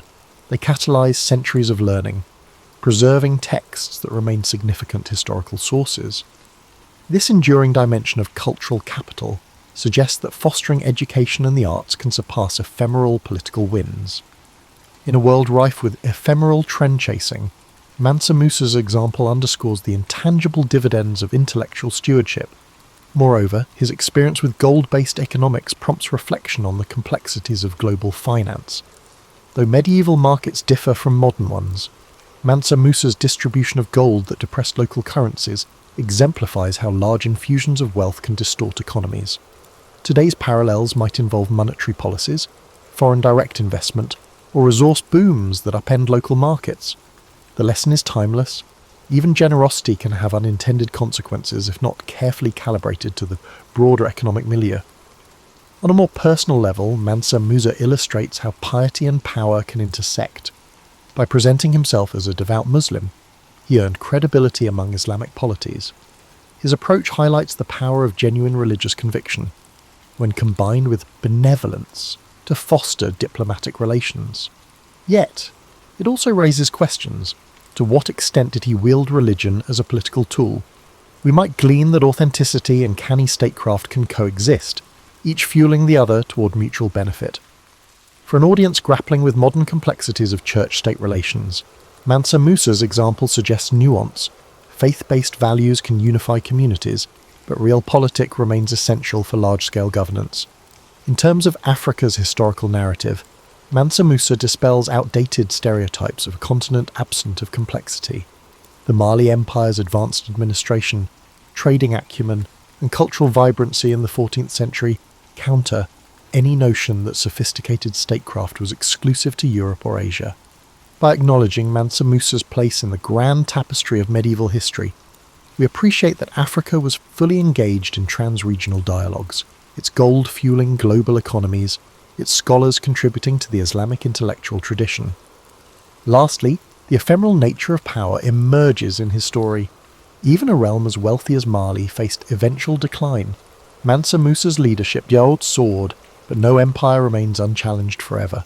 Subsequent shifts in trade routes, internal strife, and external expansions by Songhai underlined how reliant Mali's empire was on sustained, adept rulership. For those analysing present-day geopolitics, the lesson is that resilience hinges on structural stability, not just a single charismatic era. Legacy is shaped by continuity of governance, not a lone golden moment. In sum, Mansa Musa's tale glistens with more than gold. It resonates through layered truths, the interplay of devotion and diplomacy, the forging of alliances across desert expanses, and the enduring imprint of knowledge institutions. His memory, once overshadowed, now re-emerges in scholarly works and public fascination, signifying a broader revaluation of Africa's historical prominence. For anyone who may be mind-seeking both reflection and novelty, his saga offers a vantage point on leadership's timeless challenges. Rich in paradox, Mansa Musa's reign reveals that wealth, no matter how immense, serves best when funneled into communal uplift, melding prestige with purpose. And that perhaps is the truest legacy of the man known as Mansa Musa. It was more impressionable, perhaps because they were eager to leapfrog over rivals in the exploration race. Columbus bided his time in Andalusian port towns, forging friendships with local captains, cartographers, and the occasional monk with an interest in exotic geography. He cultivated a sense of mystique around himself, dropping hints about rumoured islands beyond the horizon. And yet, winning over the Catholic monarchs demanded more than grand promises. Columbus needed to demonstrate some shred of credibility. So, he appeared at court armed with numbers and references. Although many modern experts debate the accuracy of his calculations, especially his underestimation of Earth's circumference, he was undoubtedly passionate about them. He insisted that the distance westward to Asia wasn't as colossal as mainstream scholars maintained. Moreover, he insisted on titles and privileges for himself if he were successful. This wasn't mere hubris. He believed that if he discovered new lands or profitable routes, he deserved recognition and wealth. It's worth noting that Columbus, as a man of his era, cloaked his intentions in religious justifications. He talked about bringing Christianity to the far reaches of the world. This approach resonated with an Iberian court fresh from the triumph over Granada and eager to spread Catholic influence abroad. But behind the religious language, there was also a shrewd negotiator who understood that spiritual rhetoric often smoothed the path toward funding. If you could couch your proposed voyage in terms of salvation or the glory of God, you'd find fewer obstacles in the corridors of power. What followed were months, some say years, of haggling. Advisors to the crown debated whether Columbus was an inspired savant or a fool. Traditional geographers scoffed, referencing ancient authorities who argued that the Atlantic was vast, filled with unknown dangers. A few murmured that even if Columbus did find land, it could be an inhospitable wilderness unworthy of the trouble. Columbus, however, radiated a calm sense of certainty. He occasionally flashed a map, though how detailed these charts were remains a mystery. Scholars have speculated for centuries about the source of his unwavering assurance. Some posit hidden documents or secret knowledge gleaned from seafarers who stumbled upon unknown islets. Others assume it was sheer stubbornness, an unshakable conviction that a western sea route must exist. Eventually, the Catholic monarchs took a calculated risk. They granted Columbus the funds for 3 ships, a modest investment from their perspective. The arrangement was that if he found nothing, the loss would be brushed aside by the Spanish treasury, but if he succeeded, Spain would catapult ahead in the scramble for new lands and trading routes. The recollection of Portugal's prosperity from gold and spices weighed heavily on their minds. Nobody wanted to miss out on the next wave of riches. Columbus, exultant with the royal nod, hurried to assemble a crew. People often overlook the question of how Columbus gathered those men. It's true many were from modest backgrounds, with some rumoured to be on the run from the law, hoping to escape their past in the expanse of the ocean. But it wasn't just desperados who signed up. Skilled navigators from Palos, Huelva, and beyond joined, intrigued by the potential for fortune. The ships, commonly referred to in simplified form as the Nina, the Pinta, and the Santa Maria, were repurposed commercial vessels, not the grand, specialised craft of some modern imagination. In those final days before departure, Columbus prayed publicly at small monasteries and confided in a handful of confidants. The air crackled with anticipation. Coastal communities whispered about the boldness of it all. Some saw it as an act of madness or vanity. Others felt the giddiness of perhaps witnessing the dawn of a new era, though they likely didn't phrase it that way. For his part, Columbus maintained a controlled composure, but one can imagine the swirl of thoughts in his head. What if the critics were right, and Asia lay much farther than he had predicted? What if the currents were too treacherous, or the men mutinied out of fear? Despite the swirling uncertainty, Columbus pressed on. In the context of the times, caution often yielded smaller gains, while boldness, especially in exploration, could reshape kingdoms and redefine maps. And so, in August of 1492, with the last fleeting gusts of summer wind, he led his ragtag armada out of Palos de la Frontera. Spain's coastline faded behind them under a brilliant sky, and all that remained was the emptiness of the Atlantic. No one aboard those 3 ships fully grasped the magnitude of what they were about to set in motion. Columbus was convinced that on the other side of that endless horizon lay a gateway to Asia. What he actually found would ripple through history in ways neither he nor his patrons could have envisaged. Yet that departure day, so often depicted in simplified paintings, was anything but routine. The tension on deck, the unspoken prayers of the men, the spectre of turning back if storms threatened, it all brewed a potent mix of hope and dread. Columbus, unwavering, stood near the ship's helm, mentally rehearsing his route, likely feeling the weight of his deal with Spain's monarchy on his shoulders. But as a faint breeze pushed them out to open sea, he also might have felt an intoxicating rush of possibility. Sailing into the unknown demanded more than bravado. It demanded an unspoken agreement among the crew that they would trust Columbus's instincts, for better or worse. For weeks, the men heard nothing but the wind snapping the sails and the hull creaking under the pressure of the open sea. Fears of sea monsters and bottomless whirlpools circulated in hushed conversations. Each day, Columbus measured the sun's position with the astrolabe, jotting figures in a logbook he kept hidden from prying eyes. Rumour has it he maintained 2 sets of records, one genuine, one skewed to soothe anxious sailors. As time wore on, their diet, initially bread, onions, salted meat, became stale and monotonous. Water turned brackish, tempers flared as frustrations boiled over. The sense of distance from any known shore was paralysing for some. A few men muttered that they should force Columbus to reverse course. Yet each evening, Columbus delivered a kind of pep talk, reminding them of the wealth rumoured to be waiting just beyond the horizon, of the possibility that each day's sail brought them closer to Asia's spice markets. From a modern perspective, such promises might seem manipulative, but within their historical context, Columbus was playing the necessary role of morale builder. Along the voyage, certain signs stirred fleeting moments of optimism, floating clusters of seaweed, stray birds overhead, even the faint smell of unfamiliar vegetation on the breeze. Sailors latched onto these clues like lifelines, interpreting them as evidence that land must be near. Some historians argue that these were the crucial threads holding the expedition together when minds threatened to unravel. Columbus, however, rarely displayed his own doubts. His journals hint at the internal turmoil he felt when days stretched into weeks and no solid coastline materialised. But to the men, he projected unwavering determination. Then came a fateful night in October, when the cry of "Tierra, Tierra" finally broke the silence. The men scrambled to the sides of the ship, eyes scanning the dark horizon. Shrouded in moonlight was a low, dark outline that could only be land. Relief, excitement, and a twinge of disbelief shot through the crew. They had survived the dreaded emptiness. When morning came, they saw a lush island, beaches gleaming under the sun. Columbus, convinced he was near Asia, unfurled the Spanish flag and claimed the land for the crown. In his diary, he described the island's inhabitants as friendly, curious, and naive about European ways, though he likely wrote with the tinted lens of an outsider imposing his own worldview. The early interactions between Columbus and the indigenous people, often referred to as the Taino, began with gestures of goodwill. Small gifts of glass beads and trinkets were exchanged for parrots, cotton, and rudimentary gold ornaments.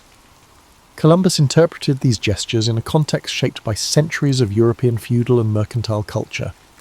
He wrote excitedly about the potential for future riches and the ease with which Spain might extend its reach across these lands. That initial moment of wonder, 2 distinct worlds meeting for the first time, held a fragile promise of mutual discovery. Yet history shows us how illusions can fracture under the weight of greed and cultural misunderstanding. Columbus recorded that some of the islanders directed him farther to the south and west, mentioning places with greater wealth. So, he pressed on, navigating among the islands of what we now call the Caribbean.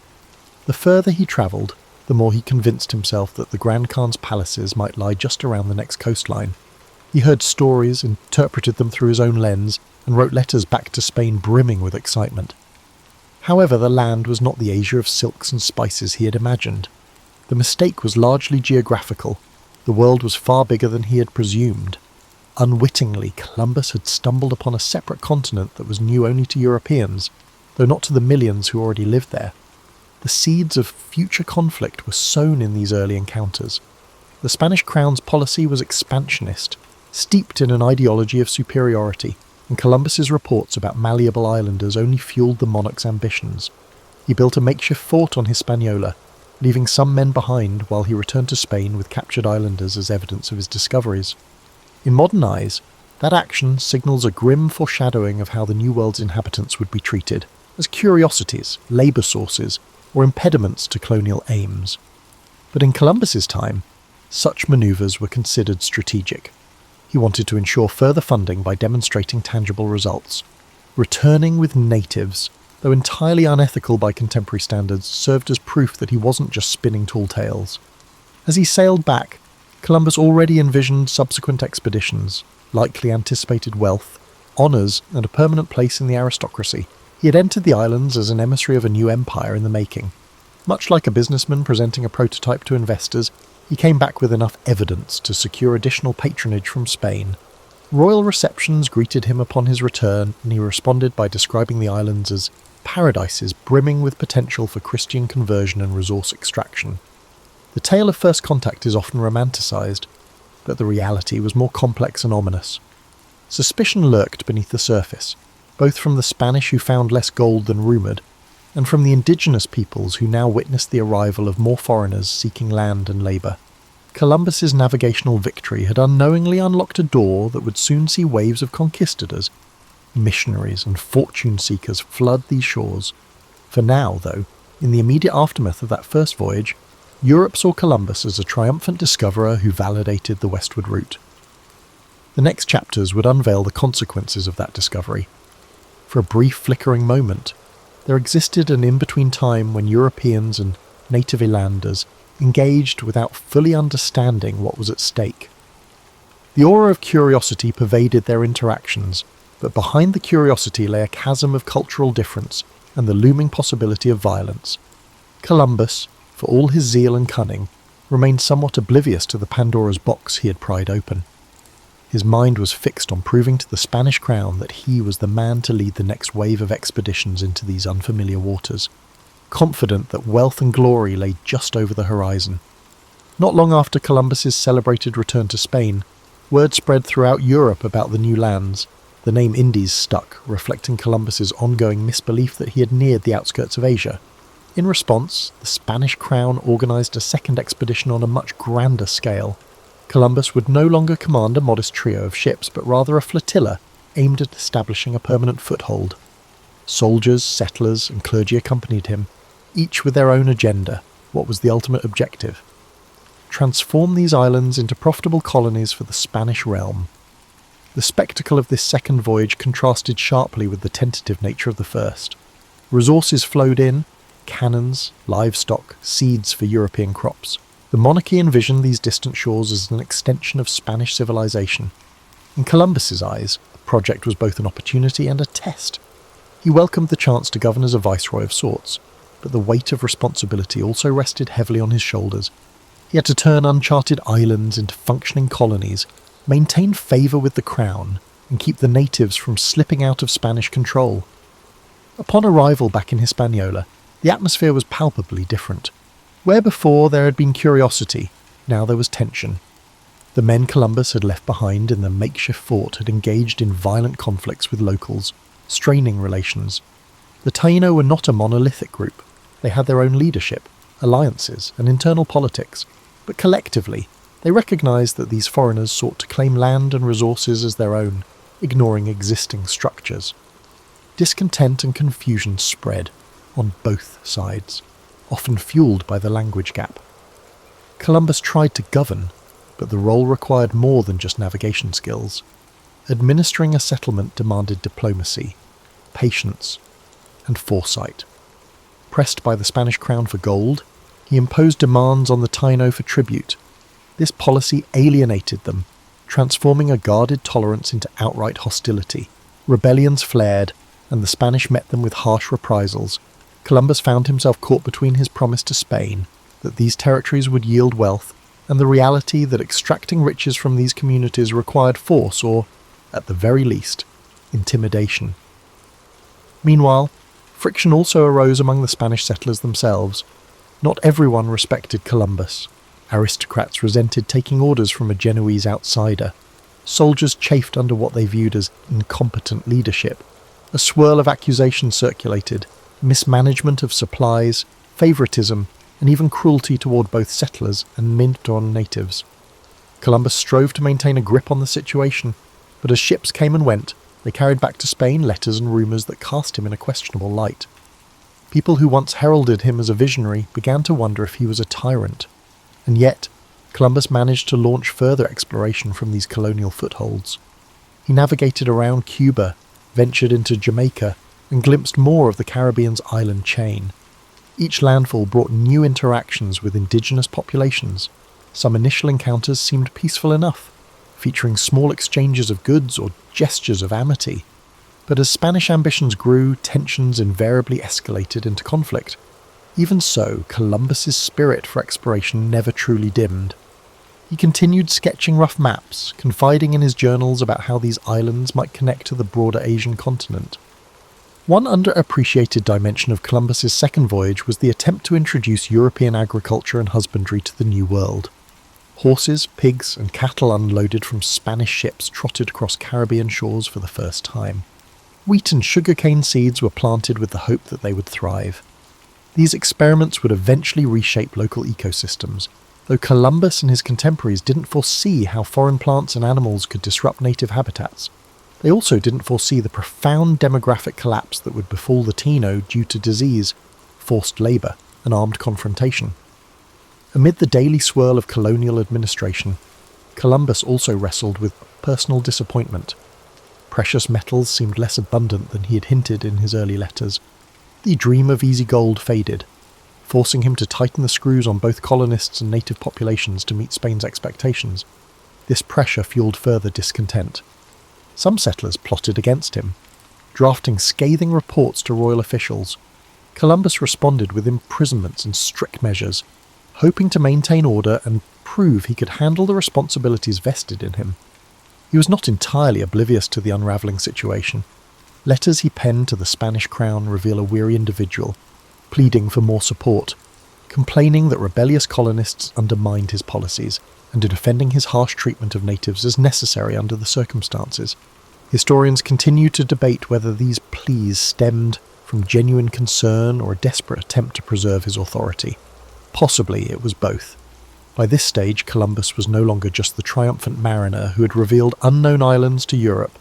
He was an embattled governor, pinned between colonial demands, rebellious factions, and indigenous resistance. Eventually, the tensions reached a point where the Spanish crown could no longer ignore the colonial chaos. The Spanish crown dispatched officials across the Atlantic to conduct an investigation. Columbus's name, once applauded in royal halls, started to be whispered with skepticism.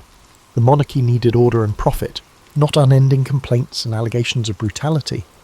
Columbus, for his part, insisted he remained steadfast in his loyalty, that his measures were misrepresented, that others were sowing discord against him. But the drumbeat of criticism was relentless. These were pivotal years in which the promise of new lands collided with the practical realities of conquest. The idea of finding a paradise was replaced by the harsh realities of colonization. Columbus's navigational achievements could not shield him from the complexities of trying to rule a far-flung colony under the watchful, profit-hungry eyes of the Spanish crown, and so, amid fractious settlers and indigenous communities on the brink, the stage was set for a reckoning. The once celebrated admiral, whose unwavering conviction had brought him so far, found himself ensnared in the bureaucracy and violence of empire building, an empire that demanded more than a dreamer's spirit could easily deliver. When people talk about Christopher Columbus today, they often reduce him to a single act, that of discovering America. In that narrative, the nuance of his multiple voyages and the complexities of his tenure as a colonial administrator often vanish. Yet it's precisely in the aftermath of these voyages that the full dimensions of his influence and his failures come into stark relief. As Columbus initiated further journeys, some leading him toward the coasts of Central and South America, he found himself increasingly marginalised by Spanish bureaucracy. This shift manifested most dramatically in the arrival of Francisco de Bobadilla, a royal commissioner tasked with investigating complaints about Columbus's governorship. The new bureaucrat, carrying the weight of royal authority, wasted little time in gathering testimony. Both Spaniards and local islanders recounted episodes of cruelty, nepotism, and questionable decisions. Bobadilla was apparently so appalled that he arrested Columbus and his brothers, sending them back to Spain in chains. Legend has it that Columbus wore his shackles defiantly, even when given the chance to remove them on the ship. He saw them as a symbol of injustice, proof that his loyalty and service were being repaid with humiliation. It was a potent image for someone who once stood triumphant before the same crown that now authorised his imprisonment. The question of guilt remains tangled in historical debate. Some accounts suggest that Columbus, overwhelmed by the labyrinth of colonial politics and the pressure for gold, resorted to extreme measures. Others argue Bobadilla's actions were also politically motivated, using Columbus as a scapegoat to appease the crown's dissatisfaction with the colony's performance. Upon returning to Spain in disgrace, Columbus managed to secure an audience with Queen Isabella. Accounts from the time suggest that he pleaded his case with tears in his eyes, lamenting how he had been treated. The Queen, who once supported him so fervently, was moved enough to release him. However, his authority over the New World territories would never be fully restored. The monarchy recognised his contributions as an explorer, but deemed his administrative methods unacceptable, or at least too fraught with controversy to continue under his leadership. Despite these setbacks, Columbus managed to mount a fourth voyage, albeit with far fewer resources and a more modest mission, to find a passage to the Indian Ocean. He skirted the coasts of Central America, enduring hurricanes, shipwrecks, and near mutinies. This journey carried a distinct sense of desperation. Columbus remained convinced he could unstumble upon a maritime strait that would vindicate his original thesis, that these lands were indeed part of Asia's outskirts. He found no such passage, of course, and ended up stranded in Jamaica for a time, relying on the uneasy goodwill of local communities to survive. During that ordeal, Columbus famously exploited his knowledge of an upcoming lunar eclipse to secure provisions from the indigenous people. By predicting the moon would turn dark as a sign of divine displeasure if they withheld supplies, he manipulated the local population. This episode underscores the lengths he would go to maintain authority in precarious circumstances, and it also points to the lopsided power dynamics at play. Even when cut off from Spanish support, Columbus found ways to leverage advanced European knowledge, like astronomy, for short-term advantage. Eventually, he managed to return to Spain in failing health, battered by the years at sea. The illusions that he might still be recognised as the viceroy of a new empire, or that he might uncover the golden cities of Asia, had diminished. Queen Isabella's death in 1504 further eroded his political support. King Ferdinand was far more pragmatic and less inclined to indulge Columbus's petitions for power or wealth. Over time, other explorers, such as Amerigo Vespucci, began to map the contours of the so-called New World, inadvertently challenging Columbus's fixation on Asia.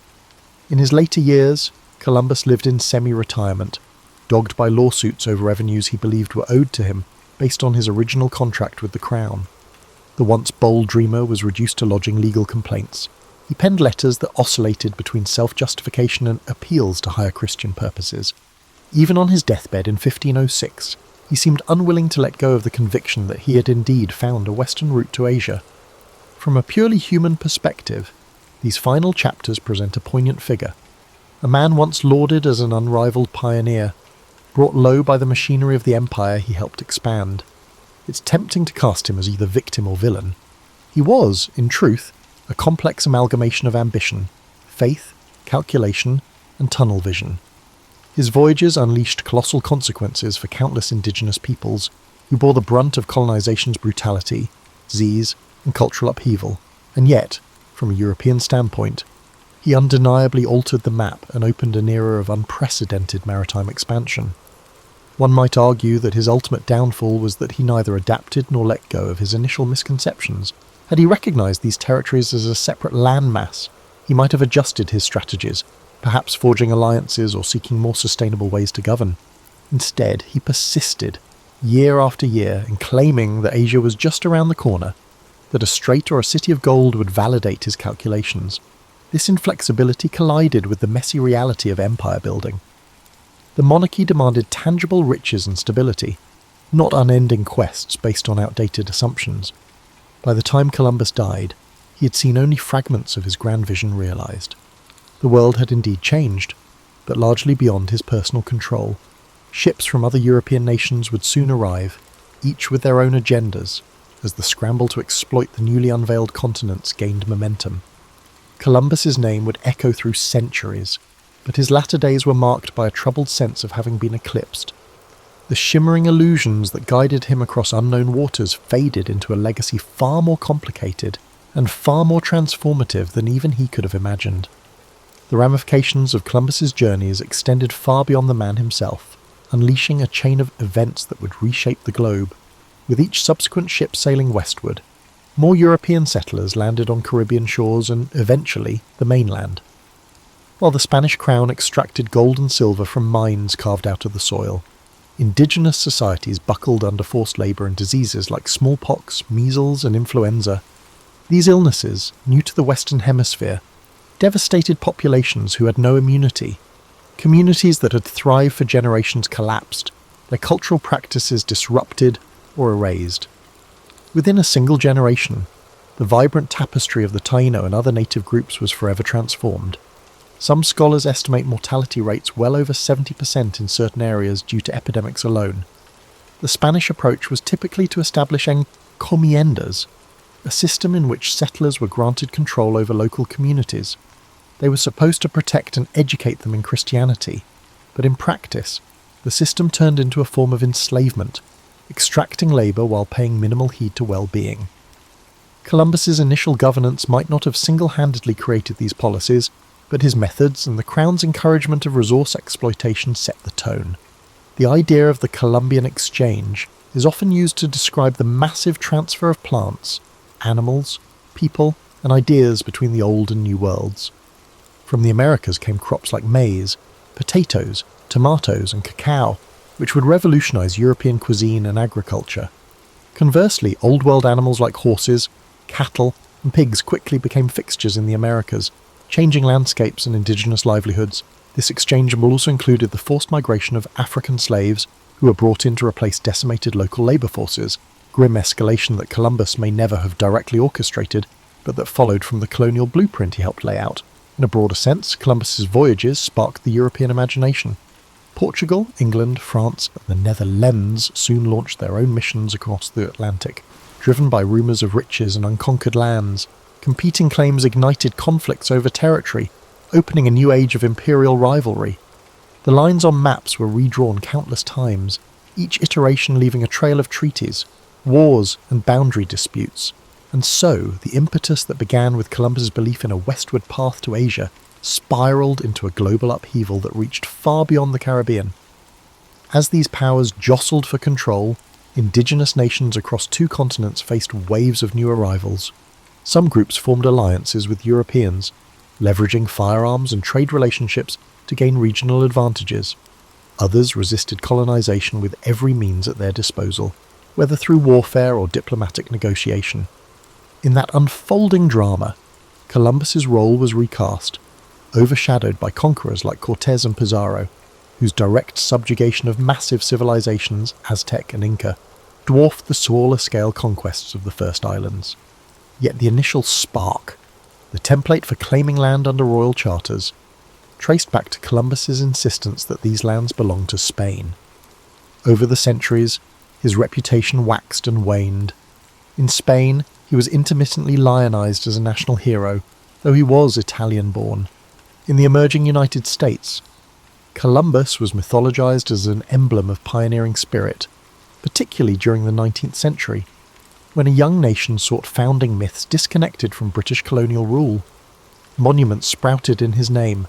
Poets and chroniclers polished away the unseemly details, painting him as a visionary chosen by fate.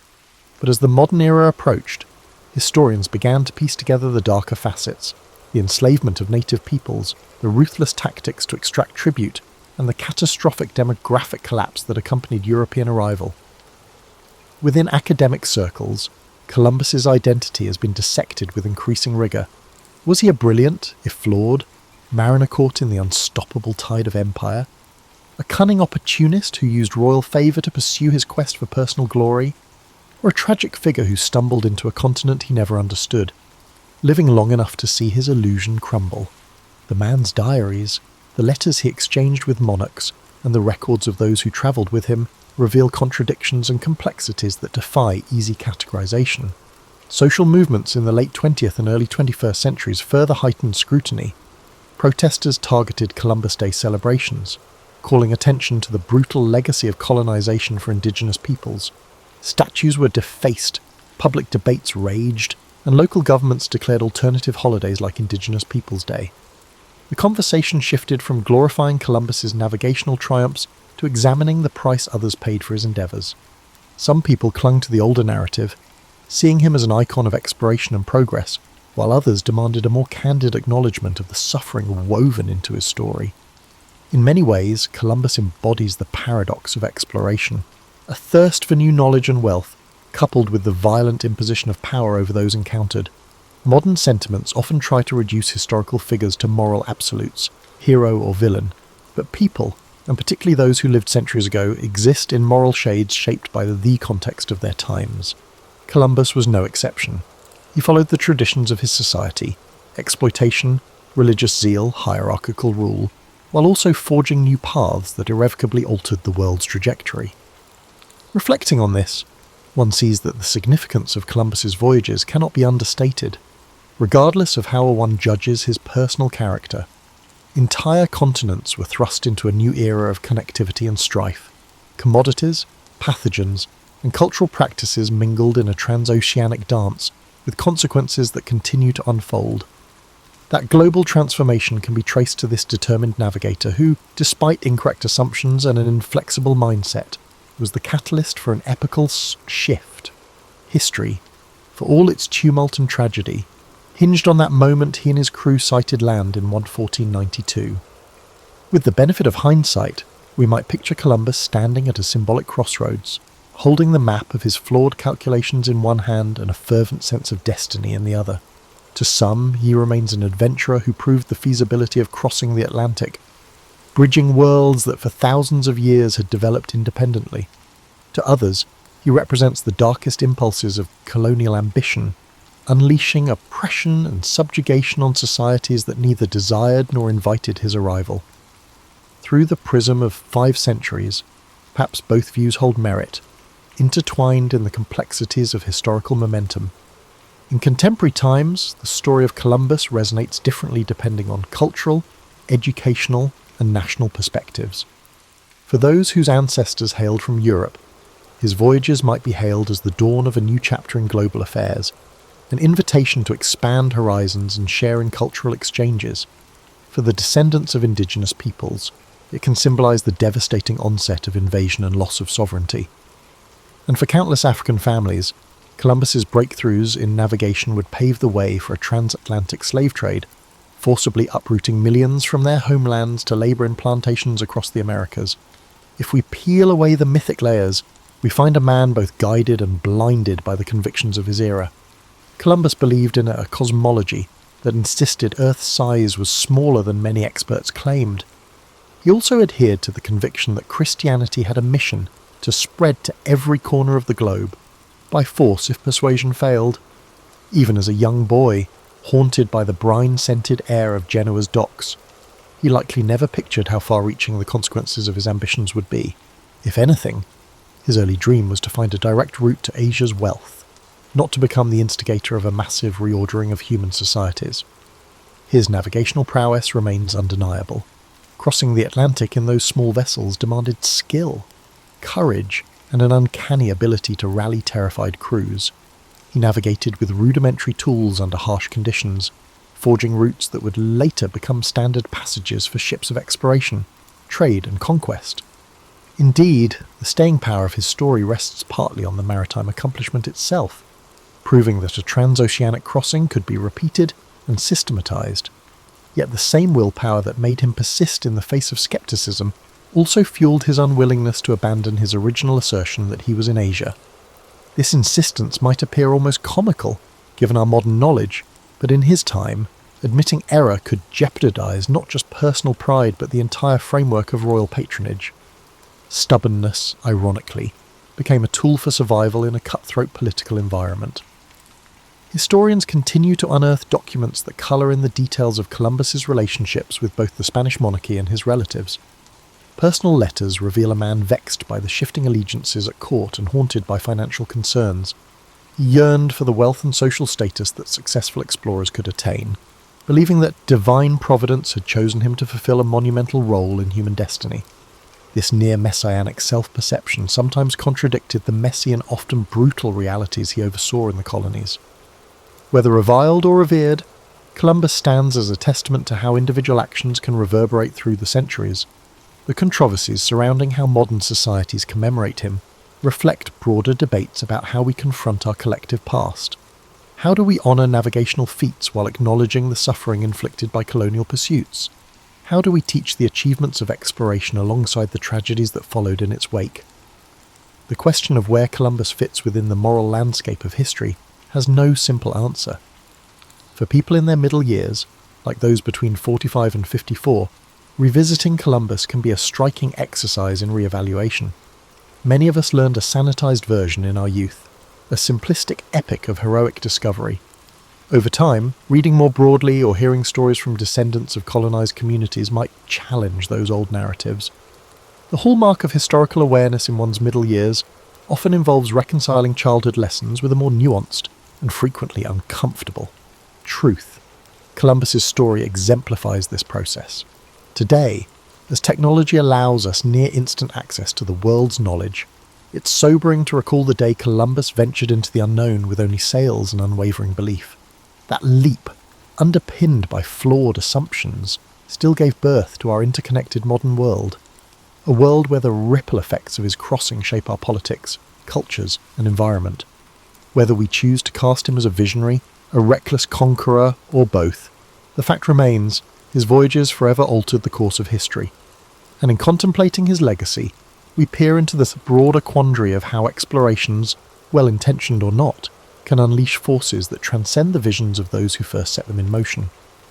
In closing, the life of Christopher Columbus offers us no tidy moral resolution, only an evolving dialogue about exploration, legacy, and the burdensome complexity of the past. If there's a final takeaway, it might be this: to remember that progress and tragedy can arrive hand in hand. Columbus dared to sail into the unknown, an act that simultaneously expanded horizons and contracted the futures of countless others. Through his story, we see the power and peril of bold endeavours, reminding us that behind every famous voyage stands a mosaic of human lives, some forging destiny, others swept aside by its relentless tide. Frédéric Chopin's story begins in the modest village of Żelazowa Wola, Poland, where he was born around March 1st, 1810, though some documents note February 22nd. The region was steeped in cultural richness and political upheaval, with Warsaw nearby and the territory under the shadow of the Russian Empire. Chopin's father, Nicholas, was a Frenchman, teaching language and manners to Polish nobility, while his mother, Justina, was a Polish gentlewoman whose calm sense of tradition anchored their household. In that setting, Polish folklore mingled with European musical forms. Even in infancy, Chopin absorbed these influences, as if the rhythmic footsteps of villagers and distant folk melodies wove into his subconscious. Though unremarkable at first glance, the family's small home resonated with reverence for art. The piano, a battered upright, became young Frédéric's first beloved companion, opening onto imaginative worlds he'd conjure in quiet mornings.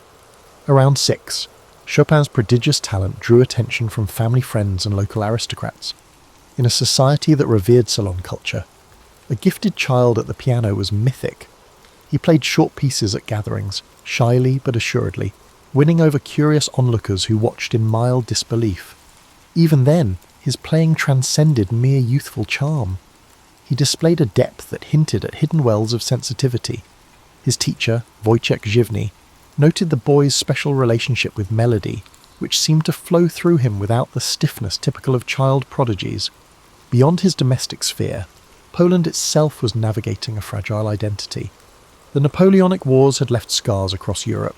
Although too young to grasp politics, Chopin sensed the patriotism and longing carried by adults around him. Through his mother's lullabies and whispered family stories, the notion of a lost homeland became a melodic thread weaving through his emerging consciousness. Chopin's sister, Ludwika, often joined him at the piano. Family duets turned into moments of shared creativity, honing Frédéric's ability to communicate through sound. Here, his earliest compositions took shape, short, sometimes clumsy preludes to the refined expressions he would later craft.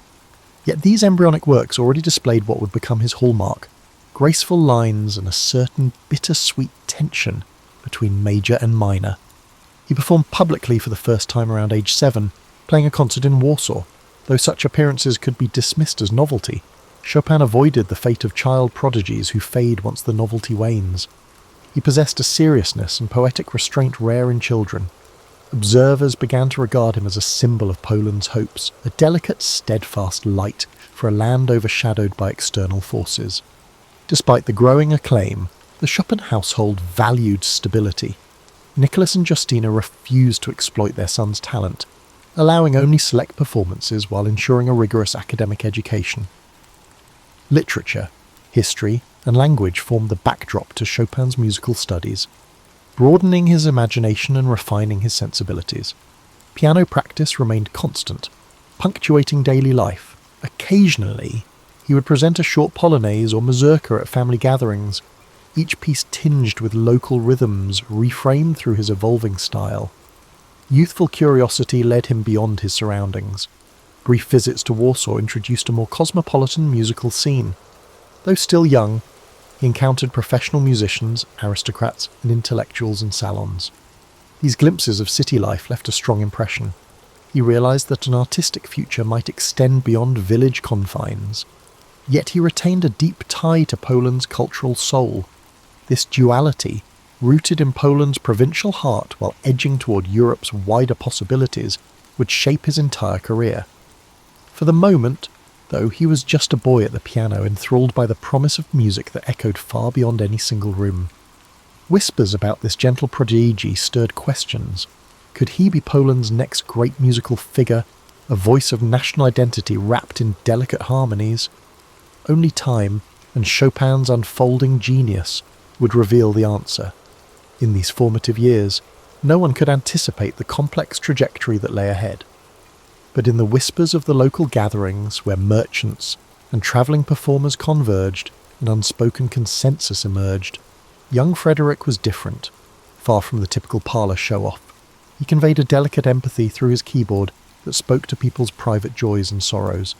Each note he played seemed to carry a gentle sense of yearning, as though bridging the gap between ephemeral childhood and the adult complexities lurking beyond the horizon. His parents, though pleased by the modest celebrity he garnered, were deeply protective. Those who watched felt stirred in his recitals, as if Poland spoke through his hands. Chopin's teenage years were marked by a widening world, one in which he began to see the possibilities and pressures that came with his growing reputation. By the time he was in his early teens, Warsaw itself had become a kind of secondary classroom. He frequented the city more often, absorbing the salon culture in ways that surpassed mere piano demonstrations. He observed how aristocrats, intellectuals, and artists interacted, not just in the formal sense of performance, but in their private, candid conversations about politics, literature, and the future of the nation perpetually under watch. In these salon gatherings, Chopin was at first a curiosity, an unassuming, somewhat delicate figure who produced music that seemed too profound for his youthful appearance. But as he refined his style, he earned respect as a musician, rather than just a novelty. His performances, often intimate affairs, displayed a sensitivity that was starting to take shape in his original compositions. While still shaped by the classical frameworks he'd studied, his work also blended Polish musical elements with a new harmonic language. This evolution thrilled those who heard him, and the novelty of his youth gave way to genuine admiration of his craft. By 1826, Chopin enrolled at the Warsaw Conservatory under Józef Elsner. Elsner, a composer of some renown, recognized the uniqueness of his students' musical instincts. Rather than imposing rigid expectations, Elsner fostered a gentle discipline. guiding Chopin toward an understanding of form and counterpoint that would serve as the backbone for his stylistic experimentation. In so doing, Elsner fulfilled two crucial roles. He acted both as a guardrail, preventing Chopin from drifting into mere fanciful improvisations, and as a doorway, encouraging the young musician to trust his own artistic impulses. Yet Chopin's life in Warsaw was not all about study. He mingled with peers, engaged in spirited debates, and, according to some letters, even enjoyed the light-hearted distractions typical of youth: dances, outdoor excursions, late-night banter. This balance between earnest scholarship and playful socializing kept him grounded. Friends who remembered him from that time recalled a gentle, witty personality who could draw out laughter just as easily as tears with his piano playing. Still, a restlessness stirred within him. Poland's political situation seemed forever precarious, and he felt a tug to experience life beyond Warsaw's boundaries. A trip to Berlin in 1828 offered a hint of what awaited him outside his homeland. Though brief, it introduced him to broader circles of culture and music, sparking a sense of wanderlust. Upon returning, he began formulating plans to travel more extensively, both for artistic growth and for practical reasons. Warsaw, supportive though it was, could only offer so much in terms of career prospects. In 1829, he journeyed to Vienna, the Austrian capital, with its illustrious musical lineage. Mozart, Beethoven, Schubert was a magnet for ambitious young composers. Chopin found himself in a bustling hub where concerts and operas were daily fare. Overwhelmed yet inspired, he tested his mettle by giving performances, each carefully arranged to capitalize on the city's appetite for novelty. Although he was met with critical approval, he also confronted the reality that audiences here were accustomed to spectacle and virtuosity on a grand scale. Chopin's style, intimate and subtly shaded, was unusual by comparison. Nonetheless, local critics praised his nuanced touch and originality. Encouraged, he contemplated making Vienna his base for a longer stretch, but events in Poland soon demanded his attention. Rumours of upheaval floated through Europe, hinting that the Polish struggle for autonomy might erupt into open conflict. Torn between an ambition to explore foreign stages and loyalty to his homeland, Chopin briefly returned to Warsaw in late 1830. Around that time, the November Uprising, an armed rebellion against Russian rule, shattered the foundations of Polish society. While Chopin debated his next steps, friends and family urged him to secure his future abroad, believing that fulfilling his musical potential would serve Poland's cultural pride just as effectively as taking up arms. Thus began the departure that would define his life. In the autumn of 1830, Chopin left Poland for Vienna once again, carrying with him a small box of earth from his native soil, an emblem of his deep attachment to his homeland. As he travelled, he felt a swirl of emotions: excitement, trepidation, sorrow. He watched the landscapes shift as he crossed borders, his piano improvisations echoing the uncertainties of a life in transit. Yet at this point, few realised how profoundly this step would echo in Chopin's life. By the early 1830s, Paris had emerged as the glittering epicentre of European art, intellect and revolution. For Frédéric Chopin, who recently arrived from Poland in turmoil, the city felt both overwhelming and inviting. He entered a community of writers, painters, and fellow composers, all converging in the capital's salons, those vibrant, often unpredictable hives of conversation and performance. To a young exile burdened by homesickness, Paris offered both a refuge and a blank canvas on which to shape his public identity. Almost immediately, Chopin sensed the city's dual nature. It was as much a whirlwind of self-promotion and social manoeuvring as it was a crucible of high art. Hostesses of these gatherings vied for intriguing guests, and initially, Chopin's Polish origins and refined keyboard approach made him a sought-after novelty. Yet he soon learned that success in Paris demanded more than raw talent. It required a flair for presentation and the ability to navigate cliques. Determined to avoid being overshadowed by showier performers, he maintained his intimate style while allowing curious audiences to glimpse his romantic mystique. Fortunately, his music spoke on his behalf. Listeners were entranced by the delicate interplay of melody and harmony that defined his early works. Paris, still reeling from the July Revolution and swept up in a romantic fervour, was primed to celebrate emotion in art. Chopin's pieces, simultaneously subtle and impassioned, fit this cultural moment. Amid the murmur of conversation in cramped drawing rooms, he introduced a distinctly Polish flavour through his mazurkas and polonaises. These forms, coloured by folk rhythms and patriotic longing, offered a window into a homeland many Parisians knew little about. However, achieving financial stability was not an effortless task. Chopin turned to teaching piano, an enterprise he approached with meticulous care. Unlike typical drills, his lessons emphasized musical poetry, guiding students to hear the emotional undercurrent in every phrase. News of his abilities as an instructor spread, and soon wealthy families sought him out. Teaching, though time-consuming, ensured a steady income that freed him from the strain of large-scale concertizing, a format he never fully embraced. Indeed, Chopin's preferred venue was not the grand concert hall, but the intimate salon, where he could sense the subtle reactions of a small audience. His approach, sometimes described as whisper-like, asked listeners to lean in rather than lean back. Critics who anticipated bravura criticized him for his lack of force. Yet among the growing group of admirers, there was consensus that force was never his aim. In an era enthralled by personal expression, Chopin's delicate phrasing offered a different kind of power, one that was internal, reflective, and quietly revolutionary. During these formative years in Paris, he forged relationships that would shape his legacy. One such bond developed with Franz Liszt, a flamboyant Hungarian pianist whose colossal sound and stage theatrics contrasted sharply with the Chopin's reserve. Nevertheless, the two men found common ground, admiring each other's artistry and occasionally playing together. Their contrasting styles reflected the diversity of Romantic music, Liszt's dramatic scale balanced by the Chopin's interior landscapes. Chopin also crossed paths with figures like Hector Berlioz, whose sweeping symphonies embodied the era's thirst for grandeur. While their creative visions diverged, these encounters deepened Chopin's understanding of music's many possibilities. In a city teeming with restless minds, he soaked up discussions of aesthetics, politics, and philosophy. Late-night gatherings could spark friendships or feuds, but for Chopin they offered continual insight into the forces shaping contemporary thought. Yet under the polished routine of teaching and performing, Chopin carried the weight of displacement. Letters reveal his lingering sorrow over Poland's struggles, an ache that wove itself into his most poignant compositions. Even as he gained acclaim in Paris, he wrestled with guilt at having left his homeland. This tension between a new life of opportunity and an old world in turmoil fueled his artistic spirit. Ultimately, it was this confluence of exile and acceptance, longing and fulfillment, that birthed his most enduring works.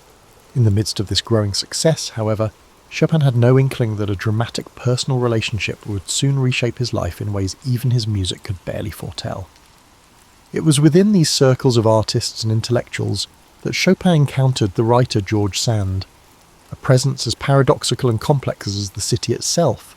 Born Aurore Dupin, she had already garnered both fame and notoriety for her unconventional lifestyle, adopting a man's attire and openly criticizing social norms. Their first meeting, arranged by mutual friends, was anything but ideal. Sand's boldness startled Chopin, likewise. His delicate demeanour struck her as a feat. Yet beneath this awkward first impression, a shared sensibility lingered, hinting that fate had set them on a path of entanglement. Though their initial interactions were marked by tension, curiosity eventually eroded wariness. At salons, Sand listened to Chopin's performances with quiet intensity, fascinated by the subtle passion woven into his nocturnes and preludes. For her part, Chopin discovered in Sand's writing a candour that both unsettled and intrigued him. She wrote with emotional force, challenging societal expectations in a way he, a more introverted figure, could only express through music. In time, this mutual fascination evolved into a relationship that defied easy classification. Some saw it as scandalous, others romanticized it, envisioning two rebellious souls uniting under the banner of art. Sand's familial obligations, she was a mother with complex ties to past lovers, clashed with Chopin's need for a stable, tranquil environment. Yet for several years, they carved out a shared existence, spending summers at Sand's estate in Nohant, where Chopin found the kind of peace impossible to attain in Paris.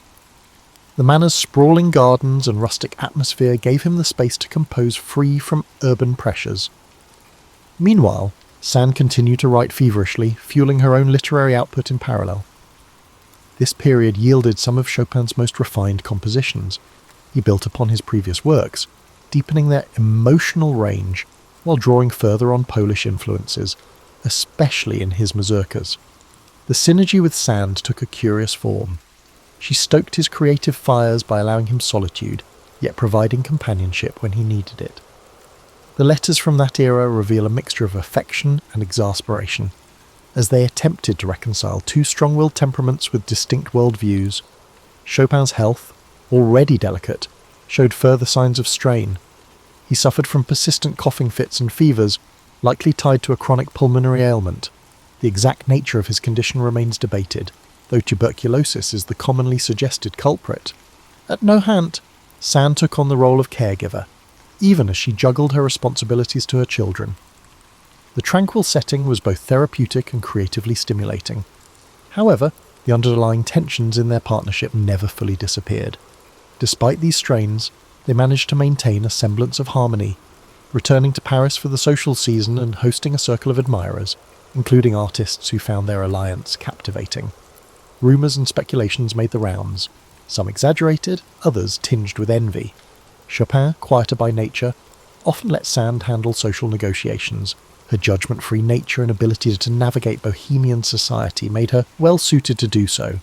During their years together, Chopin continued to refine his technique. His works from this phase, nocturnes, waltzes, impromptus, resonate with a delicate balance between introspection and theatrical flair. He pushed the boundaries of harmony, exploring key changes that felt as subtle as shifting moods. Audiences in Paris, who by then revered him as a singular voice on the piano, embraced these developments eagerly. However, when personal conflicts flared, the same artistic brilliance that flowed in times of peace could also come to a halt. Gradually, the relationship showed signs of fracture. Sand's practicality clashed with Chopin's artistic fragility, especially as financial and familial burdens multiplied. Their differing life philosophies became harder to reconcile. Sand championed unconstrained freedom, while Chopin yearned for emotional security. Friends noticed simmering tension. Chopin's circle worried about his health, Sand's acquaintances questioned her choices. Neither could ignore the gathering clouds. Still, for a while longer, they sustained a delicate equilibrium, each day a tapestry of quiet idylls and small quarrels, softened by the hush of the French countryside. Their bond gave birth to cultural ripples that extended beyond their personal story. The fusion of literary boldness and musical nuance sparked curiosity in those who orbited their world. The question was not if their union would end, but how the inevitable parting would unfold, and what toll it would take on the Chopin spirit, which had grown accustomed to Sand's presence as both muse and caretaker. As the 1840s advanced, tensions between Chopin and George Sand deepened. Conflicting needs frayed their once productive coexistence, culminating in disagreements that seemed trivial to outsiders but deeply impacted their bond. Financial strains became more pronounced. Although Chopin was still giving private lessons and occasionally performing, his medical expenses increased, and his capacity to maintain the rigorous schedule of a sought-after musician waned. Sand's responsibilities piled higher. She was not just an acclaimed novelist, but also a mother, whose children demanded her attention. Their seasonal retreats to Nahant were initially meant to be restorative, yet the countryside that once soothed them now became a backdrop for brooding silences and unspoken resentments. Chopin, increasingly plagued by ill health, found it difficult to cope with the emotional upheavals. Sand, for her part, struggled to reconcile her desire for independence with the role of caregiver and mediator. The earlier idyll of two artists inspiring each other gave way to a fragile piece held together by habit and reluctance to confront the inevitable. By 1846, arguments over the upbringing of Sand's children, particularly her daughter Solange, magnified the couple's disparities. Sand believed Chopin was overstepping his boundaries. He, in turn, felt marginalised in a household he had come to consider partly his own. As from this period paint a picture of two individuals trying to salvage a relationship that had lost its guiding clarity. The closeness that once nurtured Chopin's compositions and fueled Sand's writing now felt stifling, each partner perceiving the other as a barrier to personal freedom. When the final break came, it was less an explosive rupture than a slow unravelling. They were practically living apart by 1847. Their friends, once enchanted by the bohemian aura of their union, looked on with sympathy or weary resignation, depending on whose side they took. Though not bitterly acrimonious, the separation left Chopin emotionally drained at a time when he most needed stability. And then, broader European unrest intervened. The year 1848 ushered in revolutions across the continent. France, Austria, and various Italian states erupted in anti-monarchical fervour. Paris was engulfed by turmoil, with barricades springing up and many aristocratic families fleeing. Chopin's student base shrank dramatically, intensifying his financial worries. Weakened and anxious, he began to consider leaving the city, when a British admirer, Jane Stirling, invited him to London, promising new opportunities for performance and patronage. Chopin decided to accept, despite reservations about travel with his frail health. London welcomed him with a mix of curiosity and scepticism. In a musical scene dominated by large-scale concerts, Chopin's subtle approach found appreciative audiences, but did not ignite a mainstream frenzy. He gave a handful of performances, enough to dazzle connoisseurs and uphold his reputation. Though the city's bustling pace and cold, damp climate took a toll. Searching for respite, he travelled north to Scotland, where patrons offered lodging in their country homes. The bleak landscapes, while novel, did little to alleviate his mounting exhaustion. Letters from this period reveal his despair over deteriorating health and the emotional wounds of separation from Sand. He was haunted by memories of earlier, more optimistic days in Paris. The sense of exile he once felt upon leaving Poland now returned with even greater poignancy. Ironically, he was closer geographically to his homeland than ever before, yet felt more spiritually adrift. His performances, though still meticulous, lack the spark of earlier years. Composing came in fits and starts, yielding a few remarkable late works, but each effort drained his waning strength. By late 1848, Chopin concluded that London could not be a permanent refuge. He returned to Paris early the following year, an ailing figure who could no longer rely on teaching or concerts to sustain himself. Friends rallied to his aid, offering financial support and companionship. Still, each passing week saw him grow weaker, confined mostly to his apartment. Occasional visitors recalled the quiet dignity with which he faced his final decline, maintaining a gentle politeness and concern for others' comfort. He clung to whatever creative impulses remained, sometimes improvising a few notes at the piano, though coughing fits often cut these sessions short. Aware of the seriousness of his condition, Chopin is said to have asked for Mozart's Requiem to be performed at his funeral. The end came on October 17th, 1849, when he died at age 39. Mourners gathered at the Church of the Madeleine to pay tribute. His sister Ludwika, who had journeyed from Poland to be with him, arranged for his heart to be returned to Warsaw, a final testament to the love he bore for his homeland. The rest of his remains were interred at Père-Lachaise Cemetery in Paris. In the hush that followed, those who knew him contemplated the delicate threads he wove between Poland, France, and the universal language of music, a tapestry that now, with his passing, felt both achingly complete and painfully unfinished. In the days and weeks after Chopin's death, Parisian society buzzed with reminiscences, myths, and debates over his true nature. Was he the epitome of the romantic, willing to sacrifice his health for the sake of art? Or was he a more measured figure, quietly shaping the course of piano music without fanfare? His friends, former lovers, and students offered conflicting portraits, a mosaic of impressions that underscored the complexity of a life lived in the margins between public scrutiny and private longing. Already, fellow composers and critics were assessing his legacy. Franz Liszt, who had championed Chopin's works, penned a biography that blended admiration with a certain poetic license. Hector Berlioz credited him with renewing the expressive power of the piano. Robert Schumann, based in Germany, had long praised Chopin's gift for capturing entire worlds of feeling in miniature forms.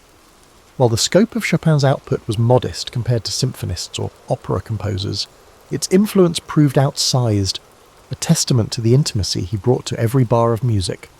Pianists marvelled at the technical innovations embedded in his etudes, preludes and nocturnes. Chopin transformed the piano into an instrument of whispered confidence rather than a bombastic display. His approach to fingering, pedal usage, and phrasing forced performers to abandon purely mechanical methods. Instead, they were compelled to inhabit the emotional core of each piece, a requirement that made playing Chopin both a challenge and a revelation. Yet not everyone grasped his significance immediately.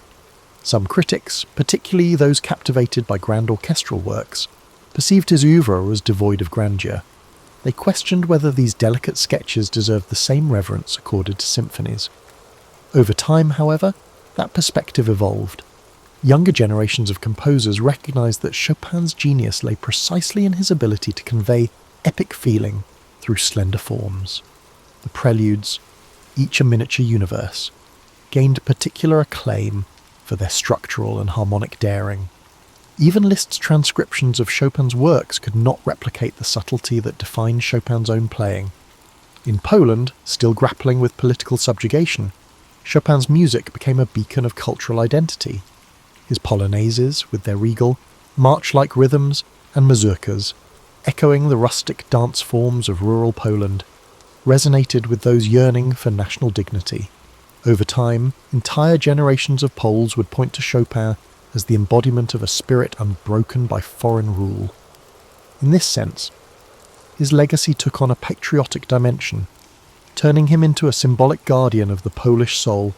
While he spent much of his adulthood in Paris, his heart, both literally and figuratively, remained in Warsaw, ensuring that his reputation at home was burnished by an almost holy reverence. Beyond Poland's borders, Chopin's influence quietly seeped into the DNA of Western music. Claude Debussy and Gabriel Fauré, major French composers of the late 19th and early 20th centuries, drew upon his nuanced approach to harmony. Even Russian composers like Alexander Scriabin found inspiration in Chopin's coloristic chords. In the realm of piano performance, his legacy manifested in the demand that interpretation be a delicate art of shading and personal expression. Pianists from across Europe, and eventually the world, travelled to Paris or Warsaw to study Chopin's style firsthand. One of the more intriguing aspects of his posthumous fame was the almost hallowed aura surrounding his personal relics. Beyond the famed transport of his heart to Warsaw, people preserved his letters, locks of his hair, and even the pianos he played. Memorials and statues appeared, especially after political shifts allowed Poland to honour its favourite son openly. Festivals sprang up celebrating his birthday and revisiting his repertoire. A certain romantic mystique enveloped his image, the frail poetic exile whose life and death paralleled the vulnerable beauty of his music. Yet for all the mythologizing, Chopin's legacy rests squarely on the strength of his compositions. They remain staples in concert halls and teaching studios, prized not only for their emotive power, but also for their technical demands. Students labour over the waltzes, nocturnes, and etudes, learning to tell stories through rubato and carefully weighted chords. Seasoned performers return to them repeatedly, finding fresh nuance with each pass. In every corner of the world, from grand theatres in major capitals to modest community recital spaces, Chopin's notes continue to ring out, bridging gaps in language, culture, and time. Through it all, the composer retains an aura of intimate mysticism. His music, often described as capturing the soul's gentle confessions, remains deeply personal to each interpreter. And that may be his greatest gift to posterity, the invitation to find our own unspoken yearnings mirrored in his quietly revolutionary idiom. He left no grand manifesto, no flamboyant stage persona, but rather a carefully wrought tapestry of sound that persists in reminding us how powerful the softest voice can be when it speaks of truth. In the modern age, Chopin's significance endures, transcending the boundaries of Poland and France to captivate listeners worldwide. Yet the way we understand him today has expanded well beyond the initial romantic framework. Scholars delve into his manuscripts, tracing the evolution of harmonic progressions and fingering patterns. Historians consider the political and social milieus that shaped him, noting how exile sharpened his sense of cultural identity. At international piano competitions, from Warsaw's prestigious Chopin competition to events in Asia and the Americas, contestants vie to interpret his works with the perfect blend of fidelity and personal insight. In Poland, Chopin remains a national treasure. Streets, airports, and music schools bear his name. The annual festivals dedicated to his music attract visitors from every continent, turning the performance of nocturnes and ballades into a communal pilgrimage. His heart, encased in a pillar at the Church of the Holy Cross in Warsaw, is a poignant reminder of his last wishes. Locals and tourists alike pause there, reflecting on a life that, despite its brevity, resonates across centuries. The Poles see in Chopin a symbol of resilience, a testament that beauty can thrive even under oppression. In France, his longtime adoptive home, Chopin's legacy flourishes as well. Visitors to Paris can pay homage at Père Lachaise Cemetery, where he rests among luminaries such as Jim Morrison and Oscar Wilde. In the city's music academies and concert halls, his name is spoken with a reverence reserved for those who shaped an era. His image, the elegantly dressed yet fragile composer, forever perched at a piano, persists in cultural memory.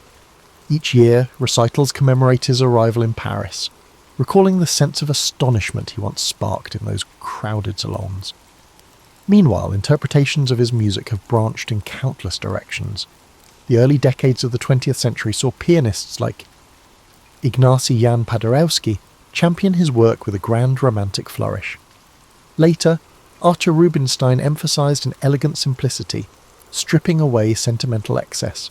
Contemporary virtuosos, bolstered by historically informed performance techniques, debate over pedal usage and tempo rubato, chasing an elusive authenticity that might approximate Chopin's own sound. Yet the essence of his composition resists rigid definition. Each generation finds something new in them, an unexpected harmonic pivot or a melodic gesture that resonates with modern ears. While classical music circles revere Chopin, other genres occasionally claim him too.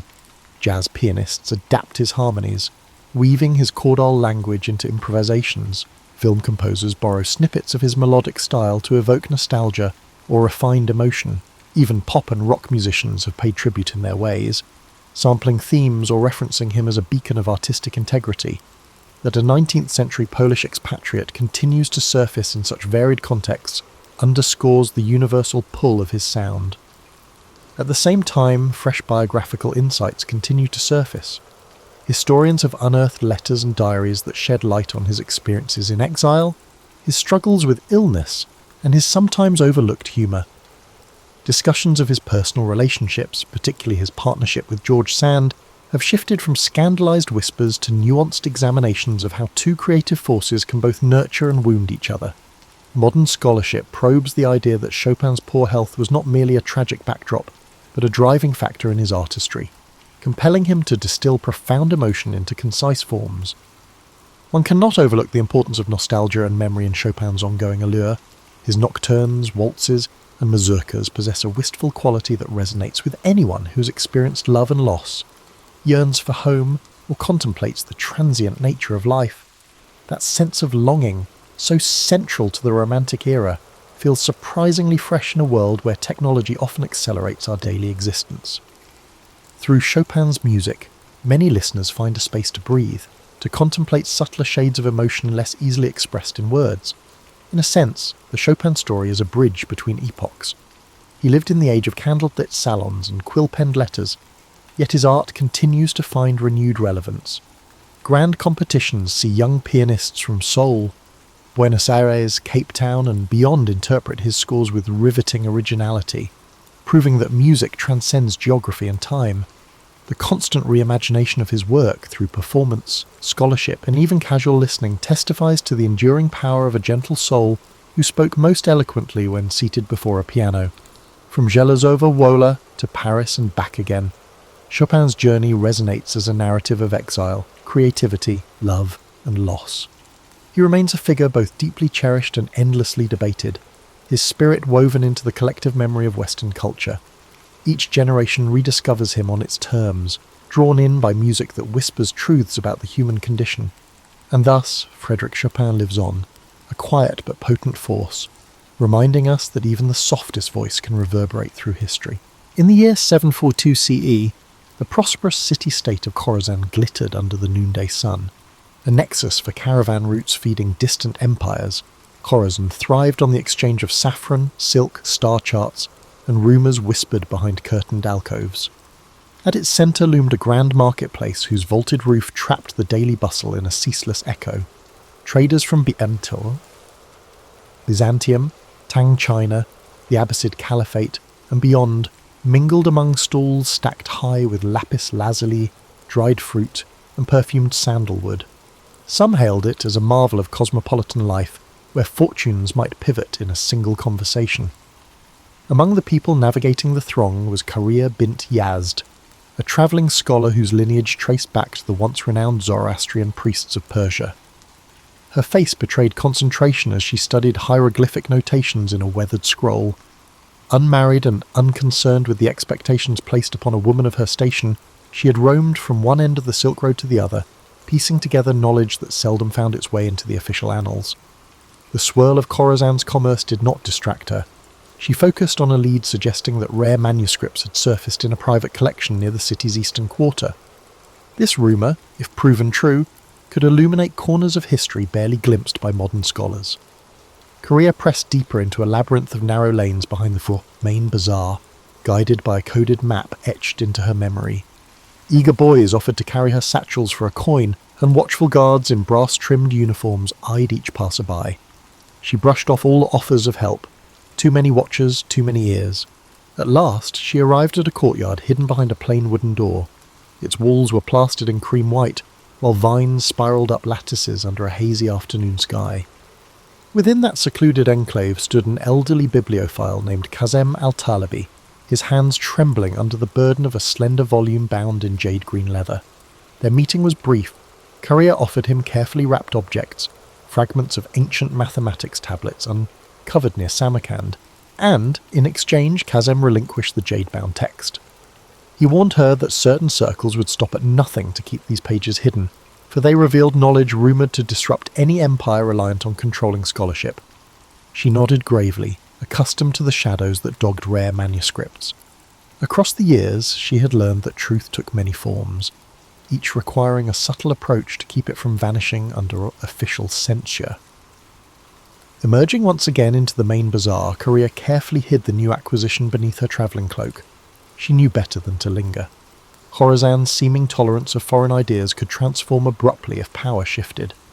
Memories of burned scrolls and harassed scribes in other dominions haunted her, fueling her determination to preserve the text at any cost.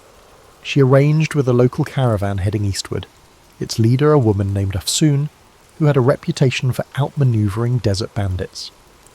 Without illusions, Carrier recognised that partnering with such a skilled merchant would cost her, yet safety for the jade-bound book was paramount.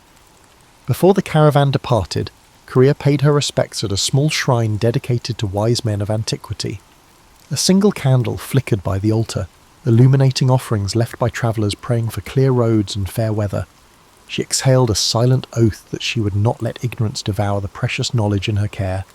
Beyond the city's gates lay an expanse of desert and studded with dunes and hammered by fierce winds, but her route led even farther, along mountain trails rumoured to house hidden monasteries and ephemeral oasis towns. The unstoppable pulse of curiosity drove her to press forward, regardless of perils that might lurk in the next bend of the road. Dawn arrived, painting the sky with ochre and salmon hues. Carrier joined Afsoon and the other travellers at the designated meeting point, where camels brayed and donkey drivers prepared loads of barley and dried fruit. The caravan's synergy was immediately evident. Each person had a distinct task, ensuring that by the time the sun fully breached the horizon, they were on the move. Korea walked near Afsoon, who shared glimpses of the terrain ahead and introduced Korea to the caravan's unspoken rules: trust the signals, ration water meticulously, and never question the necessity of midnight halts. In these borderless regions, vigilance was currency. With the sun mounting, the caravan snaked through a parched plain dotted by twisted shrubs. A hush fell over them, broken only by the soft shuffling of hooves and the gentle clink of metal fastenings. Korea's thoughts drifted to the codex inside her bag. She had only glimpsed a few pages thus far. Intricate diagrams of planetary movement, cryptic references to an ancient empire that preceded the Achaemenids, and footnotes scrawled in an unfamiliar script. If accurate, these writings expanded the known timeline of advanced astronomy by centuries. She resolved to study every page once the caravan reached a safe haven. Afsoon signalled a halt near a cluster of sun-scorched boulders, granting the group respite from the crushing midday heat. While some dozed in makeshift shade, Korea took cautious sips from her water skin, feeling the dryness cling to her throat. A restlessness stirred within her, equal parts excitement and anxiety. She replayed Qasim al-Talabi's warning. Powerful figures had an interest in ensuring no one deciphered the text. For them, knowledge was a finite resource, best kept under strict watch.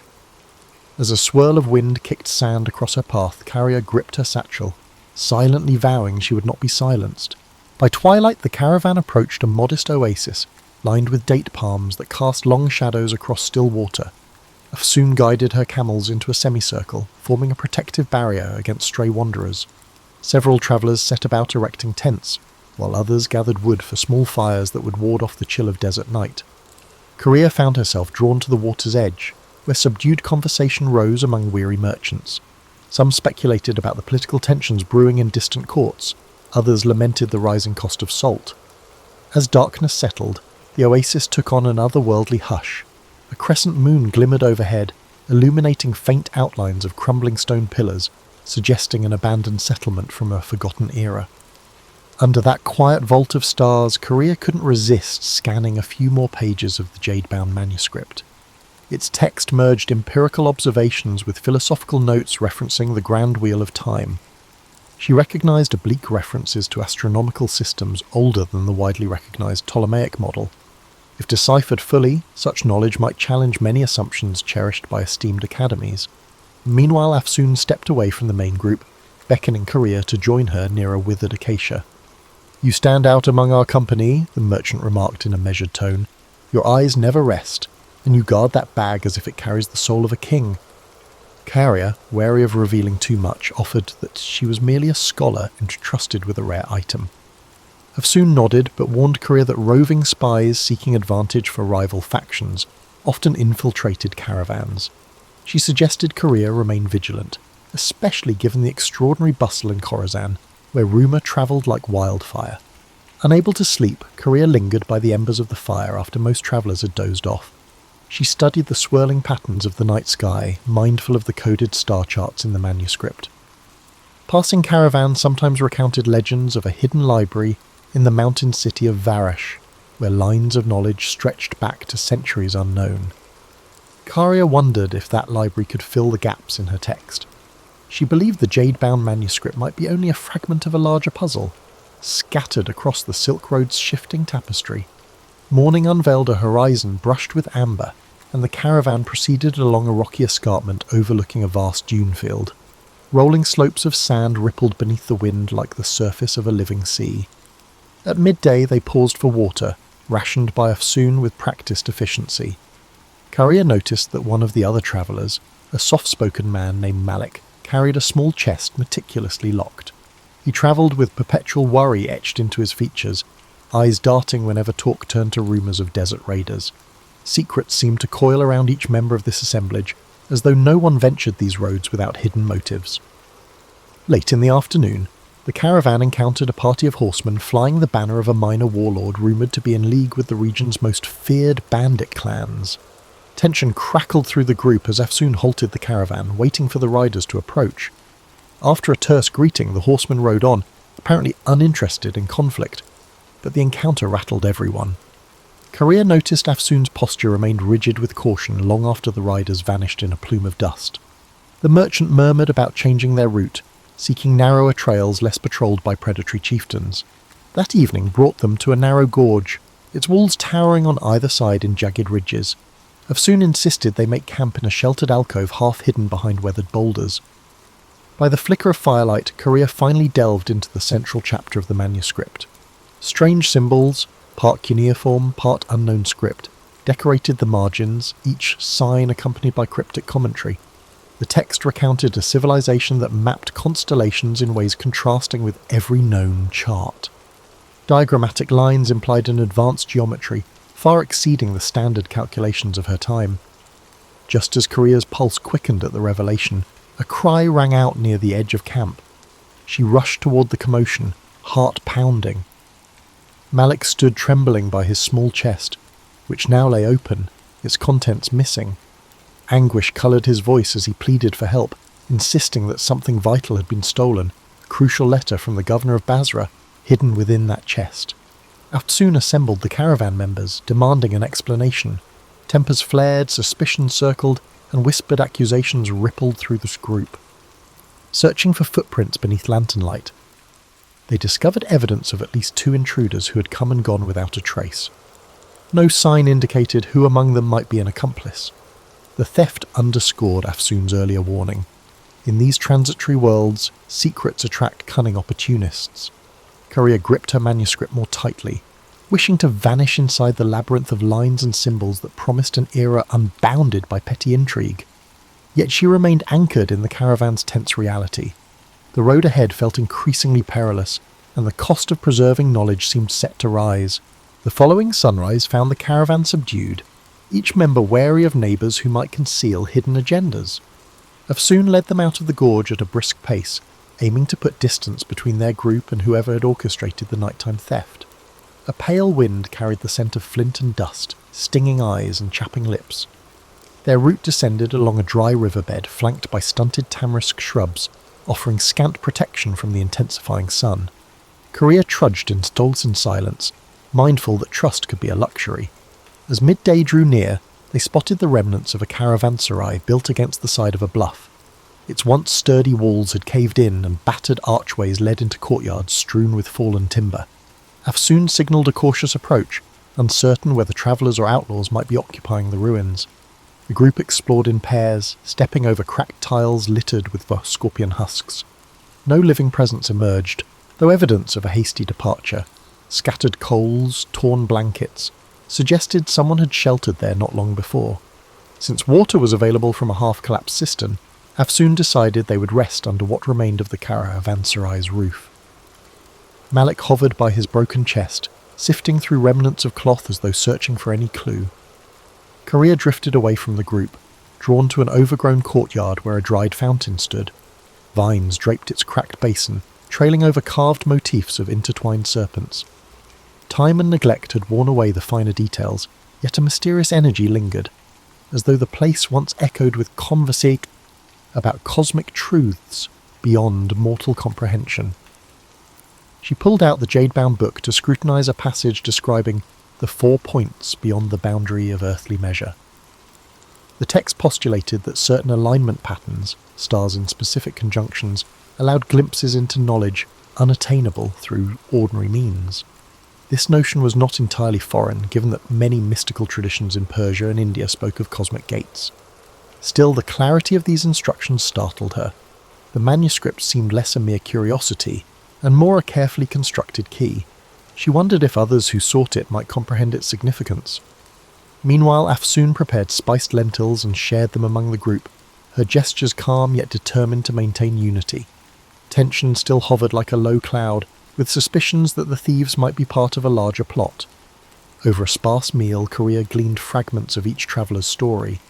A textile merchant returning from Cairo, a widower heading to Samarkand to meet his estranged son, an amateur scribe hoping to gain employment in the libraries of Nishapur. Layer by layer, she sensed each person guarded secrets born of loss, ambition, or desperation. As dusk fell, moonlight filtered through the caravanserai's gaps, accentuating outlines of shattered pillars. The group huddled around small fires. Soft conversation revolved around the abrupt shift in weather, the possibility of encountering warlord patrols, and whether rumours of a plague in the western provinces were exaggerated. Though the chatter seemed ordinary, Korea felt a current of urgency running beneath it. Everyone understood the precariousness of travelling these routes. At any moment, violent storms or human treachery could obliterate the careful calculations of even the most disciplined merchant.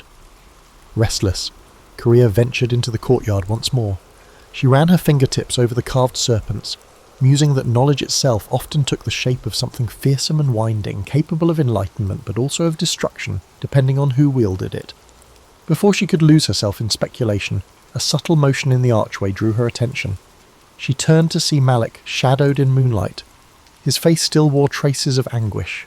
He approached and, in hushed tones, apologized if his panic had disrupted the caravan's stability. Then he posed a startling question. "Is your book truly worth risking your life?" Korea hesitated, contemplating her answer.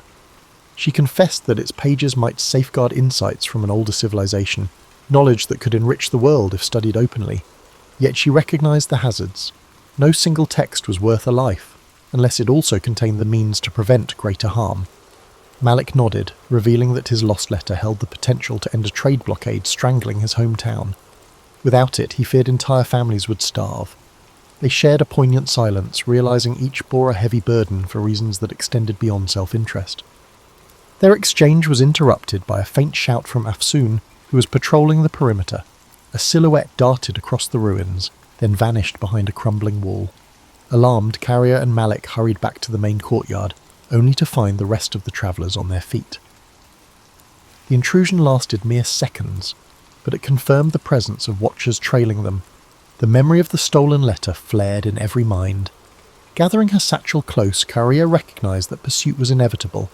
She could only hope that what she carried would outlast the desert's shifting alliances and the relentless greed of unknown adversaries. Early the next day, Afsoon insisted they abandon the ruin before sunrise. Lanterns swinging from camel saddles cast flickering halos in the pre-dawn gloom. Carrier walked at the caravan's rear, scanning the horizon for silhouettes. She felt more exposed than ever, especially with the manuscript drawing unseen eyes. A swirl of wind rustled the sparse vegetation, carrying the forlorn call of a distant jackal. Although no further intruder appeared, the caravan's collective nerves remained raw.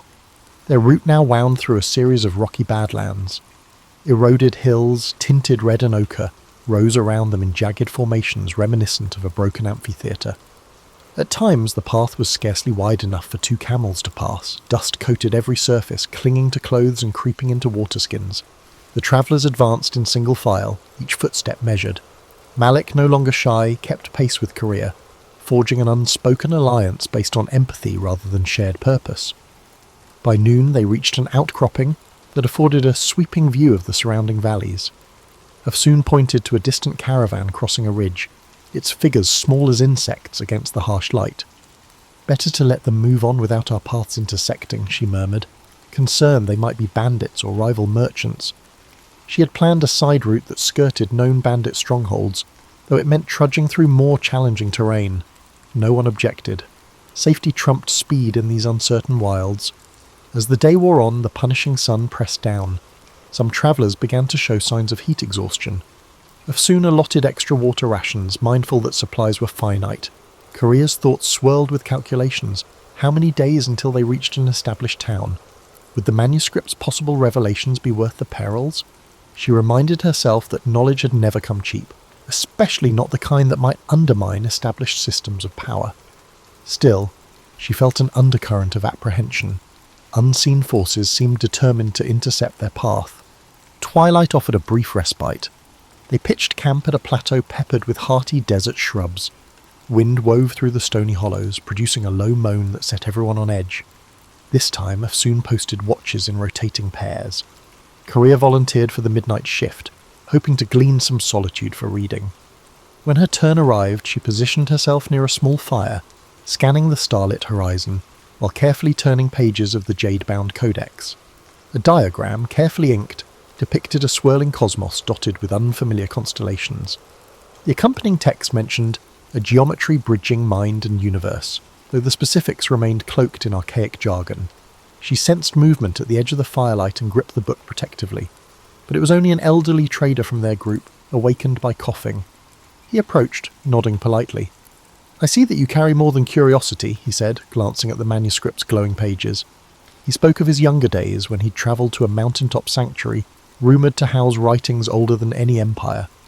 The priests there, he claimed, hinted that scattered relics across the Silk Road formed pieces of a grand puzzle. He stopped short of elaborating, perhaps wary of scaring her with improbable myths, or simply reluctant to resurrect memories best left buried. Carrier nodded, intrigued yet cautious.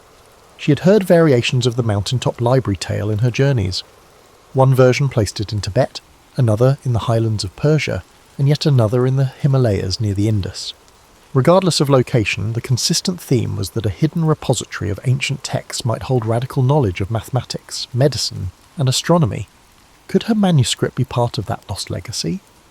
She recalled hearing rumours that certain references connected the library's existence to the taboo notion of cyclical time, where civilizations rose and fell repeatedly, each leaving faint echoes for the next.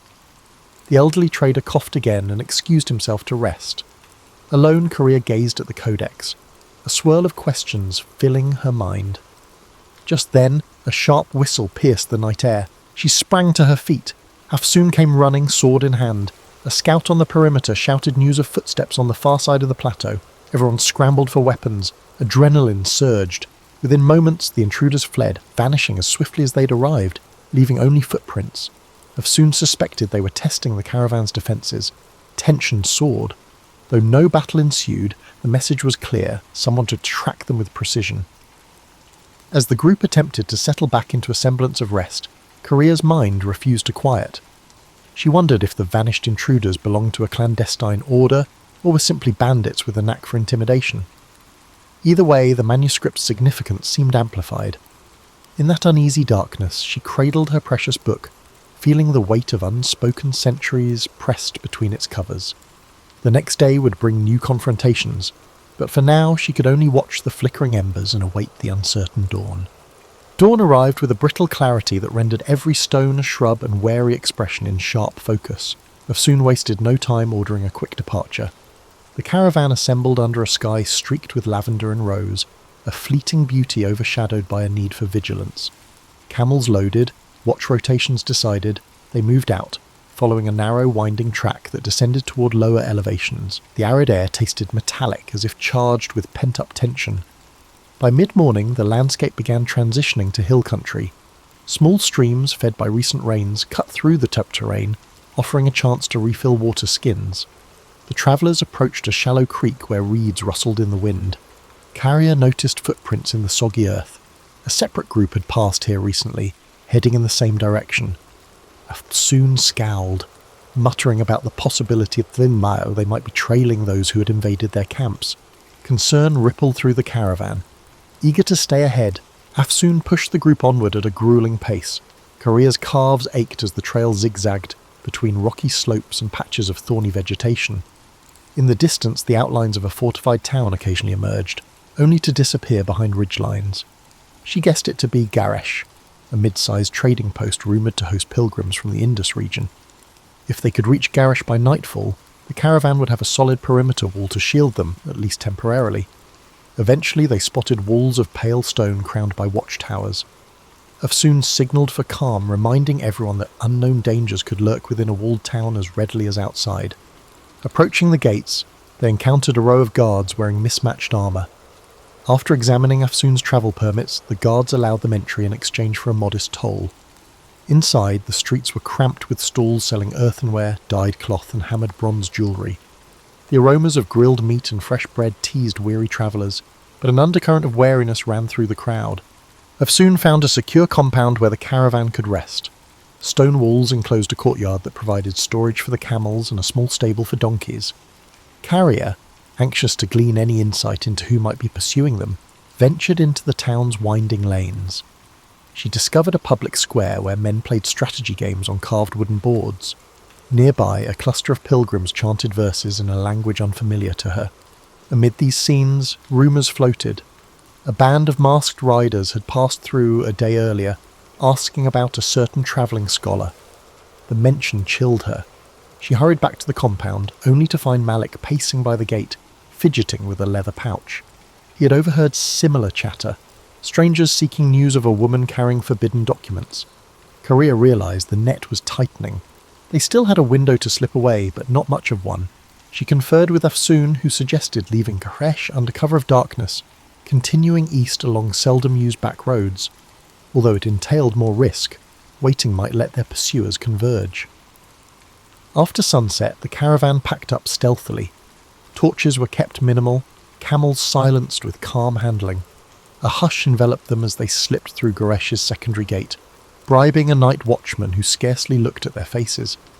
Outside the walls, moonlight glimmered on the grassland. Korea clutched the manuscript, absorbing the night's chill. She couldn't escape the conviction that her mission had become a race, one in which the cost of failure was irreparable loss, not just for her, but for an entire lineage of knowledge that might vanish again. Guided by Afsoon's careful planning, they pressed into a region of rolling hills shaped by centuries of flood and drought. Occasional clusters of cypress trees broke the monotony. Crickets chirped in the darkness. The group maintained strict silence, halting often to listen for sounds of pursuit. Each time the night breeze whispered through the brush, Courier braced for a distant hoofbeat or a flash of torchlight. Yet hours passed with no sign of the ambush. As the moon descended, they reached a shallow ravine dotted with smooth, ancient boulders. Afsoon called for a halt to rest the animals. Courier found a flat rock and sank onto it, physically spent but mentally alert. She glanced at Malik, whose eyes reflected the same exhaustion mixed with defiance. The sky above them showed the faint glow of approaching dawn. Tomorrow, or perhaps the next day, they would come upon the mountain routes leading to Varash, the rumoured city of hidden monasteries. If the caravan made it that far, the Jade manuscript might finally find a place where its arcane revelations could be deciphered without fear. But that hope remained fragile, like a candle flame in a gusty corridor. The first rays of morning lit the ravine, revealing dusty grass and scrub that offered little camouflage. Wearily the caravan assembled and continued, mindful that speed was their best defence. Over the next hours they traversed rolling slopes that ascended gradually into stony highlands. The trail grew hazardous, lined with the loose gravel and sharp descents. Several times a misstep nearly sent a donkey tumbling into a gorge. The group's morale, though frayed, held steady under Afsoon's firm direction. Courier noticed the air thinning as they climbed, accompanied by a crisp coolness that sharpened her senses. Tiny alpine flowers clung to crevices, their vivid petals a welcome contrast to weeks of unrelenting dust. From a vantage point overlooking a sprawling valley, she glimpsed distant peaks wrapped in mysterious haze. Locals called these the 1,000-Year Mountains, rumoured to shelter monastic retreats older than recorded dynasties. The prospect of reaching them bolstered her spirit, even as her body complained of fatigue. Near midday, the caravan stopped by a rivulet trickling through a rocky defile. While watering the animals, Afsoon and Courier consulted a hand-sketched map that indicated Varash lay 2 more days beyond the far ridges. The path ahead would be even more treacherous, cutting across unpredictable passes sometimes blocked by landslides. Courier felt her heartbeat quicken, recalling rumours that entire caravans had been buried by sudden rockfalls in these mountains, yet the urgency to evade pursuers overshadowed every other fear. They pressed on, the route turning into a steep climb dotted with ancient stone markers. At each switchback, Courier saw inscriptions worn by centuries of weather. She paused to trace her fingers over a faint symbol, a stylized sun encompassed by the intersecting circles. Something about it resonated with the diagrams in her jade-bound codex. She made a mental note to compare them later, suspecting these markers might be vestiges of the same civilization described in the manuscript's cryptic pages. Whenever she glimpsed fresh inscriptions, her curiosity ignited anew. Late in the afternoon, the skies darkened ominously. Thunder rumbled among the peaks, and a biting wind heralded an approaching storm. Soon urged everyone to hurry. They located a natural overhang near a rocky ledge, providing partial shelter from the elements. Rain unleashed its fury soon after they took cover, slamming the landscape in waves. Lightning tore the sky, illuminating ragged silhouettes of mountains. The downpour threatened to wash away the path. Huddled together, the travellers watched rivulets form across the rocky ground, carrying pebbles and debris downhill. The storm raged for hours, pinning them under the overhang.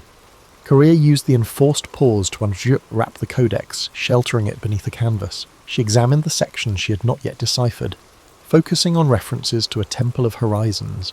The text included mathematical guidelines for charting star positions from an elevated vantage. With each flash of lightning, she glimpsed the manuscript's swirling lines and felt a peculiar kinship with those unknown scholars from centuries past. They had once braved the wilderness of ideas.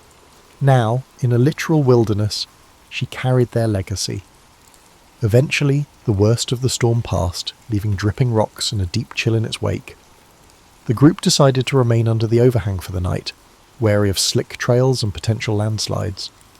By flickering lamplight, Afsoon distributed dried figs and salted lamb. Conversation drifted from the challenges of the climb to more philosophical musings, the futility of borders in a land shaped by millennia, the intangible line between faith and science. Malik spoke quietly of his father, who had died under a tyrant's regime while trying to protect valuable manuscripts. Listening to him, Courier sensed that each traveller had been guided here by a longing for redemption or renewal. Sometime after midnight, Courier woke to the faint crackle of footsteps. She inched toward the edge of their makeshift shelter, heart pounding. 2 figures, hunched low, hovered near the pack animals. She recognized them as strangers, not members of the caravan. Before she could raise an alarm, Afsoon emerged from the darkness like a phantom, sword drawn. A terse standoff ensued, broken by frantic whispers. The intruders fled once they saw they were outnumbered. The caravan's travellers, now fully awakened, spent the rest of the night in guarded watch, cold and uneasy. With dawn they surveyed the sodden landscape. Landslides had ripped through parts of the trail, but it appeared passable with caution. Though the intruders had not returned, the sense of pursuit remained acute. Carrier conferred with Afsoon, both concluding that time was running short. If Varash was within reach, they needed to seize the chance before more enemies closed in. Hoisting packs onto weary camels, the group set forth again. The distant peaks beckoned like silent witnesses, and Korea whispered a fervent hope that the city's rumoured monasteries could offer refuge, and perhaps reveal how to unlock the manuscript's deeper secrets. The final stretch to Varash proved gruelling. Narrow trails clung to mountain ridges overlooking mist-shrouded abysses. Each step required vigilance. At times they paused to listen for rockfalls in the distance, markers of an unstable terrain. The air grew thinner, and breath came in short gasps, yet beyond every precarious turn a new vista opened. Crisp lakes reflecting the sky, hidden valleys studded with wildflowers, the occasional stone ruin perched on a ledge like an ancient sentinel. The extremes of this landscape both awed and unsettled the travellers. By late afternoon the slopes relaxed into a wide plateau. Rising from the plateau's edge stood Varash, enclosed by a high stone rampart. At first glance the city appeared carved from the mountain itself, its walls blending with the surrounding cliffs. Mist swirled around parapets, creating a dreamlike vision. According to legend, Varash was older than any recorded dynasty, built upon a site revered for its celestial alignments. A hush fell over the caravan as they approached the massive gates. Inside, the city's winding streets ascended in tiers. Houses with slate roofs leaned against sturdy ramparts, while cobblestone lanes converged on a central square. Steam rose from communal baths that tapped into natural hot springs. Monks in dark robes shuffled along the corridors, carrying scrolls tucked beneath their arms. Carrier's senses ignited at the first glimpse of this environment. She could feel an undercurrent of scholarship humming through the city like a subterranean river, a potent contrast to the chaotic markets of Khorasan. Afsoon guided the caravan to a spacious courtyard inn used by trade emissaries. Soon after settling, Korea excused herself and ventured into the city's upper levels, following directions gleaned from a scribe at the inn. She was searching for a specific monastery library, rumoured to house ancient manuscripts paralleling her jade-bound text. Crossing a series of stone bridges that arched over narrow gulches, she noticed the architecture displayed recurring motifs, spiral carvings, geometric borders reminiscent of the codex's marginal designs. At last, she arrived at a massive carved door flanked by statues of robed figures. A discreet sign identified it as the Library of High Windows. Inside, the atmosphere was reverential. Golden light filtered through stained glass windows, illuminating shelves stacked from floor to ceiling with scrolls, codices, and tablets. Monks, novices, and a few learned travellers from distant lands moved quietly between reading alcoves. Carrier approached a tall, bearded monk who introduced himself as Brother Callan. With measured politeness, he asked her purpose. Carrier revealed her codex, explaining in hushed tones that she believed it referenced an advanced astronomy predating recognised schools of thought. Intrigued, Brother Callan led her to a private study chamber lit by oil lamps. There he produced a set of meticulously preserved star charts inscribed on leather. To Korea's amazement, certain passages aligned closely with the diagrams in her manuscript. Upon closer inspection, they found near-identical glyphs representing cardinal points beyond normal mapping. Brother Callan's eyes glimmered with excitement. These references appear in only our oldest records, believed to have been copied from texts salvaged millennia ago. As the evening deepened, they pieced together parallel lines of text, cross-referencing them with genealogies, sterolters, and cryptic commentaries. The synergy suggested that the jade-bound book might indeed be part of a nearly lost tradition. However, a vital section remained missing. It was rumoured that a sister manuscript lay in a monastery farther east, high in a remote range where few ventured. Carrier's heart sank, knowing the road ahead might hold even greater dangers. Yet she also felt invigorated. The puzzle had grown more intricate, weaving her fate with ancient legacies that demanded guardianship. Upon returning to the inn, she found Afsun and Malik in heated discussion with the rest of the caravan. News had arrived. 9th Legion, known as Legio 9 Hispana, was one of the most battle-hardened and feared units in the Roman army, its origins tracing back to the violent civil wars of the late Republic. Raised by Julius Caesar in the mid-1st century BCE, the 9th fought fiercely in the Gallic Wars, earning a reputation for unyielding discipline and brutal efficiency. Over the decades, it became a cornerstone of Roman military power, participating in some of the Empire's most pivotal campaigns. It battled in Spain, Germania, and across the vast landscapes of Britannia, Rome's most rebellious frontier. But for all its glory, the 9th would become a ghost in history, vanishing from records as if erased by time itself. By the early 2nd century CE, the 9th Legion had already seen centuries of bloodshed. Under the rule of Emperor Hadrian, Rome's grip on Britain was fragile. The island had been a thorn in the Empire's side since the conquest began in 43 CE under Emperor Claudius. While the Romans had established towns and fortresses, they never fully tamed the wild, mist-covered north, lands inhabited by fierce tribes like the Caledonians and Picts, warriors who resisted Roman rule with unrelenting ferocity.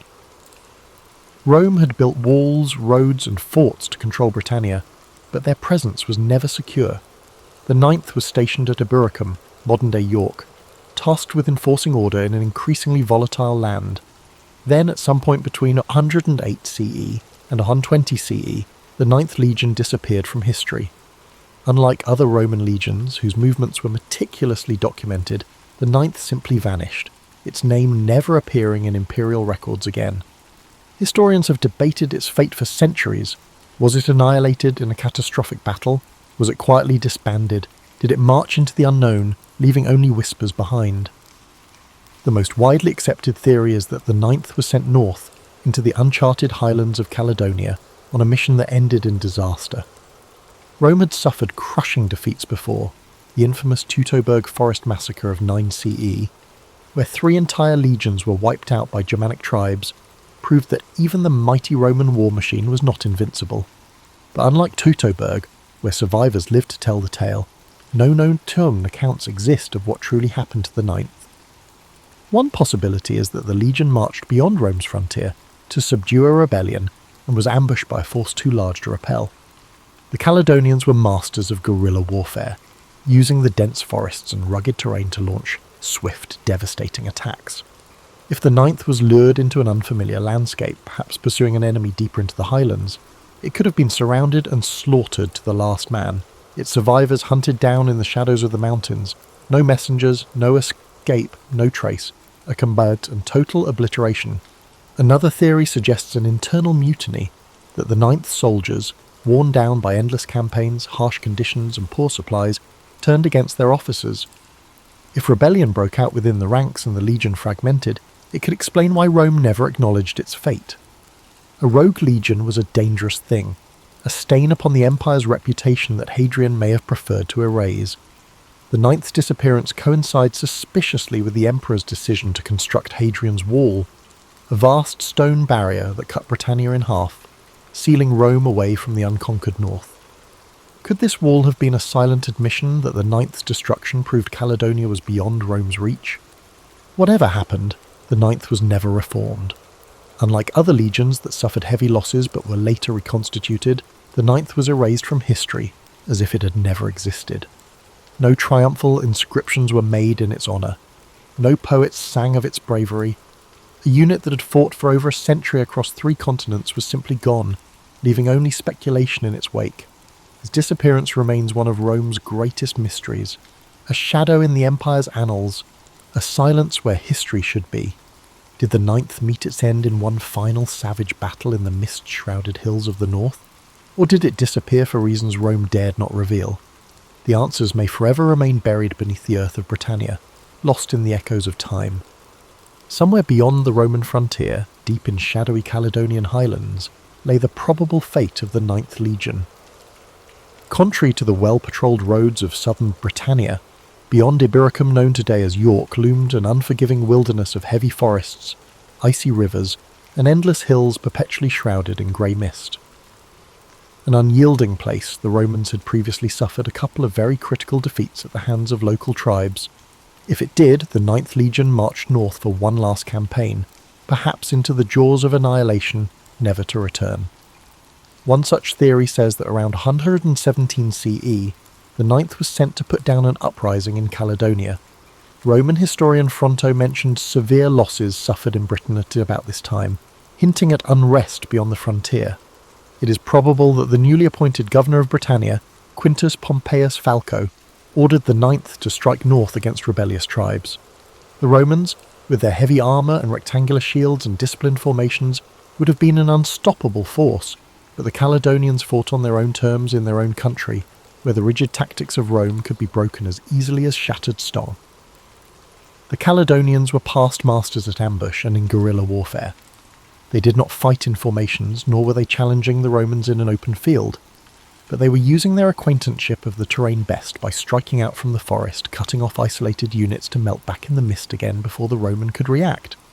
It is just as likely that the Ninth Legion was lured into some unrecorded valley or thick forest, out of which the entire force could be surrounded, attacked from all possible directions, and systematically wiped out before they could rally themselves.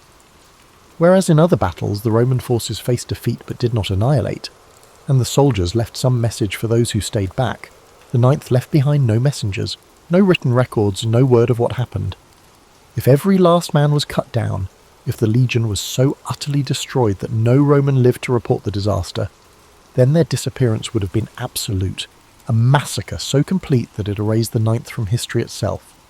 Another grim alternative is that the Ninth was led into an ambush, possibly thinking that they were on a mission to discuss peace terms with some local petty chieftain, then were massacred in a surprise betrayal. Some records suggest that the Roman officers may have overestimated their security and taken their enemy too lightly, much as they had during less serious earlier confrontations. If the Caledonians granted the Romans license to advance deeply into their land, apparently without opposition, only to strike with crushing force at a time of their choosing, then the Ninth had been consumed deep in the bowels of the enemy, in a place that was without exit. But even assuming the legion was defeated, why were no Roman reinforcements sent? If one of its legions was in trouble, Rome did not spare any expense in answering by using overwhelming force. If the Ninth had been destroyed, the Roman military should have sent out scouts, reinforcements, or at the very least a search party, yet no such records exist. Could it be that the Roman authorities knew what happened, but deliberately buried the truth? Some historians speculate that the destruction of the Ninth was too embarrassing to acknowledge, that Hadrian, who came to power in 117 CE, the same time the legion may have vanished, chose to erase the event from history. The timing is striking. Shortly after the Ninth is believed to have disappeared, Hadrian ordered the construction of Hadrian's Wall begun in 122 CE, a massive defensive barrier meant to keep the northern tribes out of Roman-controlled territory. Might the wall have been an unspoken admission that the north was beyond Rome's grasp, that the loss of the Ninth proved further expansion impossible?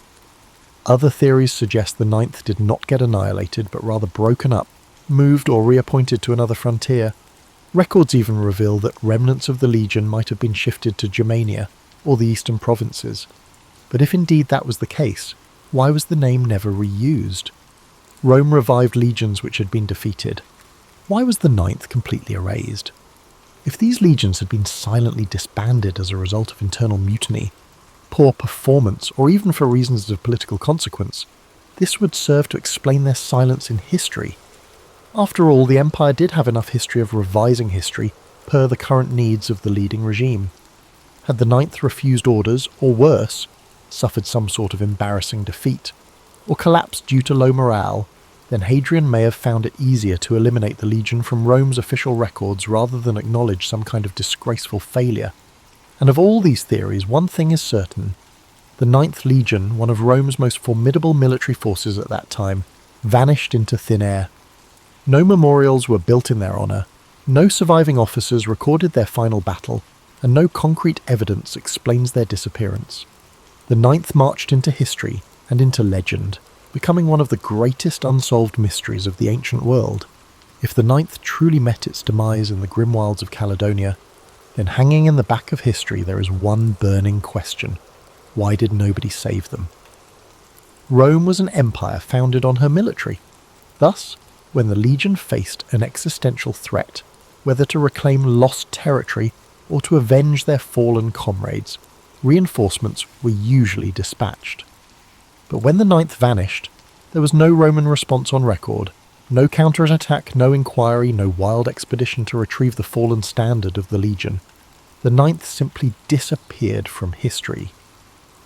It is an unsettling prospect that can be put as a question. How can more than 5,000 trained men vanish without this being noticed by anyone? In the best scenarios, maybe Rome never actually found out. If the Ninth had been lured onto hostile soil, say tricked into believing they were marching towards some kind of skirmish, only to be completely surrounded, the slaughter could have been so swift and total that no messenger survived to report back. In the days before modern communications, legions depended upon runners and scouts for delivering information. In any one cataclysmic battle, if the Ninth had been destroyed, no one would have lived to issue the call for rescue. Another theory is that Rome knew what danger the Ninth was in and simply abandoned it. By the early 2nd century CE, the empire was overextended with many fronts on which military action was needed. To the east, Rome was locked in bitter struggles against the Parthians, while across the Rhine in Germania, hostile tribes threatened the empire's borders. His predecessor, Emperor Trajan, had been aggressively expanding Rome's borders, annexing Dacia, modern-day Romania, and waging costly wars that depleted Rome's treasury. By the time Hadrian was crowned in the year 117 CE, he had but one option: to maintain Rome's tenuous grasp on Britannia or turn his attention to shoring up the empire's more valuable provinces. Hadrian's decision was clear. He gave up the policy of expansion in Britain and fortified its borders. Only a few years after the disappearance of the Ninth, Hadrian ordered the construction of Hadrian's Wall, begun in 122 CE, a huge defensive fortification across northern Britannia. Was this wall the silent admission of Rome's defeat? Did Hadrian finally realise that the no-man's land frontier up north was too hazardous to maintain? That the Ninth's annihilation proved further conquest impossible? There is also the chilling possibility that the Ninth was sacrificed for political reasons. Some historians speculate that the legion's commanders may have been involved in a failed rebellion or mutiny, leading Rome to erase them from history rather than acknowledge an embarrassing internal conflict. The Roman Empire was hardly unaware of rewriting history. It frequently happened that the names and figures of emperors were expunged from the records as if they had never lived. If the Ninth had risen against Roman rule, then it is very possible that Hadrian simply ordered them erased, thereby having their fate never recorded. Even granting the unlikely event that the Ninth was destroyed on the battlefield rather than by treachery, the Romans repressed news of military defeats. The empire, after all, was sustained by propaganda and illusions of invincibility. To let news get out that an entire legion had been wiped out could encourage further rebellions against Rome's enemies. It could have been easier for Hadrian's administration to simply bury the truth and leave the fate of the Ninth unknown. However, there are other theories that the Ninth was not destroyed but was simply removed from the records for far less sensational reasons. Some believe that the legion was quietly reassigned to another part of the empire, perhaps to the eastern provinces, since many Roman military units were stationed there against Parthian invasions. There is, however, some evidence that elements of the Ninth may have appeared in records in the Middle East decades later, but without any clear chain of command, it cannot be confirmed whether this was the same unit or just rebranding of another legion. One more troubling possibility is that the Ninth simply walked away from Rome. If this legion had endured years of harsh conditions, thinning supplies and incompetent leadership, is it possible they could have deserted en masse, melting into the wilds of Caledonia? There are accounts of Roman soldiers deserting their posts and integrating themselves into the local tribes against impossible odds. They will also have realised that they had been abandoned, and if the Ninth voted to take their leave of Rome, then they could have simply dispersed among the native people, their descendants melting into the population of Scotland without trace. Whatever the truth, the disappearance of the Ninth Legion is one of history's greatest unsolved mysteries. If they were truly annihilated in battle, their bones may yet remain beneath the hills of northern Britain, buried in forgotten mass graves. If silenced by the political machine of Rome, they will forever be lost to the mists of time, and if to disappear on their terms, leaving behind an empire that did not serve them anymore, then perhaps their legend is greater than history remembers. The disappearance of the Ninth Legion has evolved over the centuries from a mere historical mystery to a full-blown legend, serving as the catalyst for a great deal of speculation, folklore, and even conspiracy theories. With no clear answers in the ancient records, historians, archaeologists, and storytellers alike have attempted to reconstruct the fate of the Lost Legion. But did the Ninth really perish in the wilderness of Caledonia, or might its soldiers have survived, their story lost to history's fog? One of the most resilient theories has been that the Ninth Legion was not destroyed in Britain at all, but was instead moved, without fanfare, elsewhere in the Empire. Indeed, scattered references tend to indicate the presence of parts of the Ninth in the eastern provinces, certainly in Judea or Cappadocia, many decades later than those in which the regiment is last heard of in Britain. More probably, this would suggest that Hadrian transferred the Ninth, breaking it up and reassigning its men to other existing legions. Indeed, this would say that the legion was not vanquished on some desperate blood-drenched battlefield. The sands swallowed any traces of records in its aftermath. A sensationalistic hypothesis, popularly postulated, holds that the Ninth embarked to the east against the Parthians, and lost to native rebellions on unfamiliar fields, and not in Caledonia at all. It would not have been unusual for the Roman legions to be redeployed trouble spots throughout the empire, and some inscriptions have suggested that the remnants of the Ninth were serving in far-flung campaigns from Britain. If so, their disappearance may have been due more to gradual attrition rather than a single destruction. As survivors over time were absorbed into other units, the identity of the Ninth may have become blurred, erased by bureaucracy not battle. But if this was so, why was the Ninth never reconstituted? It was customary for Rome to re-establish such legions which had suffered defeats, sometimes with the same number but with recruits. The very fact that it was never revived suggests that something more significant actually happened, something Rome wanted forgotten. Legends and folklore suggest more dramatic possibilities. One such is the legend that says the Ninth did not perish, but instead broke its oath its men, realising they'd been left high and dry by Rome, turned their backs on the empire, and melted into the wilderness.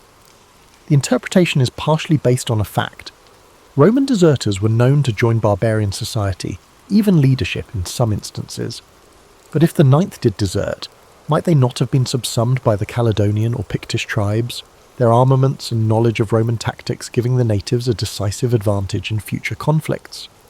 Indeed, some have gone so far as to speculate that descendants of those lost Roman soldiers continued to live among the northern tribes, their lineage surviving long after Rome itself had fallen.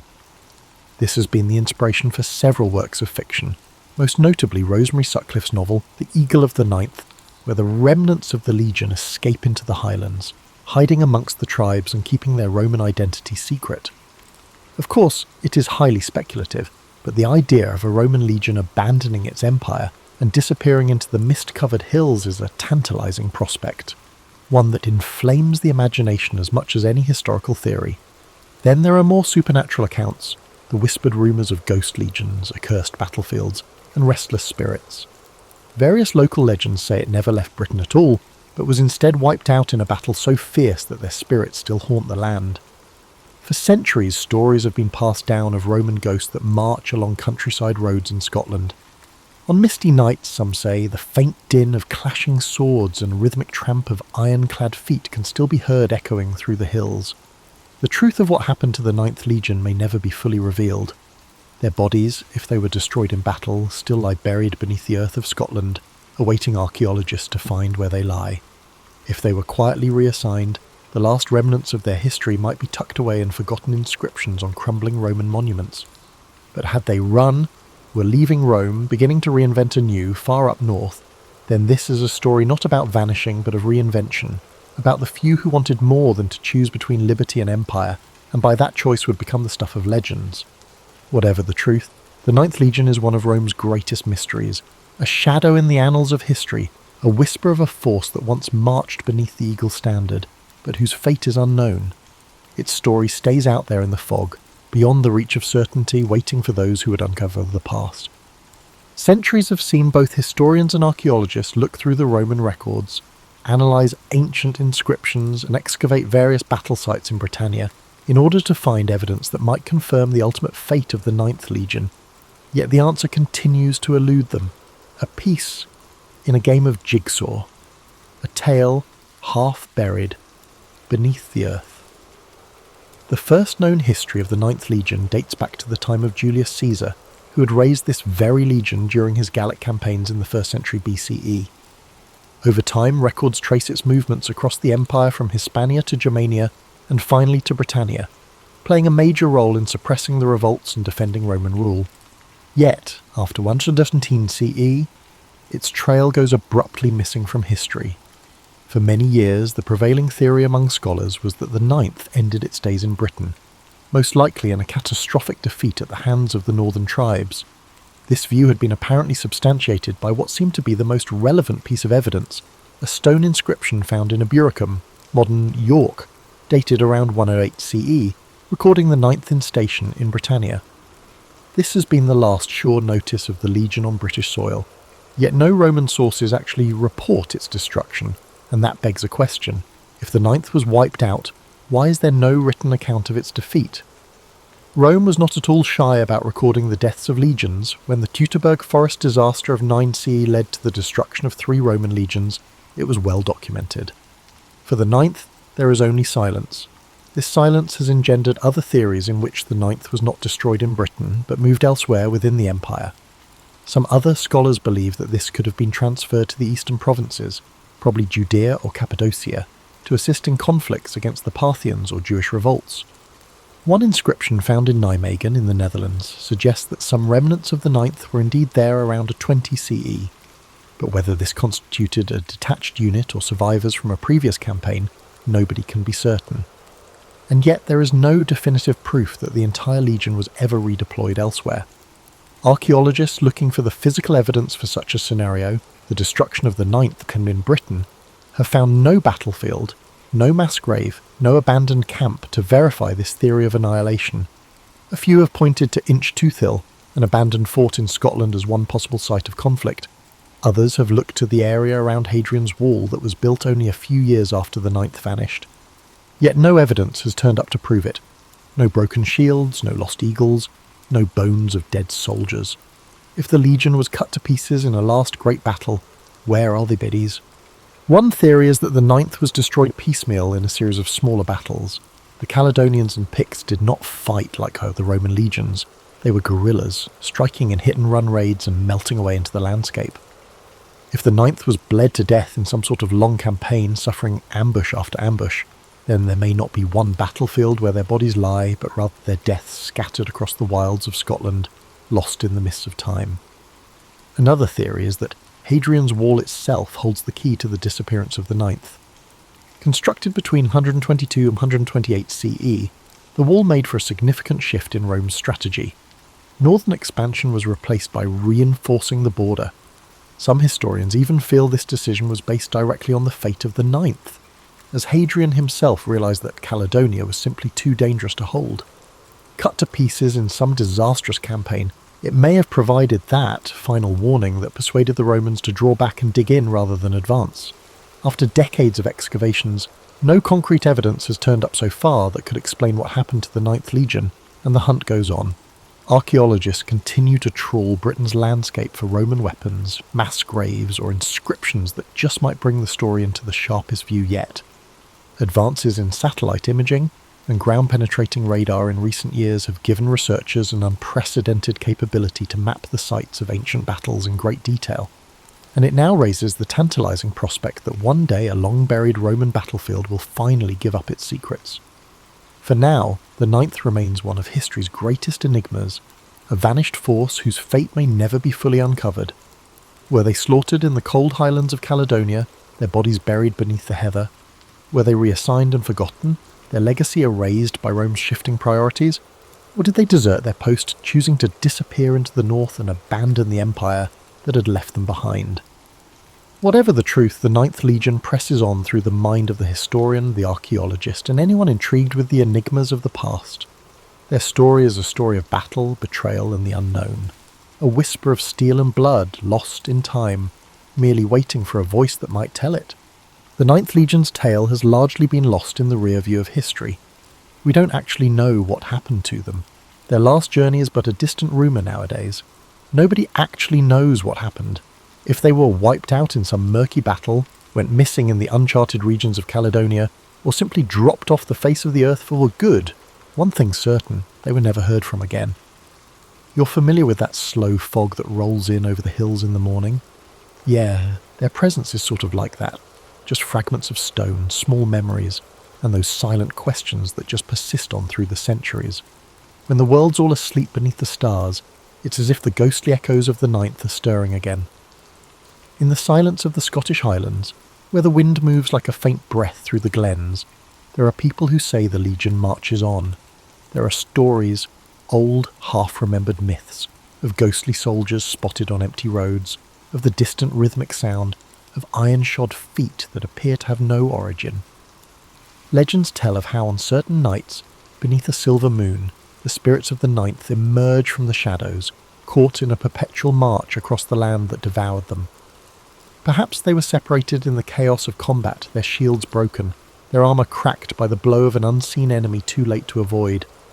Maybe they struggled through the wilderness, panting with fatigue, their path swallowed by the dense forests and winding rivers, to discover that no rescue would ever come. Or maybe they simply dissolved into history, their final battle so conclusive, so absolute, that Rome chose to forget them, to let them slip away like a dream slipping beyond memory. Yet even dreams leave a mark, as the ninth has left its mark upon time itself. The silence of their vanishing is louder than any record, their absence taking up the space between the pages of history like the profound, soothing quiet before daybreak. Hadrian's Wall remains a silent witness to their disappearance, a wall built to exclude the untamed land that could have claimed them, a divide between the known and the unknown. It remains there, steadfast against the winds that blow through it, a testament to an age still hidden in mystery. Though the fate of the Ninth Legion can never be fully disclosed, their myth survives. Their names are recalled in books, in whispers, in the minds of those who are drawn to the mysteries of history. Up in the still hills, where you can truly scent the earth and rain, and the rivers glimmer like liquid silver in the moon's light, the ninth could still be roving about, not physically, but in memory, always walking the shadows of the ages. This concludes tonight's quest into the mystery of the lost Ninth Legion. But the past is replete with even more stories just waiting to be unearthed. Leonardo da Vinci was born on April 15th, 1452, or 1452 by the Florentine calendar, 1452 to 1453 by modern reckoning, in the Tuscan hamlet of Anciano, near the town of Vinci. He came into a world undergoing seismic changes. Florence was a republic brimming with artistic energy, and Europe was on the cusp of the Renaissance's full flowering. His father, Ser Piero da Vinci, was a notary of moderate renown, while his mother, Caterina, is believed to have been a local woman of humble background. The boy's illegitimacy meant he was never part of the upper echelons, yet it freed him from certain constraints that might have shackled a legitimate son to family business. Even as a child, Leonardo is said to have displayed an intense curiosity, wandering fields and streams, sketching plants, small creatures, or swirling eddies in the water. At this time, many children in Tuscany received minimal formal education, but Leonardo's father recognised the boy's precocious mind.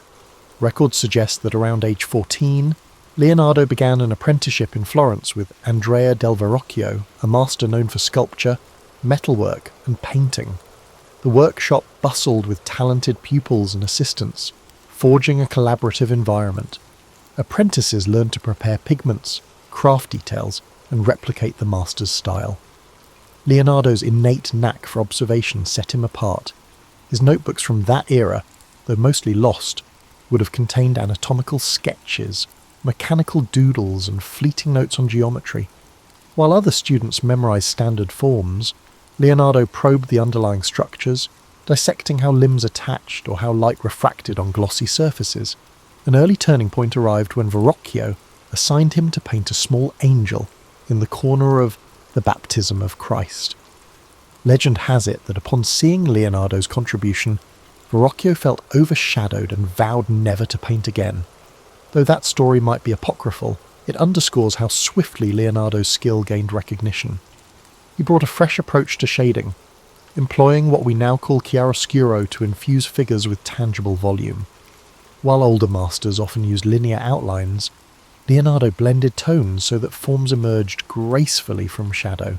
Despite his promise, Leonardo's early years in Florence carried frustrations.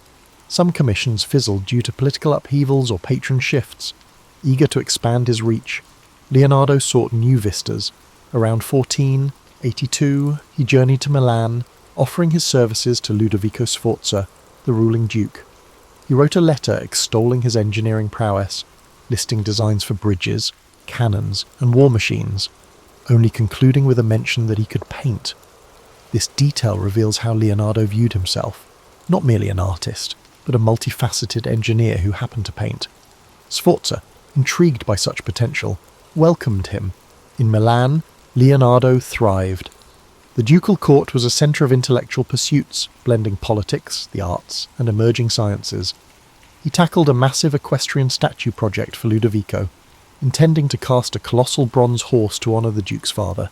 For years, Leonardo studied horses' musculature, sketched them in various gaits, and designed elaborate foundry techniques. Ultimately, political strife disrupted the project. French armies invaded, and the raw bronze allocated for the statue was repurposed into cannons. The uncompleted clay model became a casualty of war, shattered as Milan fell. This fiasco, however, did not dampen Leonardo's thirst for grand challenges. During his Milanese phase, Leonardo also produced The Virgin of the Rocks, a painting that showcased his mastery of atmospheric perspective. He experimented with layered glazes and gentle transitions, making the rocky grotto and figures radiate an otherworldly hush.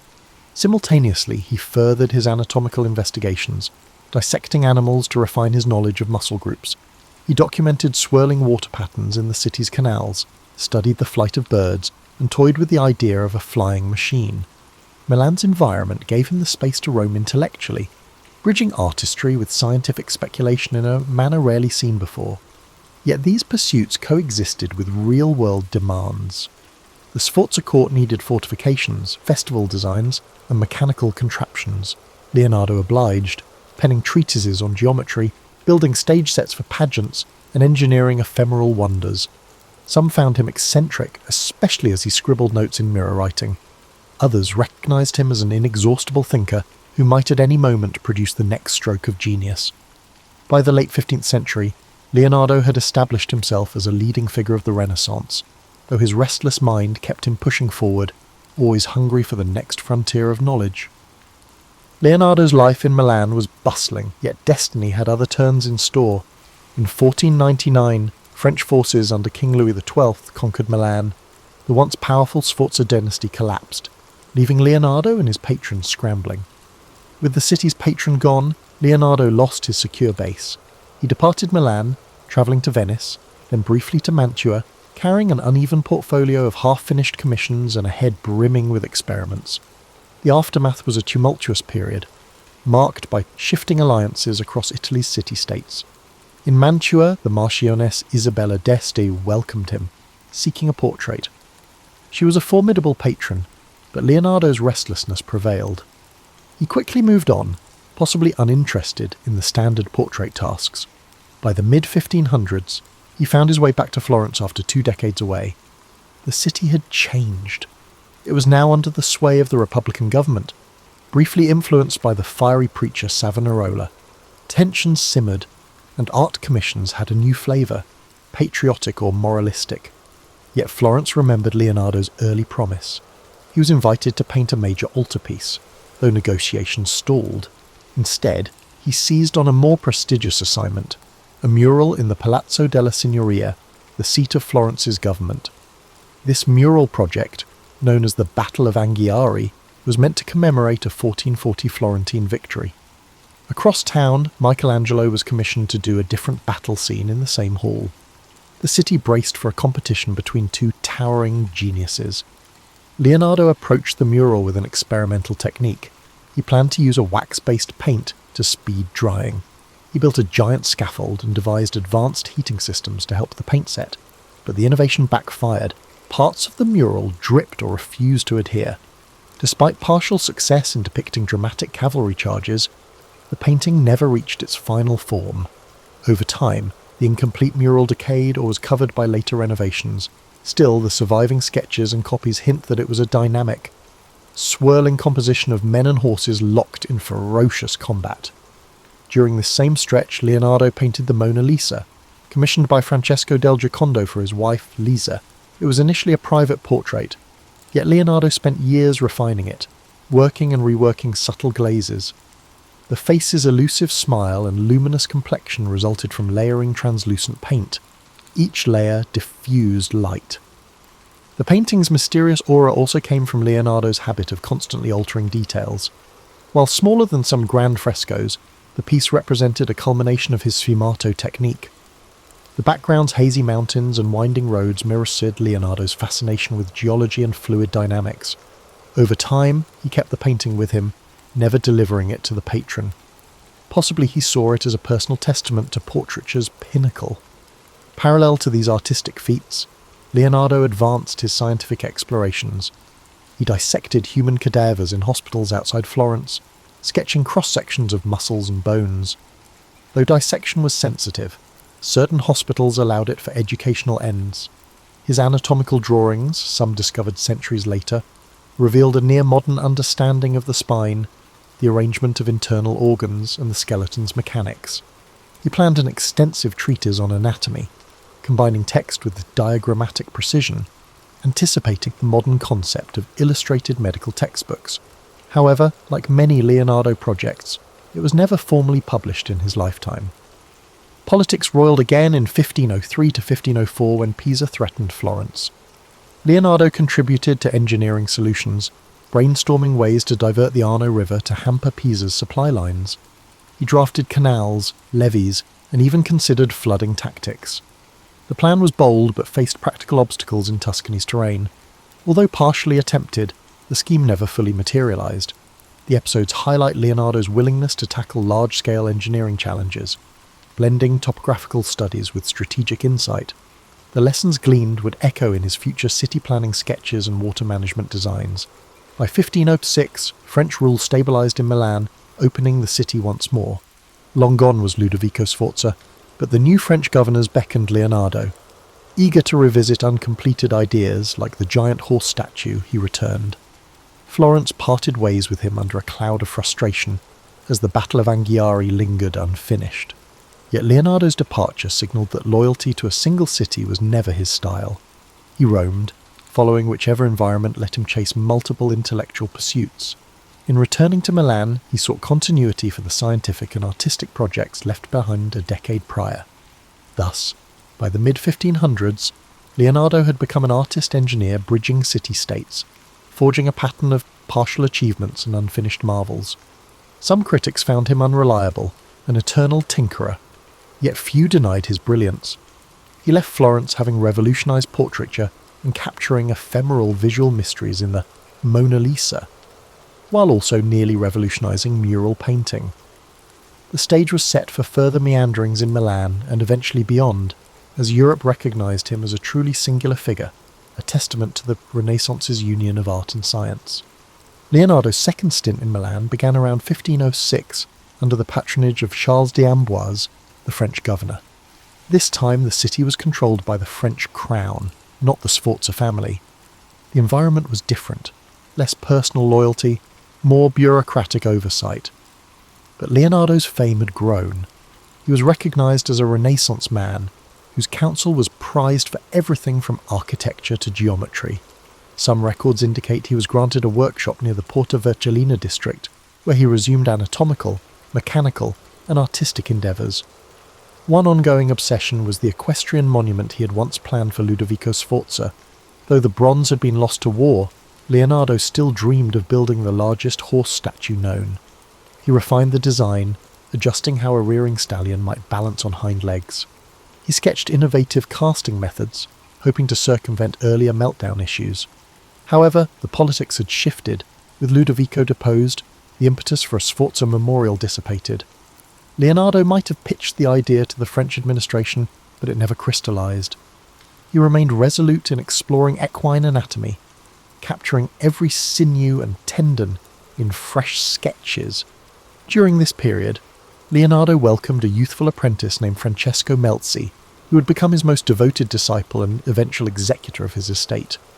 Melzi, from a noble Milanese family, offered loyalty, scribing capabilities, and stable finances. He accompanied Leonardo on trips, helped organise notes, and became the master's confidant. The presence of a still or respectful apprentice might have provided Leonardo the continuity he'd long sought, especially after dealing with earlier assistants who sometimes parted on mixed terms. Meanwhile, glimpses of his scientific mania multiplied. He dissected more cadavers, filling notebooks with nuanced drawings of hearts, muscles, the bronchial system. Observing that heart valves directed blood flow, he speculated about circulation decades before William Harvey's formal discovery. He studied the vitreous humour in an ox's eye, investigating how images formed. While the Catholic Church mostly tolerated such dissections for medical progress, certain clergy frowned on it, so Leonardo often performed them discreetly or at night.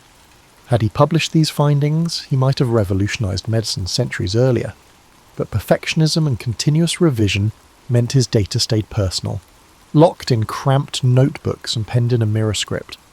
In parallel, Leonardo authored treatises on flight.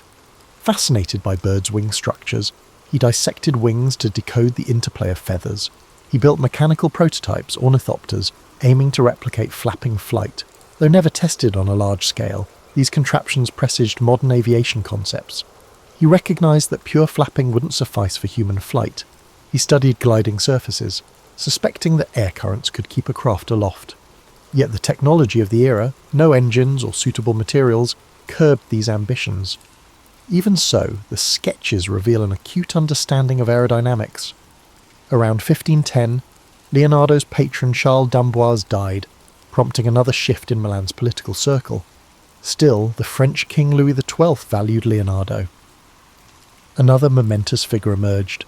The newly ascendant Giuliano de' Medici, brother of Pope Leo X, invited Leonardo to return to the Florentine orbit or possibly move to Rome, where the papacy was fueling grand building projects. Leonardo, now in his late 50s, weighed these overtures carefully. The lure of Rome's architectural expansions and advanced scientific resources might prove irresistible. Eventually, around 1513, Leonardo departed Milan for Rome, with an entourage that included Melzi and some assistants. In Rome, under Pope Leo X, the artistic scene soared. Michelangelo and Raphael dominated the city's commissions, Sistine Chapel expansions, grand papal apartments. Leonardo expected a role in major architectural or hydraulic projects. Instead, he found himself overshadowed by younger rivals. Michelangelo, known for moody brilliance, had little patience for Leonardo's diversions, while Raphael's rising star enthralled the papal court. Leonardo was offered small tasks. For instance, the Pope asked him to devise mechanical amusements or stage designs, but no major papal commission emerged. Despite the frustration, Leonardo utilised Rome's libraries, continuing anatomical dissections. He took advantage of more cadaver supply from local hospitals. Some rumours suggest friction with the Vatican Curia, especially after a cardinal supposedly saw dismembered bodies in Leonardo's quarters. The environment felt stifling.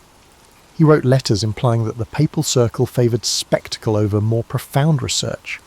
With insufficient official support for his large-scale experiments, Leonardo grew restless again. Yet he found fleeting satisfaction exploring the Belvedere Gardens, measuring ruins of ancient Roman structures. He studied geometry with scholars, exchanging ideas about perspective and the Ptolemaic universe. Perhaps a quieter dream to unify art and mathematics kept him going. Still, the unstoppable politics of Italy soon overshadowed local tasks. The shifting alliances in 1516 catapulted France into dominance once more.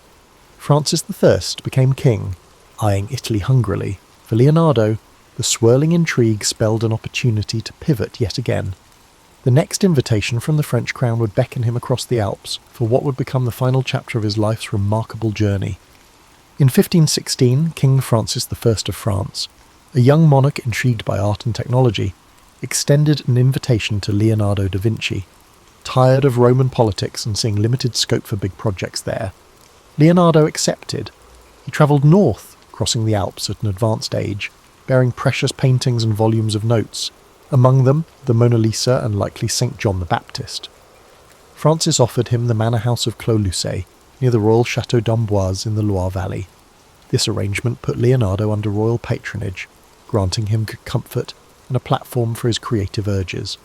At Clos Lucé, Leonardo enjoyed relative calm, gone were the fierce rivalries of Florence and the ephemeral commissions of Milan. Francis I often strolled over, discussing fortifications, canal systems, or mechanical contraptions. The king revered Leonardo as a living legend, a reservoir of Renaissance brilliance. The older man reciprocated with sketches of improved weaponry or designs for a grand palace. However, age and ill health limited the impetus for new large-scale ventures. Some accounts claim Leonardo tried to outline an ideal city for Francis, merging symmetrical layouts with efficient waterways, but no direct implementation followed. Amid this peaceful setting, Leonardo's health issues worsened. He wrote fewer lines in his notebooks, and his once dexterous hand might have trembled from possible strokes or nerve troubles, yet his mind remained inquisitive. He refined old anatomical drawings, re-examining them in the quiet orchard near his manor.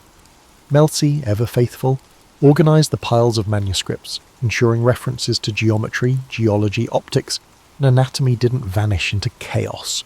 The older assistant Salai, who had begun as a teenage model with a mischievous streak, also lived there, though rumoured tensions occasionally flared between him and Melzi.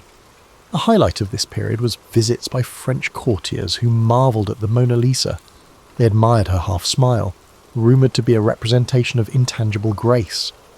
Francis I himself is said to have purchased the painting directly from Leonardo, or inherited it after the artist's death, eventually placing it in Fontainebleau. Then it travelled to the Louvre centuries later. Another puzzle, Saint John the Baptist, a moody, half-lit figure, pointing heavenward, also accompanied him to France. Its swirling hair and ambiguous expression invited speculation that it was a deeply personal reflection on spiritual transformation. Though slowed physically, Leonardo sometimes produced ephemeral amusements for the court. Francis might request a mechanical lion that roared, or a winged contraption to amuse guests. These ephemeral wonders were reminiscent of his younger days planning festivals for the Milanese dukes. In letters, watchers described him as gracious but occasionally melancholic, lamenting the ephemeral nature of grand projects he never completed. The once unstoppable polymath was contending with the reality that time was finite. He also penned reflections on theology, bridging Catholic doctrines with his own scientific viewpoint. While devout in belief, he had long championed rational inquiry, sometimes rattling clergy with statements about Earth's position or the universal laws of nature. In France, the monarchy had a slightly more flexible attitude toward intellectual exploration, so long as loyalty to church dogma wasn't overtly challenged. This gave Leonardo space to fuse spiritual musings with scientific wonder. A few cryptic lines in his notebooks hint that he believed the study of anatomy and nature only deepened reverence for a divine creator. Socially, the small circle at Clos Lucé was cosy. Francis I occasionally dined with Leonardo, absorbing tall tales from Italy's golden cities. Melzi recorded these dialogues, though few transcripts remain. Meanwhile, rumours circulated about Leonardo's final unseen manuscripts. Some believed he was penning a definitive treatise on flight or a universal theory of water currents. In truth, he likely polished segments of older notes rather than forging a single cohesive magnum opus. The scattered nature of his archive meant the future would discover his brilliance piecemeal. During the winter of 1518 to the 1519, Leonardo's condition deteriorated. Chronic arm pains, possibly from a stroke, forced him to rely heavily on Melzi for everyday tasks. Francis, hearing of the decline, visited more often, hoping for final insights from the master. Legend has it that the king was at Leonardo's side as he passed on May 2nd, 1519. While romanticised accounts depict Leonardo dying in Francis's arms, the historical veracity is uncertain. Still, the bond between them was genuine, a deep mutual respect between an ageing Renaissance titan and a monarch hungry for cultural ascendancy. Thus ended Leonardo's mortal journey far from the Tuscan hills of his birth, in a French manor brightened by orchard blooms. This final French chapter was quieter, reflective, yet still brimming with sparks of creativity. From building ephemeral mechanical lions to preserving the greatest paintings humankind had known, Leonardo's culminating years embodied a spirit that refused to go dim. He might not have erected a final monument, but he left behind a personal realm of knowledge-bridging art, science, and imagination, a legacy that would endure for centuries to come. In the immediate aftermath of Leonardo da Vinci dying, the question arose, what would become of his manuscripts and personal effects? According to some accounts, Francesco Melzi emerged as the designated heir, entrusted with safeguarding the thousands of pages brimming with sketches, notes and drafts. Salai, an earlier companion, received certain paintings and minor possessions. Yet the sheer volume of Leonardo's papers posed a challenge. Melzi dedicated years trying to organise them, hoping to publish coherent treatises, but the scale was daunting. Over time, bits of the collection were dispersed, sold, or gifted by Melzi's heirs across Europe. This fracturing explains why Leonardo's notebooks eventually surfaced in places from Spain's royal libraries to British aristocratic collections, each chunk unveiled in irregular intervals. Europe of the 16th century recognised Leonardo's artistic brilliance. The Last Supper in Milan, though deteriorating due to his experimental fresco approach, was already hailed as an emotional masterpiece. The Mona Lisa, now in French royal possession, attracted courtly admiration for her haunting expression. Yet the fuller scope of his genius, engineering drawings, anatomical plates, or treatises on geometry remained largely hidden. The slow trickle of discovered manuscripts fueled centuries of fascination. In the 17th century, a few scientists glimpsed certain sketches, marvelling at advanced concepts of gear systems or diving apparatus, but it wasn't until the 19th century that broader scholarship systematically studied his codices, unveiling a mind centuries ahead of his era. Leonardo's immediate legacy in art was clearer. His painting style influenced a generation of mannerists who admired his smoky transitions, sfumato, and atmospheric depth.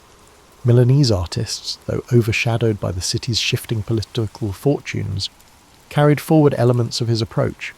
In Florence, students who'd glimpsed the aborted Battle of Anghiari mural adapted some compositional ideas, but the direct lineage was complicated. Leonardo left no formal academy. He taught a few pupils thoroughly, except for Melzi and a handful of others. The intangible aura of Leonardesque painting permeated the late Renaissance with its softness of edges and subtle interplay of light. Over the next centuries, as Baroque flamboyance rose, certain of Leonardo's works fell out of style. Others recognized them as timeless.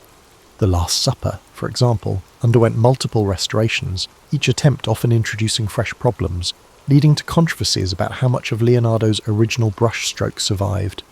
Meanwhile, in the 19th century, Romantic and Victorian scholars resurrected the cult of the Renaissance genius.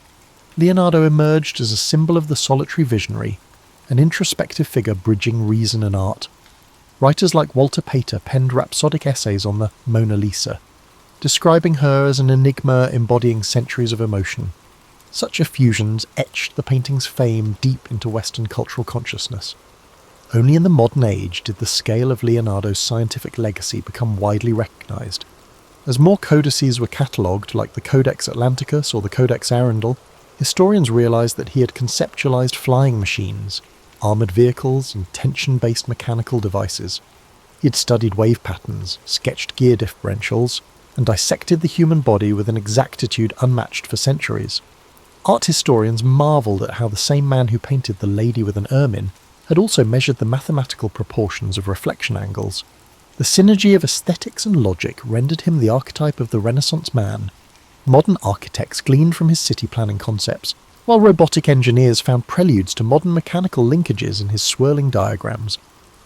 For a time, many described Leonardo as a man out of time, but recent scholarship refines that narrative.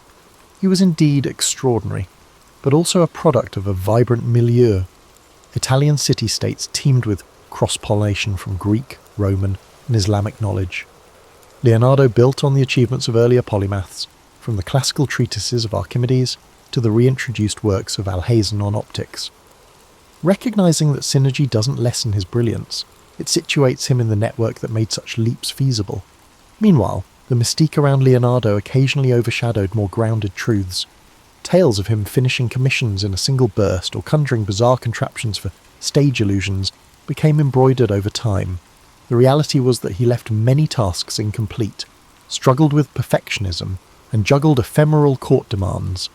This tension between the unstoppable imagination and the practical burdens of day-to-day labour infuses his story with a human dimension. He wasn't some aloof superhuman, but an individual forging through the same complexities and distractions we all face, albeit with an incandescent spark few could rival. Thus, centuries after his passing, Leonardo's name resonates as the embodiment of creative ambition. Whether in art galleries, engineering labs, or philosophical debates, references to his fusion of imagination and observation abound. People see in him the ideal of curiosity unshackled, bridging the intangible rifts between art, science, beauty, and data. That intangible legacy, more than any single painting or device, might stand as the core reason we revere him. He left behind not just objects, but a testament that the quest for knowledge and mastery can, in the right hands, rewrite the boundaries of possibility. In contemporary times, Leonardo's legacy permeates cultural and scientific discourse in ways both lofty and mundane. The Mona Lisa has become a pop icon, reproduced endlessly on posters and novelty items, its wry smile fueling conspiracy theories about hidden identities or coded messages. Meanwhile, The Last Supper continues to captivate pilgrims and tourists in Milan, though advanced ticket reservations are required to see the heavily conserved mural. Documentaries dissect each brushstroke, offering competing theories about cryptic symbolism in the arrangement of bread loaves or apostolic gestures.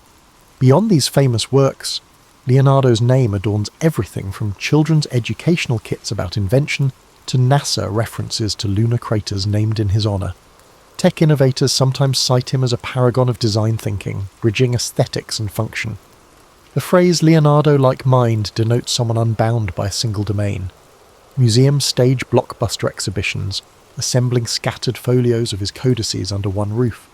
Visitors queue for hours to glimpse the delicate sketches of a fetus in utero, or a swirling aerial screw. In such gatherings, viewers witness the raw lines of a man who wrestled with nature's secrets on scraps of paper, unknowing they'd be revered centuries later. Yet the question arises, what would Leonardo have done with modern resources? Some imagine him thriving in an era of 3D printers and digital imaging, or leading biotech startups. Others caution that the intangible synergy of Renaissance Italy, a world open to invention, but also bound by craft traditions, shaped him. A modern environment might hamper that slow, observational approach. He thrived in a realm where forging your pigments and dissecting cadavers in candlelit corners built a holistic sense of wonder. Today's rapid data flow might overshadow the meticulous wonder that fueled his slow revelations. Scholars continue analysing Leonardo's notebooks for overlooked insights. One might find a newly deciphered margin note revealing how he planned water-lifting devices for farmland irrigation. Another might unearth a fragment referencing a missing treatise on mirror making. Each fresh revelation underscores how incomplete our knowledge remains. Because his notebooks were so scattered, lines vanish into private collections, sometimes re-emerging at auction houses with $1 million price tags. Bill Gates famously purchased the Codex Leicester in 1994, digitizing pages for public curiosity. This interplay of private ownership and public thirst for knowledge epitomizes Leonardo's enduring mystique. One dimension of modern interest focuses on Leonardo's personal life. The few references to intimate relationships or sexuality remain ambiguous. Some interpret his heavy focus on male assistance as indicative of hidden personal aspects. Others see no direct evidence of romance in his notes.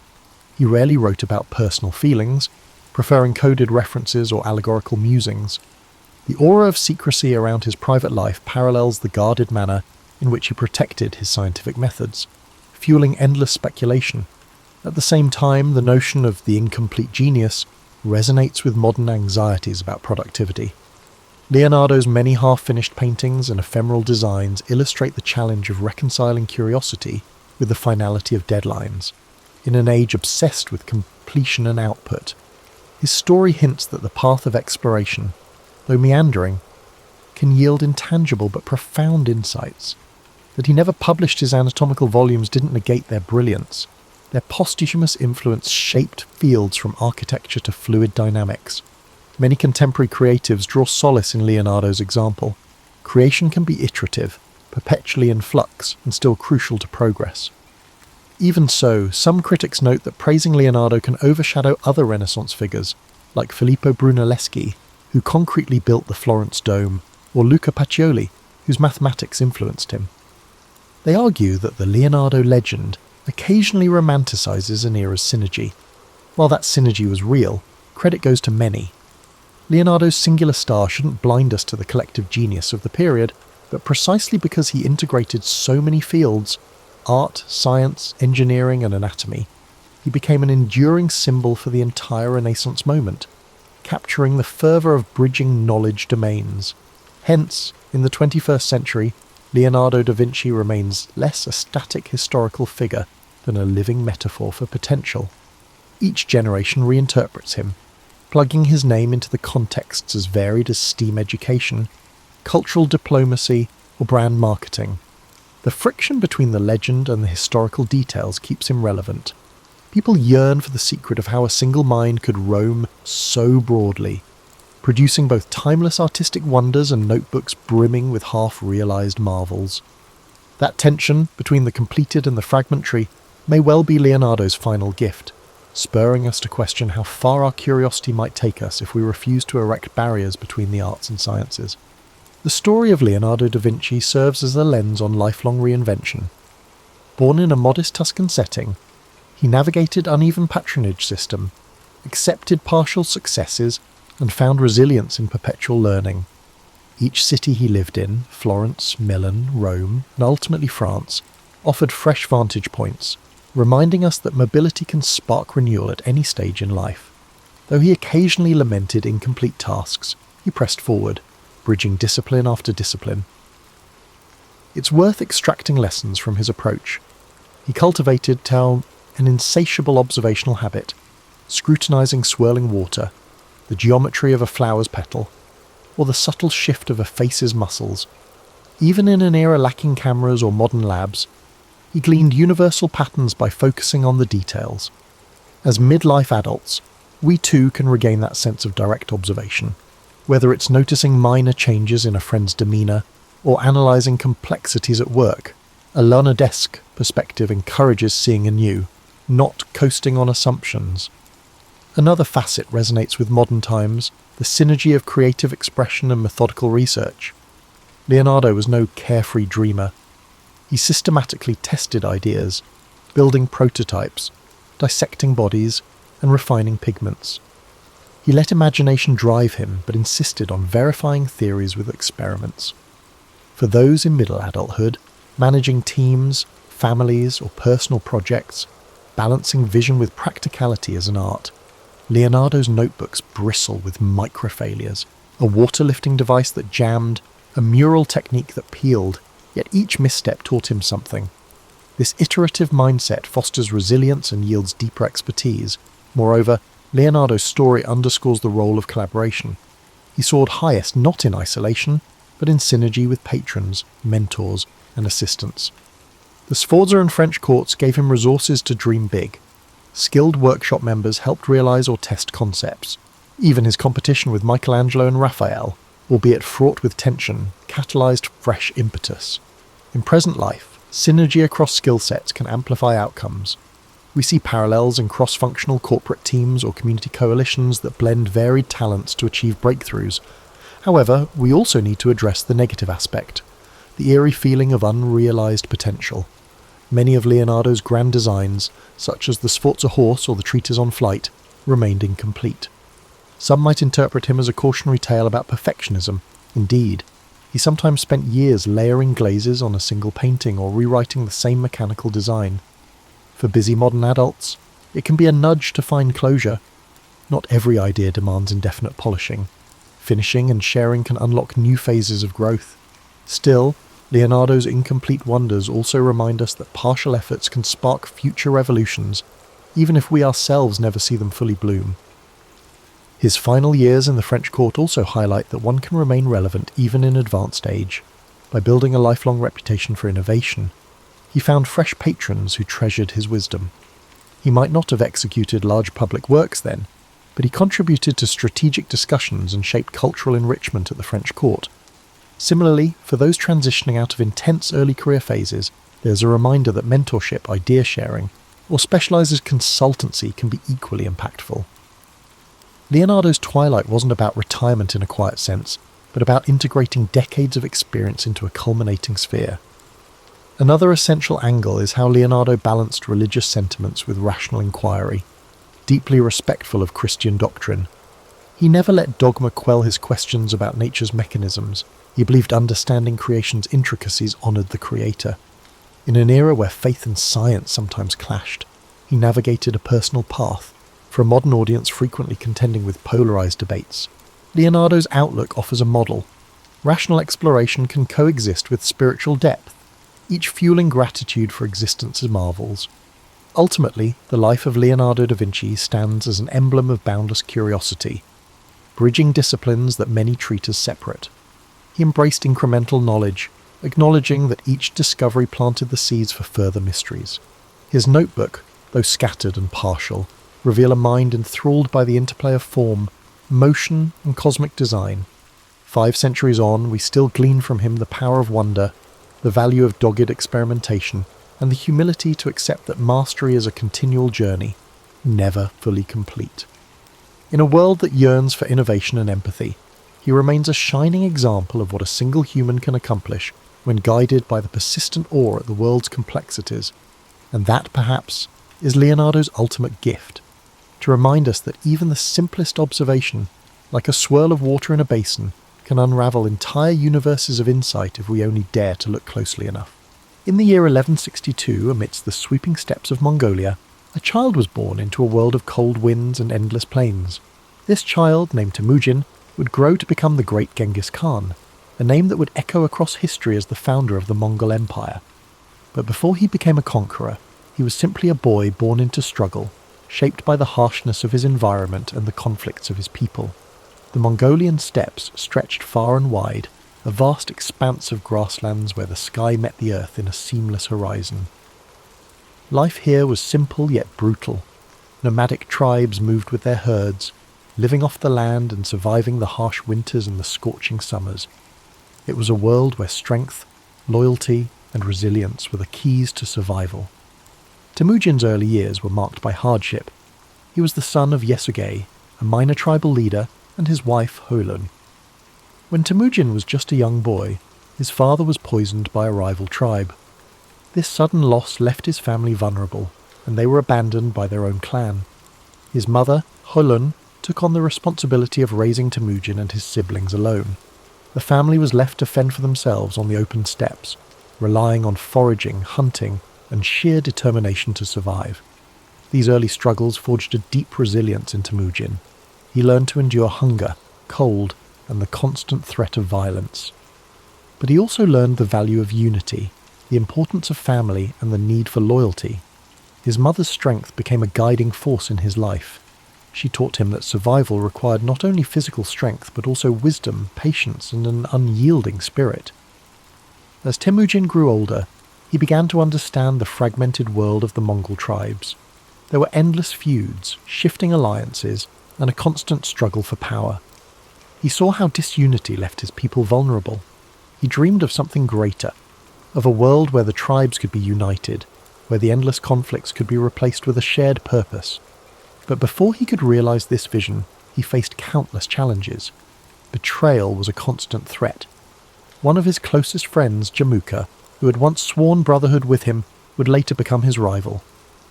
Temujin's path was marked by moments of capture, imprisonment, and escape. Each setback hardened his resolve. He believed that strength was found not just in the sword, but in the unity of purpose and loyalty. In time, Temujin began to gather followers who saw his vision.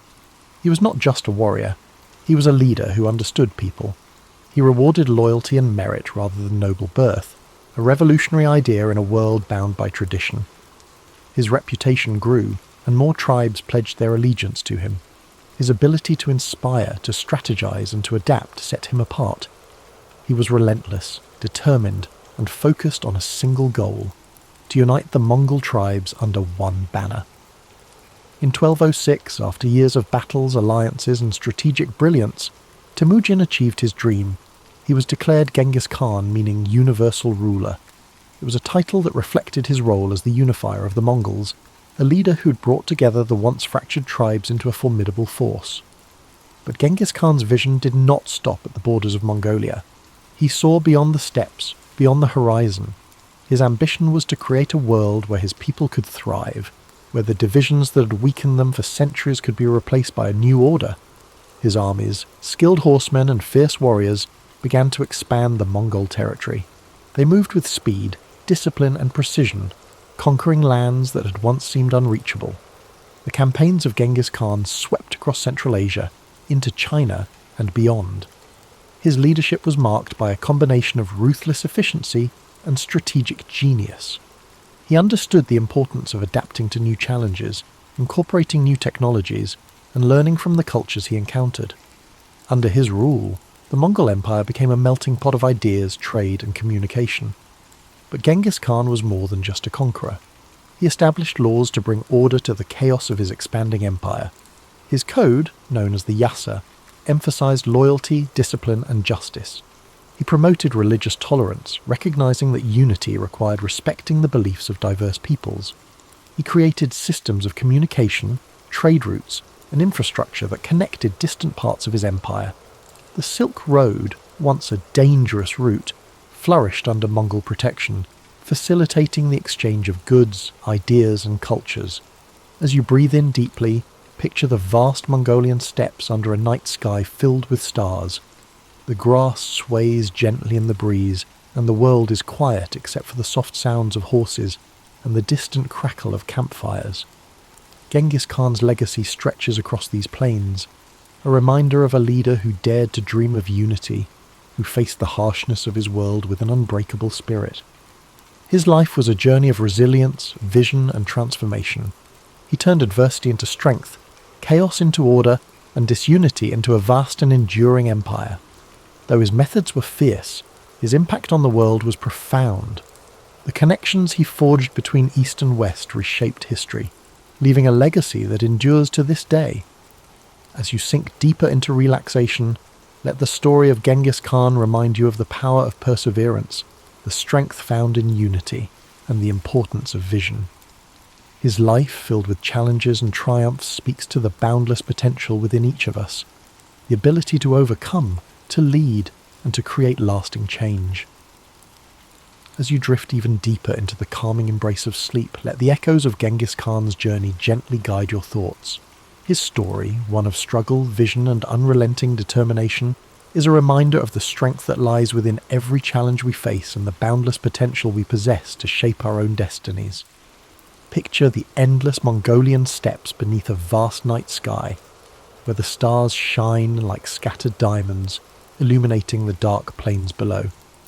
The wind moves softly, whispering tales of ancient conquests and unification, carrying with it the faint scent of grasslands and distant fires.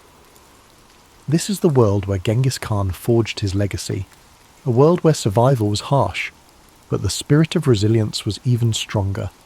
As his empire expanded, so too did his influence.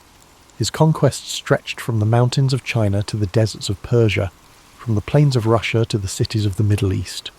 But beyond the battles and the victories, Genghis Khan's mind remained focused on a singular goal: creating a world where his people could thrive. He was not driven purely by conquest, but by the desire to establish order where there was once chaos, to bring unity to lands divided by endless feuds.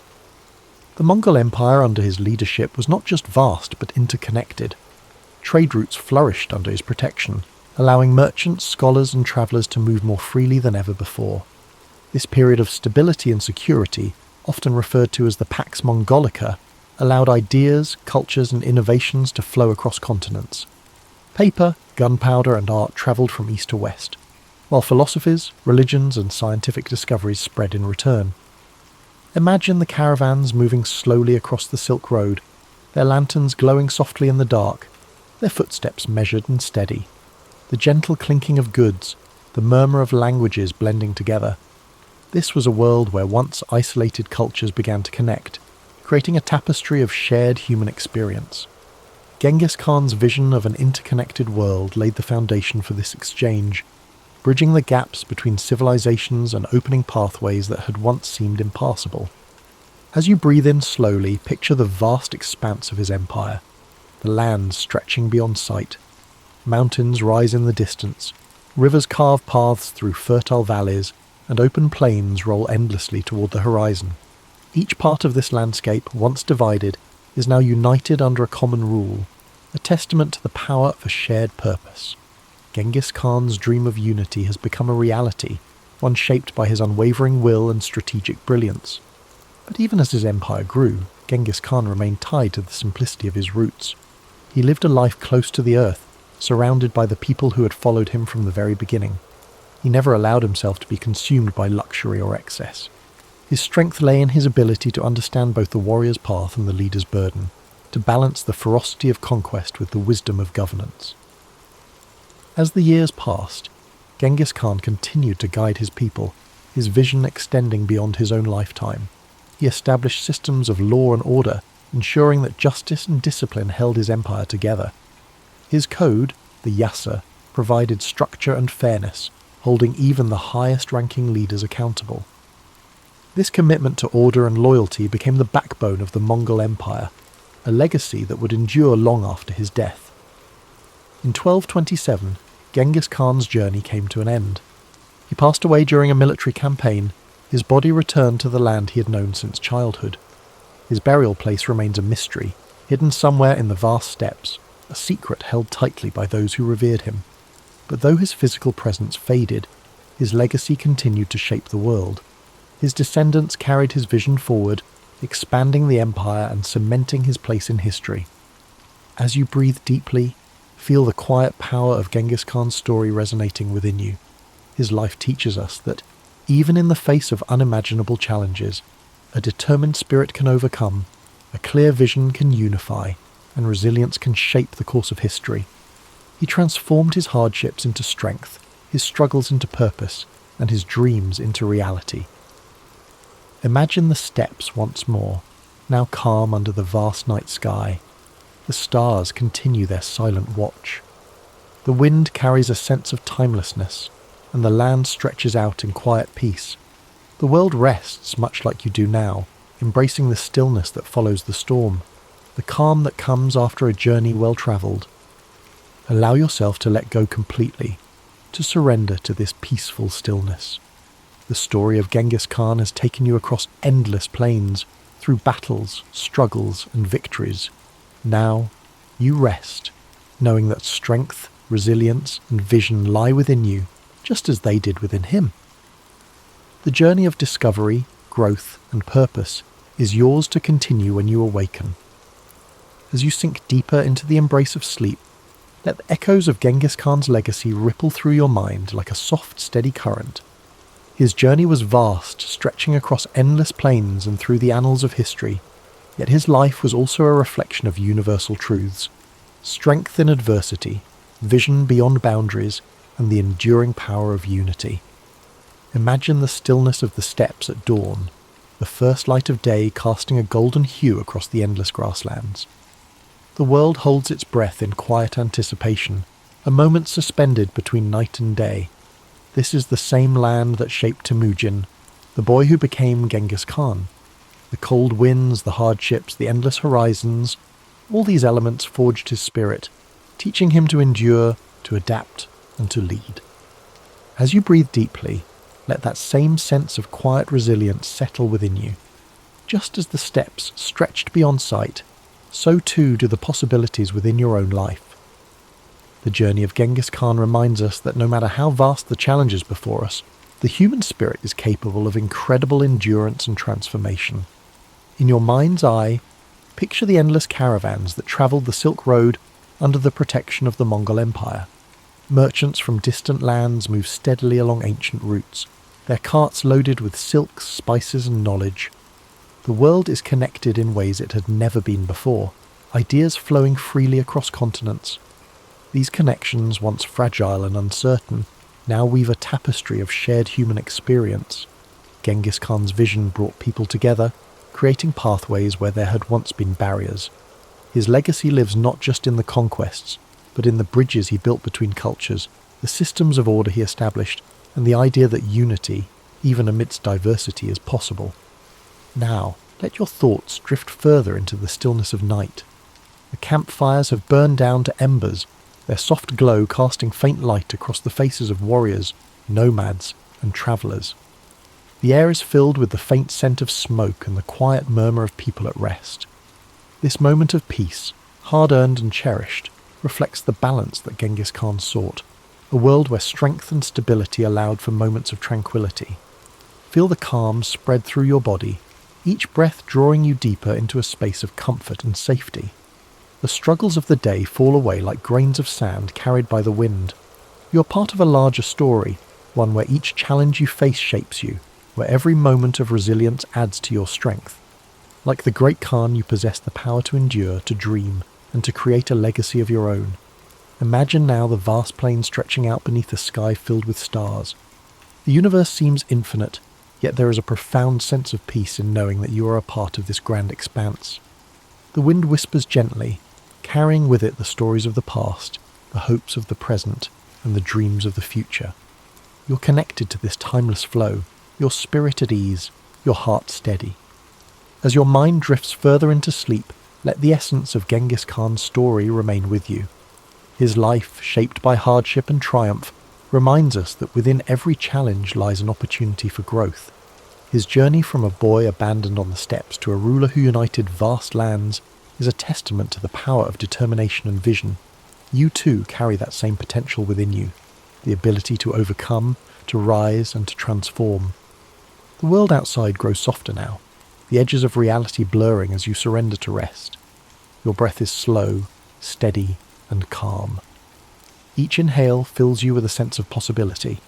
Each exhale releases any tension you've been holding.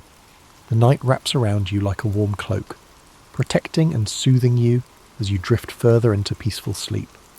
As you drift even deeper into the embrace of sleep, the vast plains of history stretch endlessly before you, serene and timeless. The gentle rhythm of your breath mirrors the calm, steady winds of the Mongolian steppes, whispering stories of courage, resilience, and transformation.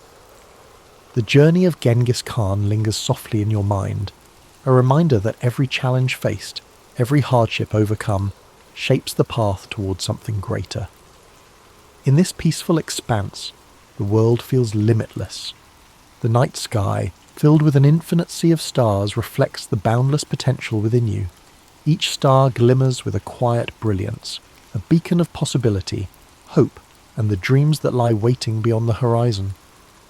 Just as Genghis Khan dared to look beyond the confines of his world, you too are capable of breaking through barriers, of envisioning new paths, of creating a life defined by your own resilience and purpose. Imagine the quiet of the ancient world. No city lights, no noise of modern life, just the pure, unbroken silence of the night. The grass beneath you is soft, cool, and fragrant. The air is crisp, carrying the scent of earth and distant fires. The only sounds are the faint rustling of the wind and the occasional soft nicker of a horse standing watch. This tranquility is a gift, a space where you can let go, breathe deeply, and allow your mind to float freely. As you inhale, draw in a sense of calm strength.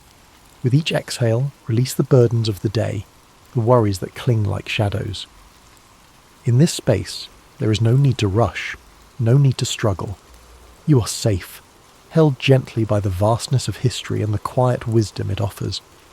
Like the open steppes, your mind expands, free from constraints, filled with possibility. The story of Genghis Khan is one of transformation, of a young boy who endured pain and loss, but who rose to become a leader who reshaped the world. His journey reminds us that strength is born in moments of adversity, that the spirit is forged in the fires of challenge. His vision was clear, his resolve unbreakable, and within you too lies that same seed of potential, that same capacity for growth, for vision, for resilience. Picture the endless plains bathed in the soft glow of dawn. The first rays of sunlight touch the horizon, casting a warm golden light over the land. The sky shifts from deep indigo to gentle hues of pink and orange. The world awakens slowly, peacefully, as the night gives way to a new day. This transition, from darkness to light, is a symbol of hope, a reminder that no matter how long the night may seem, the dawn always comes. Let this thought settle gently in your mind. Just as the night must yield to the morning, every struggle you face, every challenge you endure holds the promise of renewal, of new beginnings, of possibilities yet to be realized. The journey of life, like the journey of Genghis Khan, is one of cycles, of hardship and triumph, of darkness and light, of endings and new beginnings. Feel your body relax even further, each muscle letting go, your mind sinking deeper into the comfort of sleep. The weight of the world lifts away, leaving you light, free, and at peace. The winds of the steppes, the vast horizons, and the quiet strength of history envelop you in a cocoon of serenity. In this state of deep relaxation, know that you are part of something timeless. The struggles, the victories, the dreams of those who came before you live on, whispering their wisdom and encouragement. You are connected to this greater tapestry of humanity, a thread woven through the fabric of time, resilient and unbroken. The Battle of Gettysburg began on the morning of July 1st, 1863. It was a warm summer day, the kind where the golden light of dawn touched the fields and forests with a serene glow. But the tranquility of the Pennsylvania countryside would soon be shattered by the thunder of battle.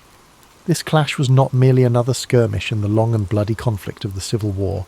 It was a turning point, a moment where the fate of the Union and the Confederacy hung precariously in the balance. General Robert E. Lee, commanding the Confederate Army of Northern Virginia, had set his sights on a bold invasion of the North. His army, emboldened by a string of victories, marched into Pennsylvania with the hope of striking a decisive blow that would force the Union to sue for peace. Lee's strategy was not just about military conquest. It was about shaking the Northern resolve, bringing the war to Union soil, and perhaps swaying foreign powers to recognize the Confederacy. On the Union side, General George G. Meade had recently taken command of the Army of the Potomac. His task was daunting: to stop Lee's advance and protect the Union's heartland. The soldiers under his command were weary from years of conflict, but their resolve to defend their homeland and preserve the Union burned brightly. The two armies converged near the small town of Gettysburg, a place of rolling hills, fertile farmland, and winding roads. It was an unlikely setting for one of the most significant battles in American history. On the first day, the fighting began west of the town, as Confederate forces encountered Union cavalry. The clash was fierce and chaotic, with both sides scrambling to gain the upper hand. By day's end, the Confederates had pushed Union forces back through the town and onto the high ground to the south, securing an early advantage. The second day of the battle dawned with tension thick in the air. The Union Army had established a strong defensive position along a series of hills and ridges known as Cemetery Hill, Culp's Hill, and Little Round Top. Lee, confident in his army's strength, launched a series of attacks to break the Union lines. The fighting on July 2nd was intense and bloody. At Little Round Top, Union Colonel Joshua Lawrence Chamberlain and the 20th Maine Regiment made a heroic stand to defend the hill's southern flank. Outnumbered and nearly out of ammunition, Chamberlain ordered a desperate bayonet charge that drove the Confederates back and secured the Union's position. It was a moment of extraordinary courage, one that would later be remembered as a turning point in the battle. Elsewhere, the fields of wheat and peach orchards became killing grounds, their beauty scarred by the carnage of war. The air was thick with smoke and the cries of the wounded. Soldiers on both sides fought with ferocious determination, knowing that the stakes were higher than ever. By the end of the day, the Union lines had held, but at a terrible cost. The third and final day of the battle, July 3rd, brought the infamous assault known as Pickett's Charge. Lee, believing that a concentrated attack on the Union center could break their lines, ordered 12,500 Confederate soldiers to march across open fields under heavy Union artillery fire. The sight of that charge was both awe-inspiring and harrowing. The Confederate soldiers advanced in tight ranks, their banners waving, their determination unyielding. But the Union defenders, entrenched on Cemetery Ridge, unleashed a devastating barrage of cannon and musket fire. The fields became a scene of chaos as men fell by the hundreds. Despite their bravery, the Confederate soldiers could not overcome the Union's defences. The charge was repelled, and the fields were littered with the fallen. As the sun set on July 3rd, the Battle of Gettysburg came to an end. Lee, realizing that his army could not sustain another assault, began the long retreat back to Virginia. The Union Army, though battered and exhausted, had won a decisive victory. It was a moment of relief and triumph for the North, a turning point that shifted the momentum of the war. The cost of the battle was staggering. Over 50,000 soldiers were killed, wounded, or missing. The fields of Gettysburg, once peaceful and lush, were now marked by the scars of war. Families in both the North and the South mourned the loss of loved ones, their lives forever changed by the conflict. In the months that followed, Gettysburg became a symbol of sacrifice and resilience. On November 19, 1863, President Abraham Lincoln delivered the Gettysburg Address at the dedication of the Soldiers' National Cemetery. His words, though brief, captured the essence of what the battle had come to represent. He spoke of a nation conceived in liberty and dedicated to the proposition that all men are created equal. He reminded the audience that the soldiers who had fought and died at Gettysburg had done so to ensure that freedom and democracy would endure. The Battle of Gettysburg remains one of the most studied and remembered events in American history. It was a moment of profound struggle and sacrifice, a reminder of the costs of war and the resilience of the human spirit. The bravery of the soldiers on both sides, their dedication to their causes, and the impact of their actions continue to echo through time. As you drift into sleep, let the story of Gettysburg fill your mind with a sense of reverence and reflection. Imagine the stillness of the fields after the battle, the quiet wind carrying the memory of those who fought and fell. Feel the weight of their sacrifice, but also the hope that their struggle helped to shape a better future. The aftermath of the Battle of Gettysburg left an indelible mark, not only on the landscape of Pennsylvania, but also on the hearts and minds of the American people. The quiet town that had seen a horrific convergence of armies now bore the weight of countless graves, hastily dug for the fallen soldiers. The once lush fields, orchards, and rolling hills were now etched with scars of war, trenches, shattered fences, and abandoned artillery. In the days immediately following the battle, the townspeople of Gettysburg rose to meet the grim reality of what had unfolded. Civilians who had sought shelter during the 3 days of fighting now ventured out to help the wounded and dying. Homes, barns, and churches were transformed into makeshift hospitals. Women, men, and even children worked tirelessly to bring comfort to soldiers, regardless of the uniforms they wore. The lines of battle blurred in the face of shared humanity. Doctors and nurses were overwhelmed by the sheer number of wounded. Medical supplies were scarce, and the knowledge of sanitation was rudimentary at best. Despite the primitive conditions, countless acts of compassion unfolded as townspeople did what they could to save lives or bring solace to those whose time was short. As the Confederate army retreated southward, General Lee bore the burden of his army's defeat. The invasion of the North had failed, and the high hopes of a quick victory and a potential peace agreement were dashed. For Lee, Gettysburg marked a turning point, a moment when the tide of the war began to turn decisively against the Confederacy. The loss of so many men and the inability to break Union resolve were blows from which his forces would never fully recover. For the Union, the victory at Gettysburg was a critical morale boost. General Meade, despite some criticism for not pursuing Lee's retreating army more aggressively, had achieved what many thought impossible. The Army of the Potomac had stood firm against Lee's forces, proving that the Union could hold its ground and turn the tide of the war. The significance of Gettysburg reached far beyond the battlefield. It became a symbol of the broader struggle, the fight to preserve the Union and the principles upon which it was founded. In the months following the battle, efforts began to ensure that the sacrifices made there would not be forgotten. One of the most poignant moments came on November 19, 1863, with the dedication of the Soldiers' National Cemetery at Gettysburg.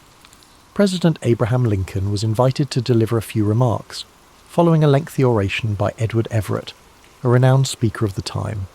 Lincoln's address, though brief, would become one of the most enduring speeches in American history. Standing on the blood-soaked fields of Gettysburg, Lincoln spoke not only to honour the dead, but to remind the living of the greater cause for which they had fought. His words, beginning with the now iconic phrase, 7 years ago, framed the battle within the context of the nation's founding ideals. He reminded the audience that the soldiers had given their lives so that government of the people, by the people, for the people, shall not perish from the earth. Lincoln's Gettysburg Address was met with a mixed reception at the time, with some viewing it as too brief and simplistic. However, history would elevate his words to the status of a national treasure. The address encapsulated the purpose of the war and the vision of a nation united not by force, but by shared values and ideals. The legacy of the Battle of Gettysburg continued to shape the course of the Civil War. While the conflict raged on for nearly 2 more years, Gettysburg marked a critical turning point. It showed that the Union could resist the might of the Confederacy and that the resolve of its people would not be broken. The war's conclusion in 1865 brought an end to the fighting but left the nation grappling with the wounds it had inflicted upon itself. The fields of Gettysburg became a place of reflection and remembrance, a site where the cost of division was laid bare. Over the years, Gettysburg transformed from a battlefield to a place of education and pilgrimage. Monuments and markers were erected to honour the soldiers who had fought and died there, preserving their memory for future generations. Visitors from across the country and around the world came to walk the hallowed ground, to reflect on the sacrifices made, and to ponder the lessons of history. Today, Gettysburg stands as a testament to the resilience of the human spirit and the enduring struggle for freedom and equality. It reminds us of the fragility of unity and the strength required to preserve it.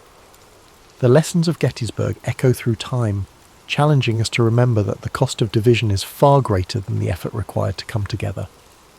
As you rest tonight, let the story of Gettysburg remind you of the courage and sacrifice of those who came before us.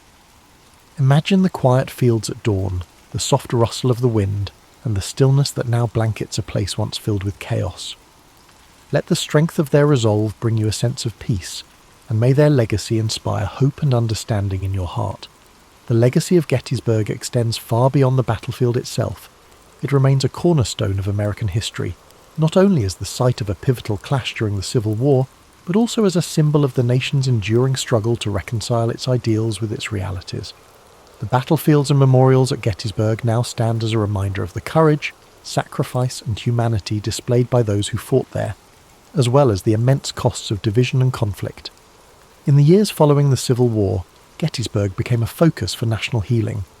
Veterans from both the Union and the Confederacy returned to the site to honour their comrades and reflect on the events that had shaped their lives. These reunions, particularly those held on significant anniversaries of the battle, fostered a sense of reconciliation and shared purpose.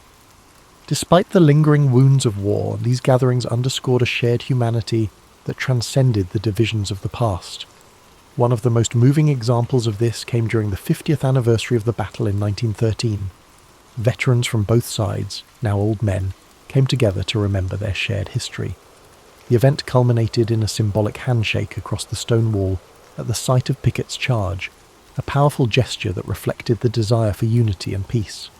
These reunions were not without their complexities, but they marked an important step in the nation's journey toward healing and understanding. Over time, Gettysburg evolved into a place of education and reflection.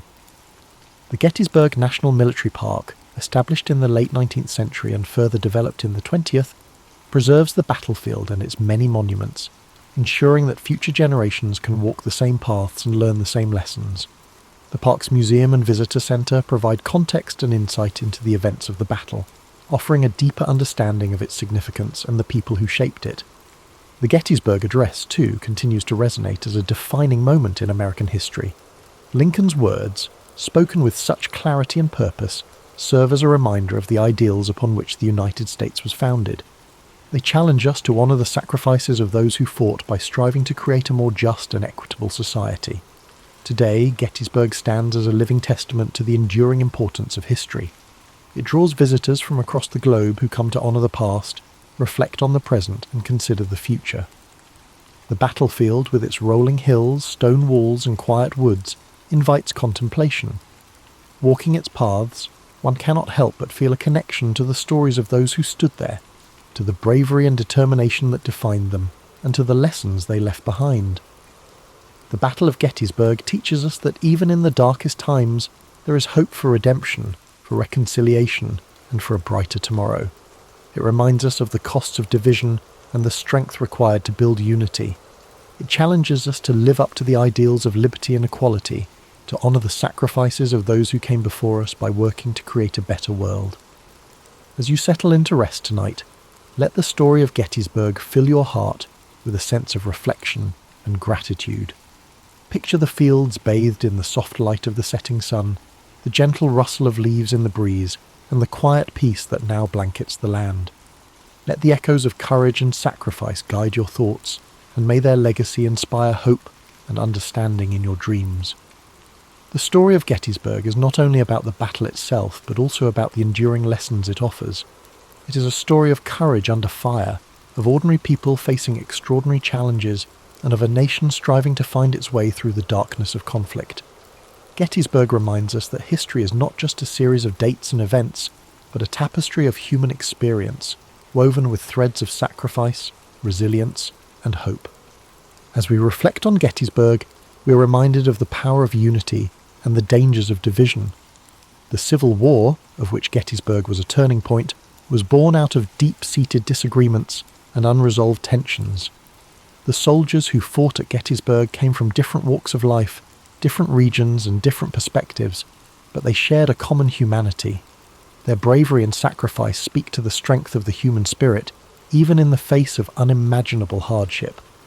In the years following the battle, the memory of Gettysburg became a source of inspiration for those working to rebuild and reconcile a fractured nation. The scars of war ran deep, but so too did the determination to heal. Gettysburg became a symbol of what could be achieved when people came together to confront their shared challenges and embrace their common humanity.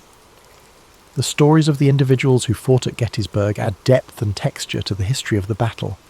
From generals like Robert E. Lee and George Meade, whose decisions shaped the course of the conflict, to the rank-and-file soldiers who carried out those orders with bravery and resolve, each story adds a layer of understanding to the larger narrative.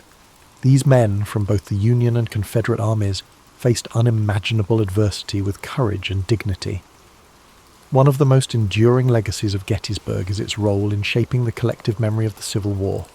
The battlefield, now a serene and solemn place, serves as a reminder of the costs of war and the value of peace.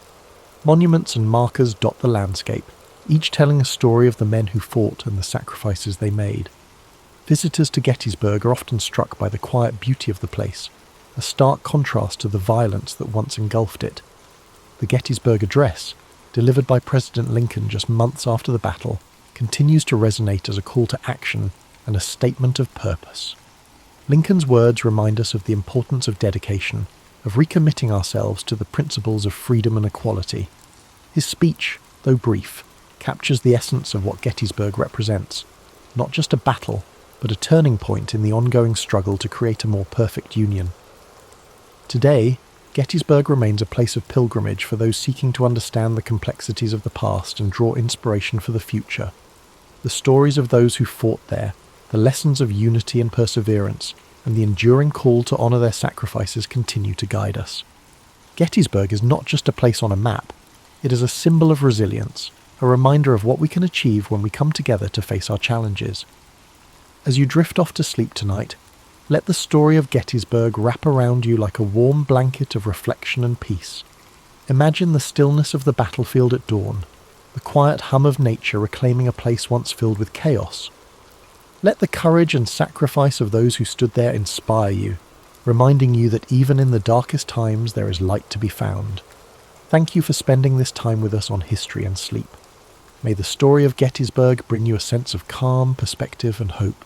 Sleep well, and may your dreams be filled with peace, understanding, and the enduring strength of the human spirit. Sweet dreams.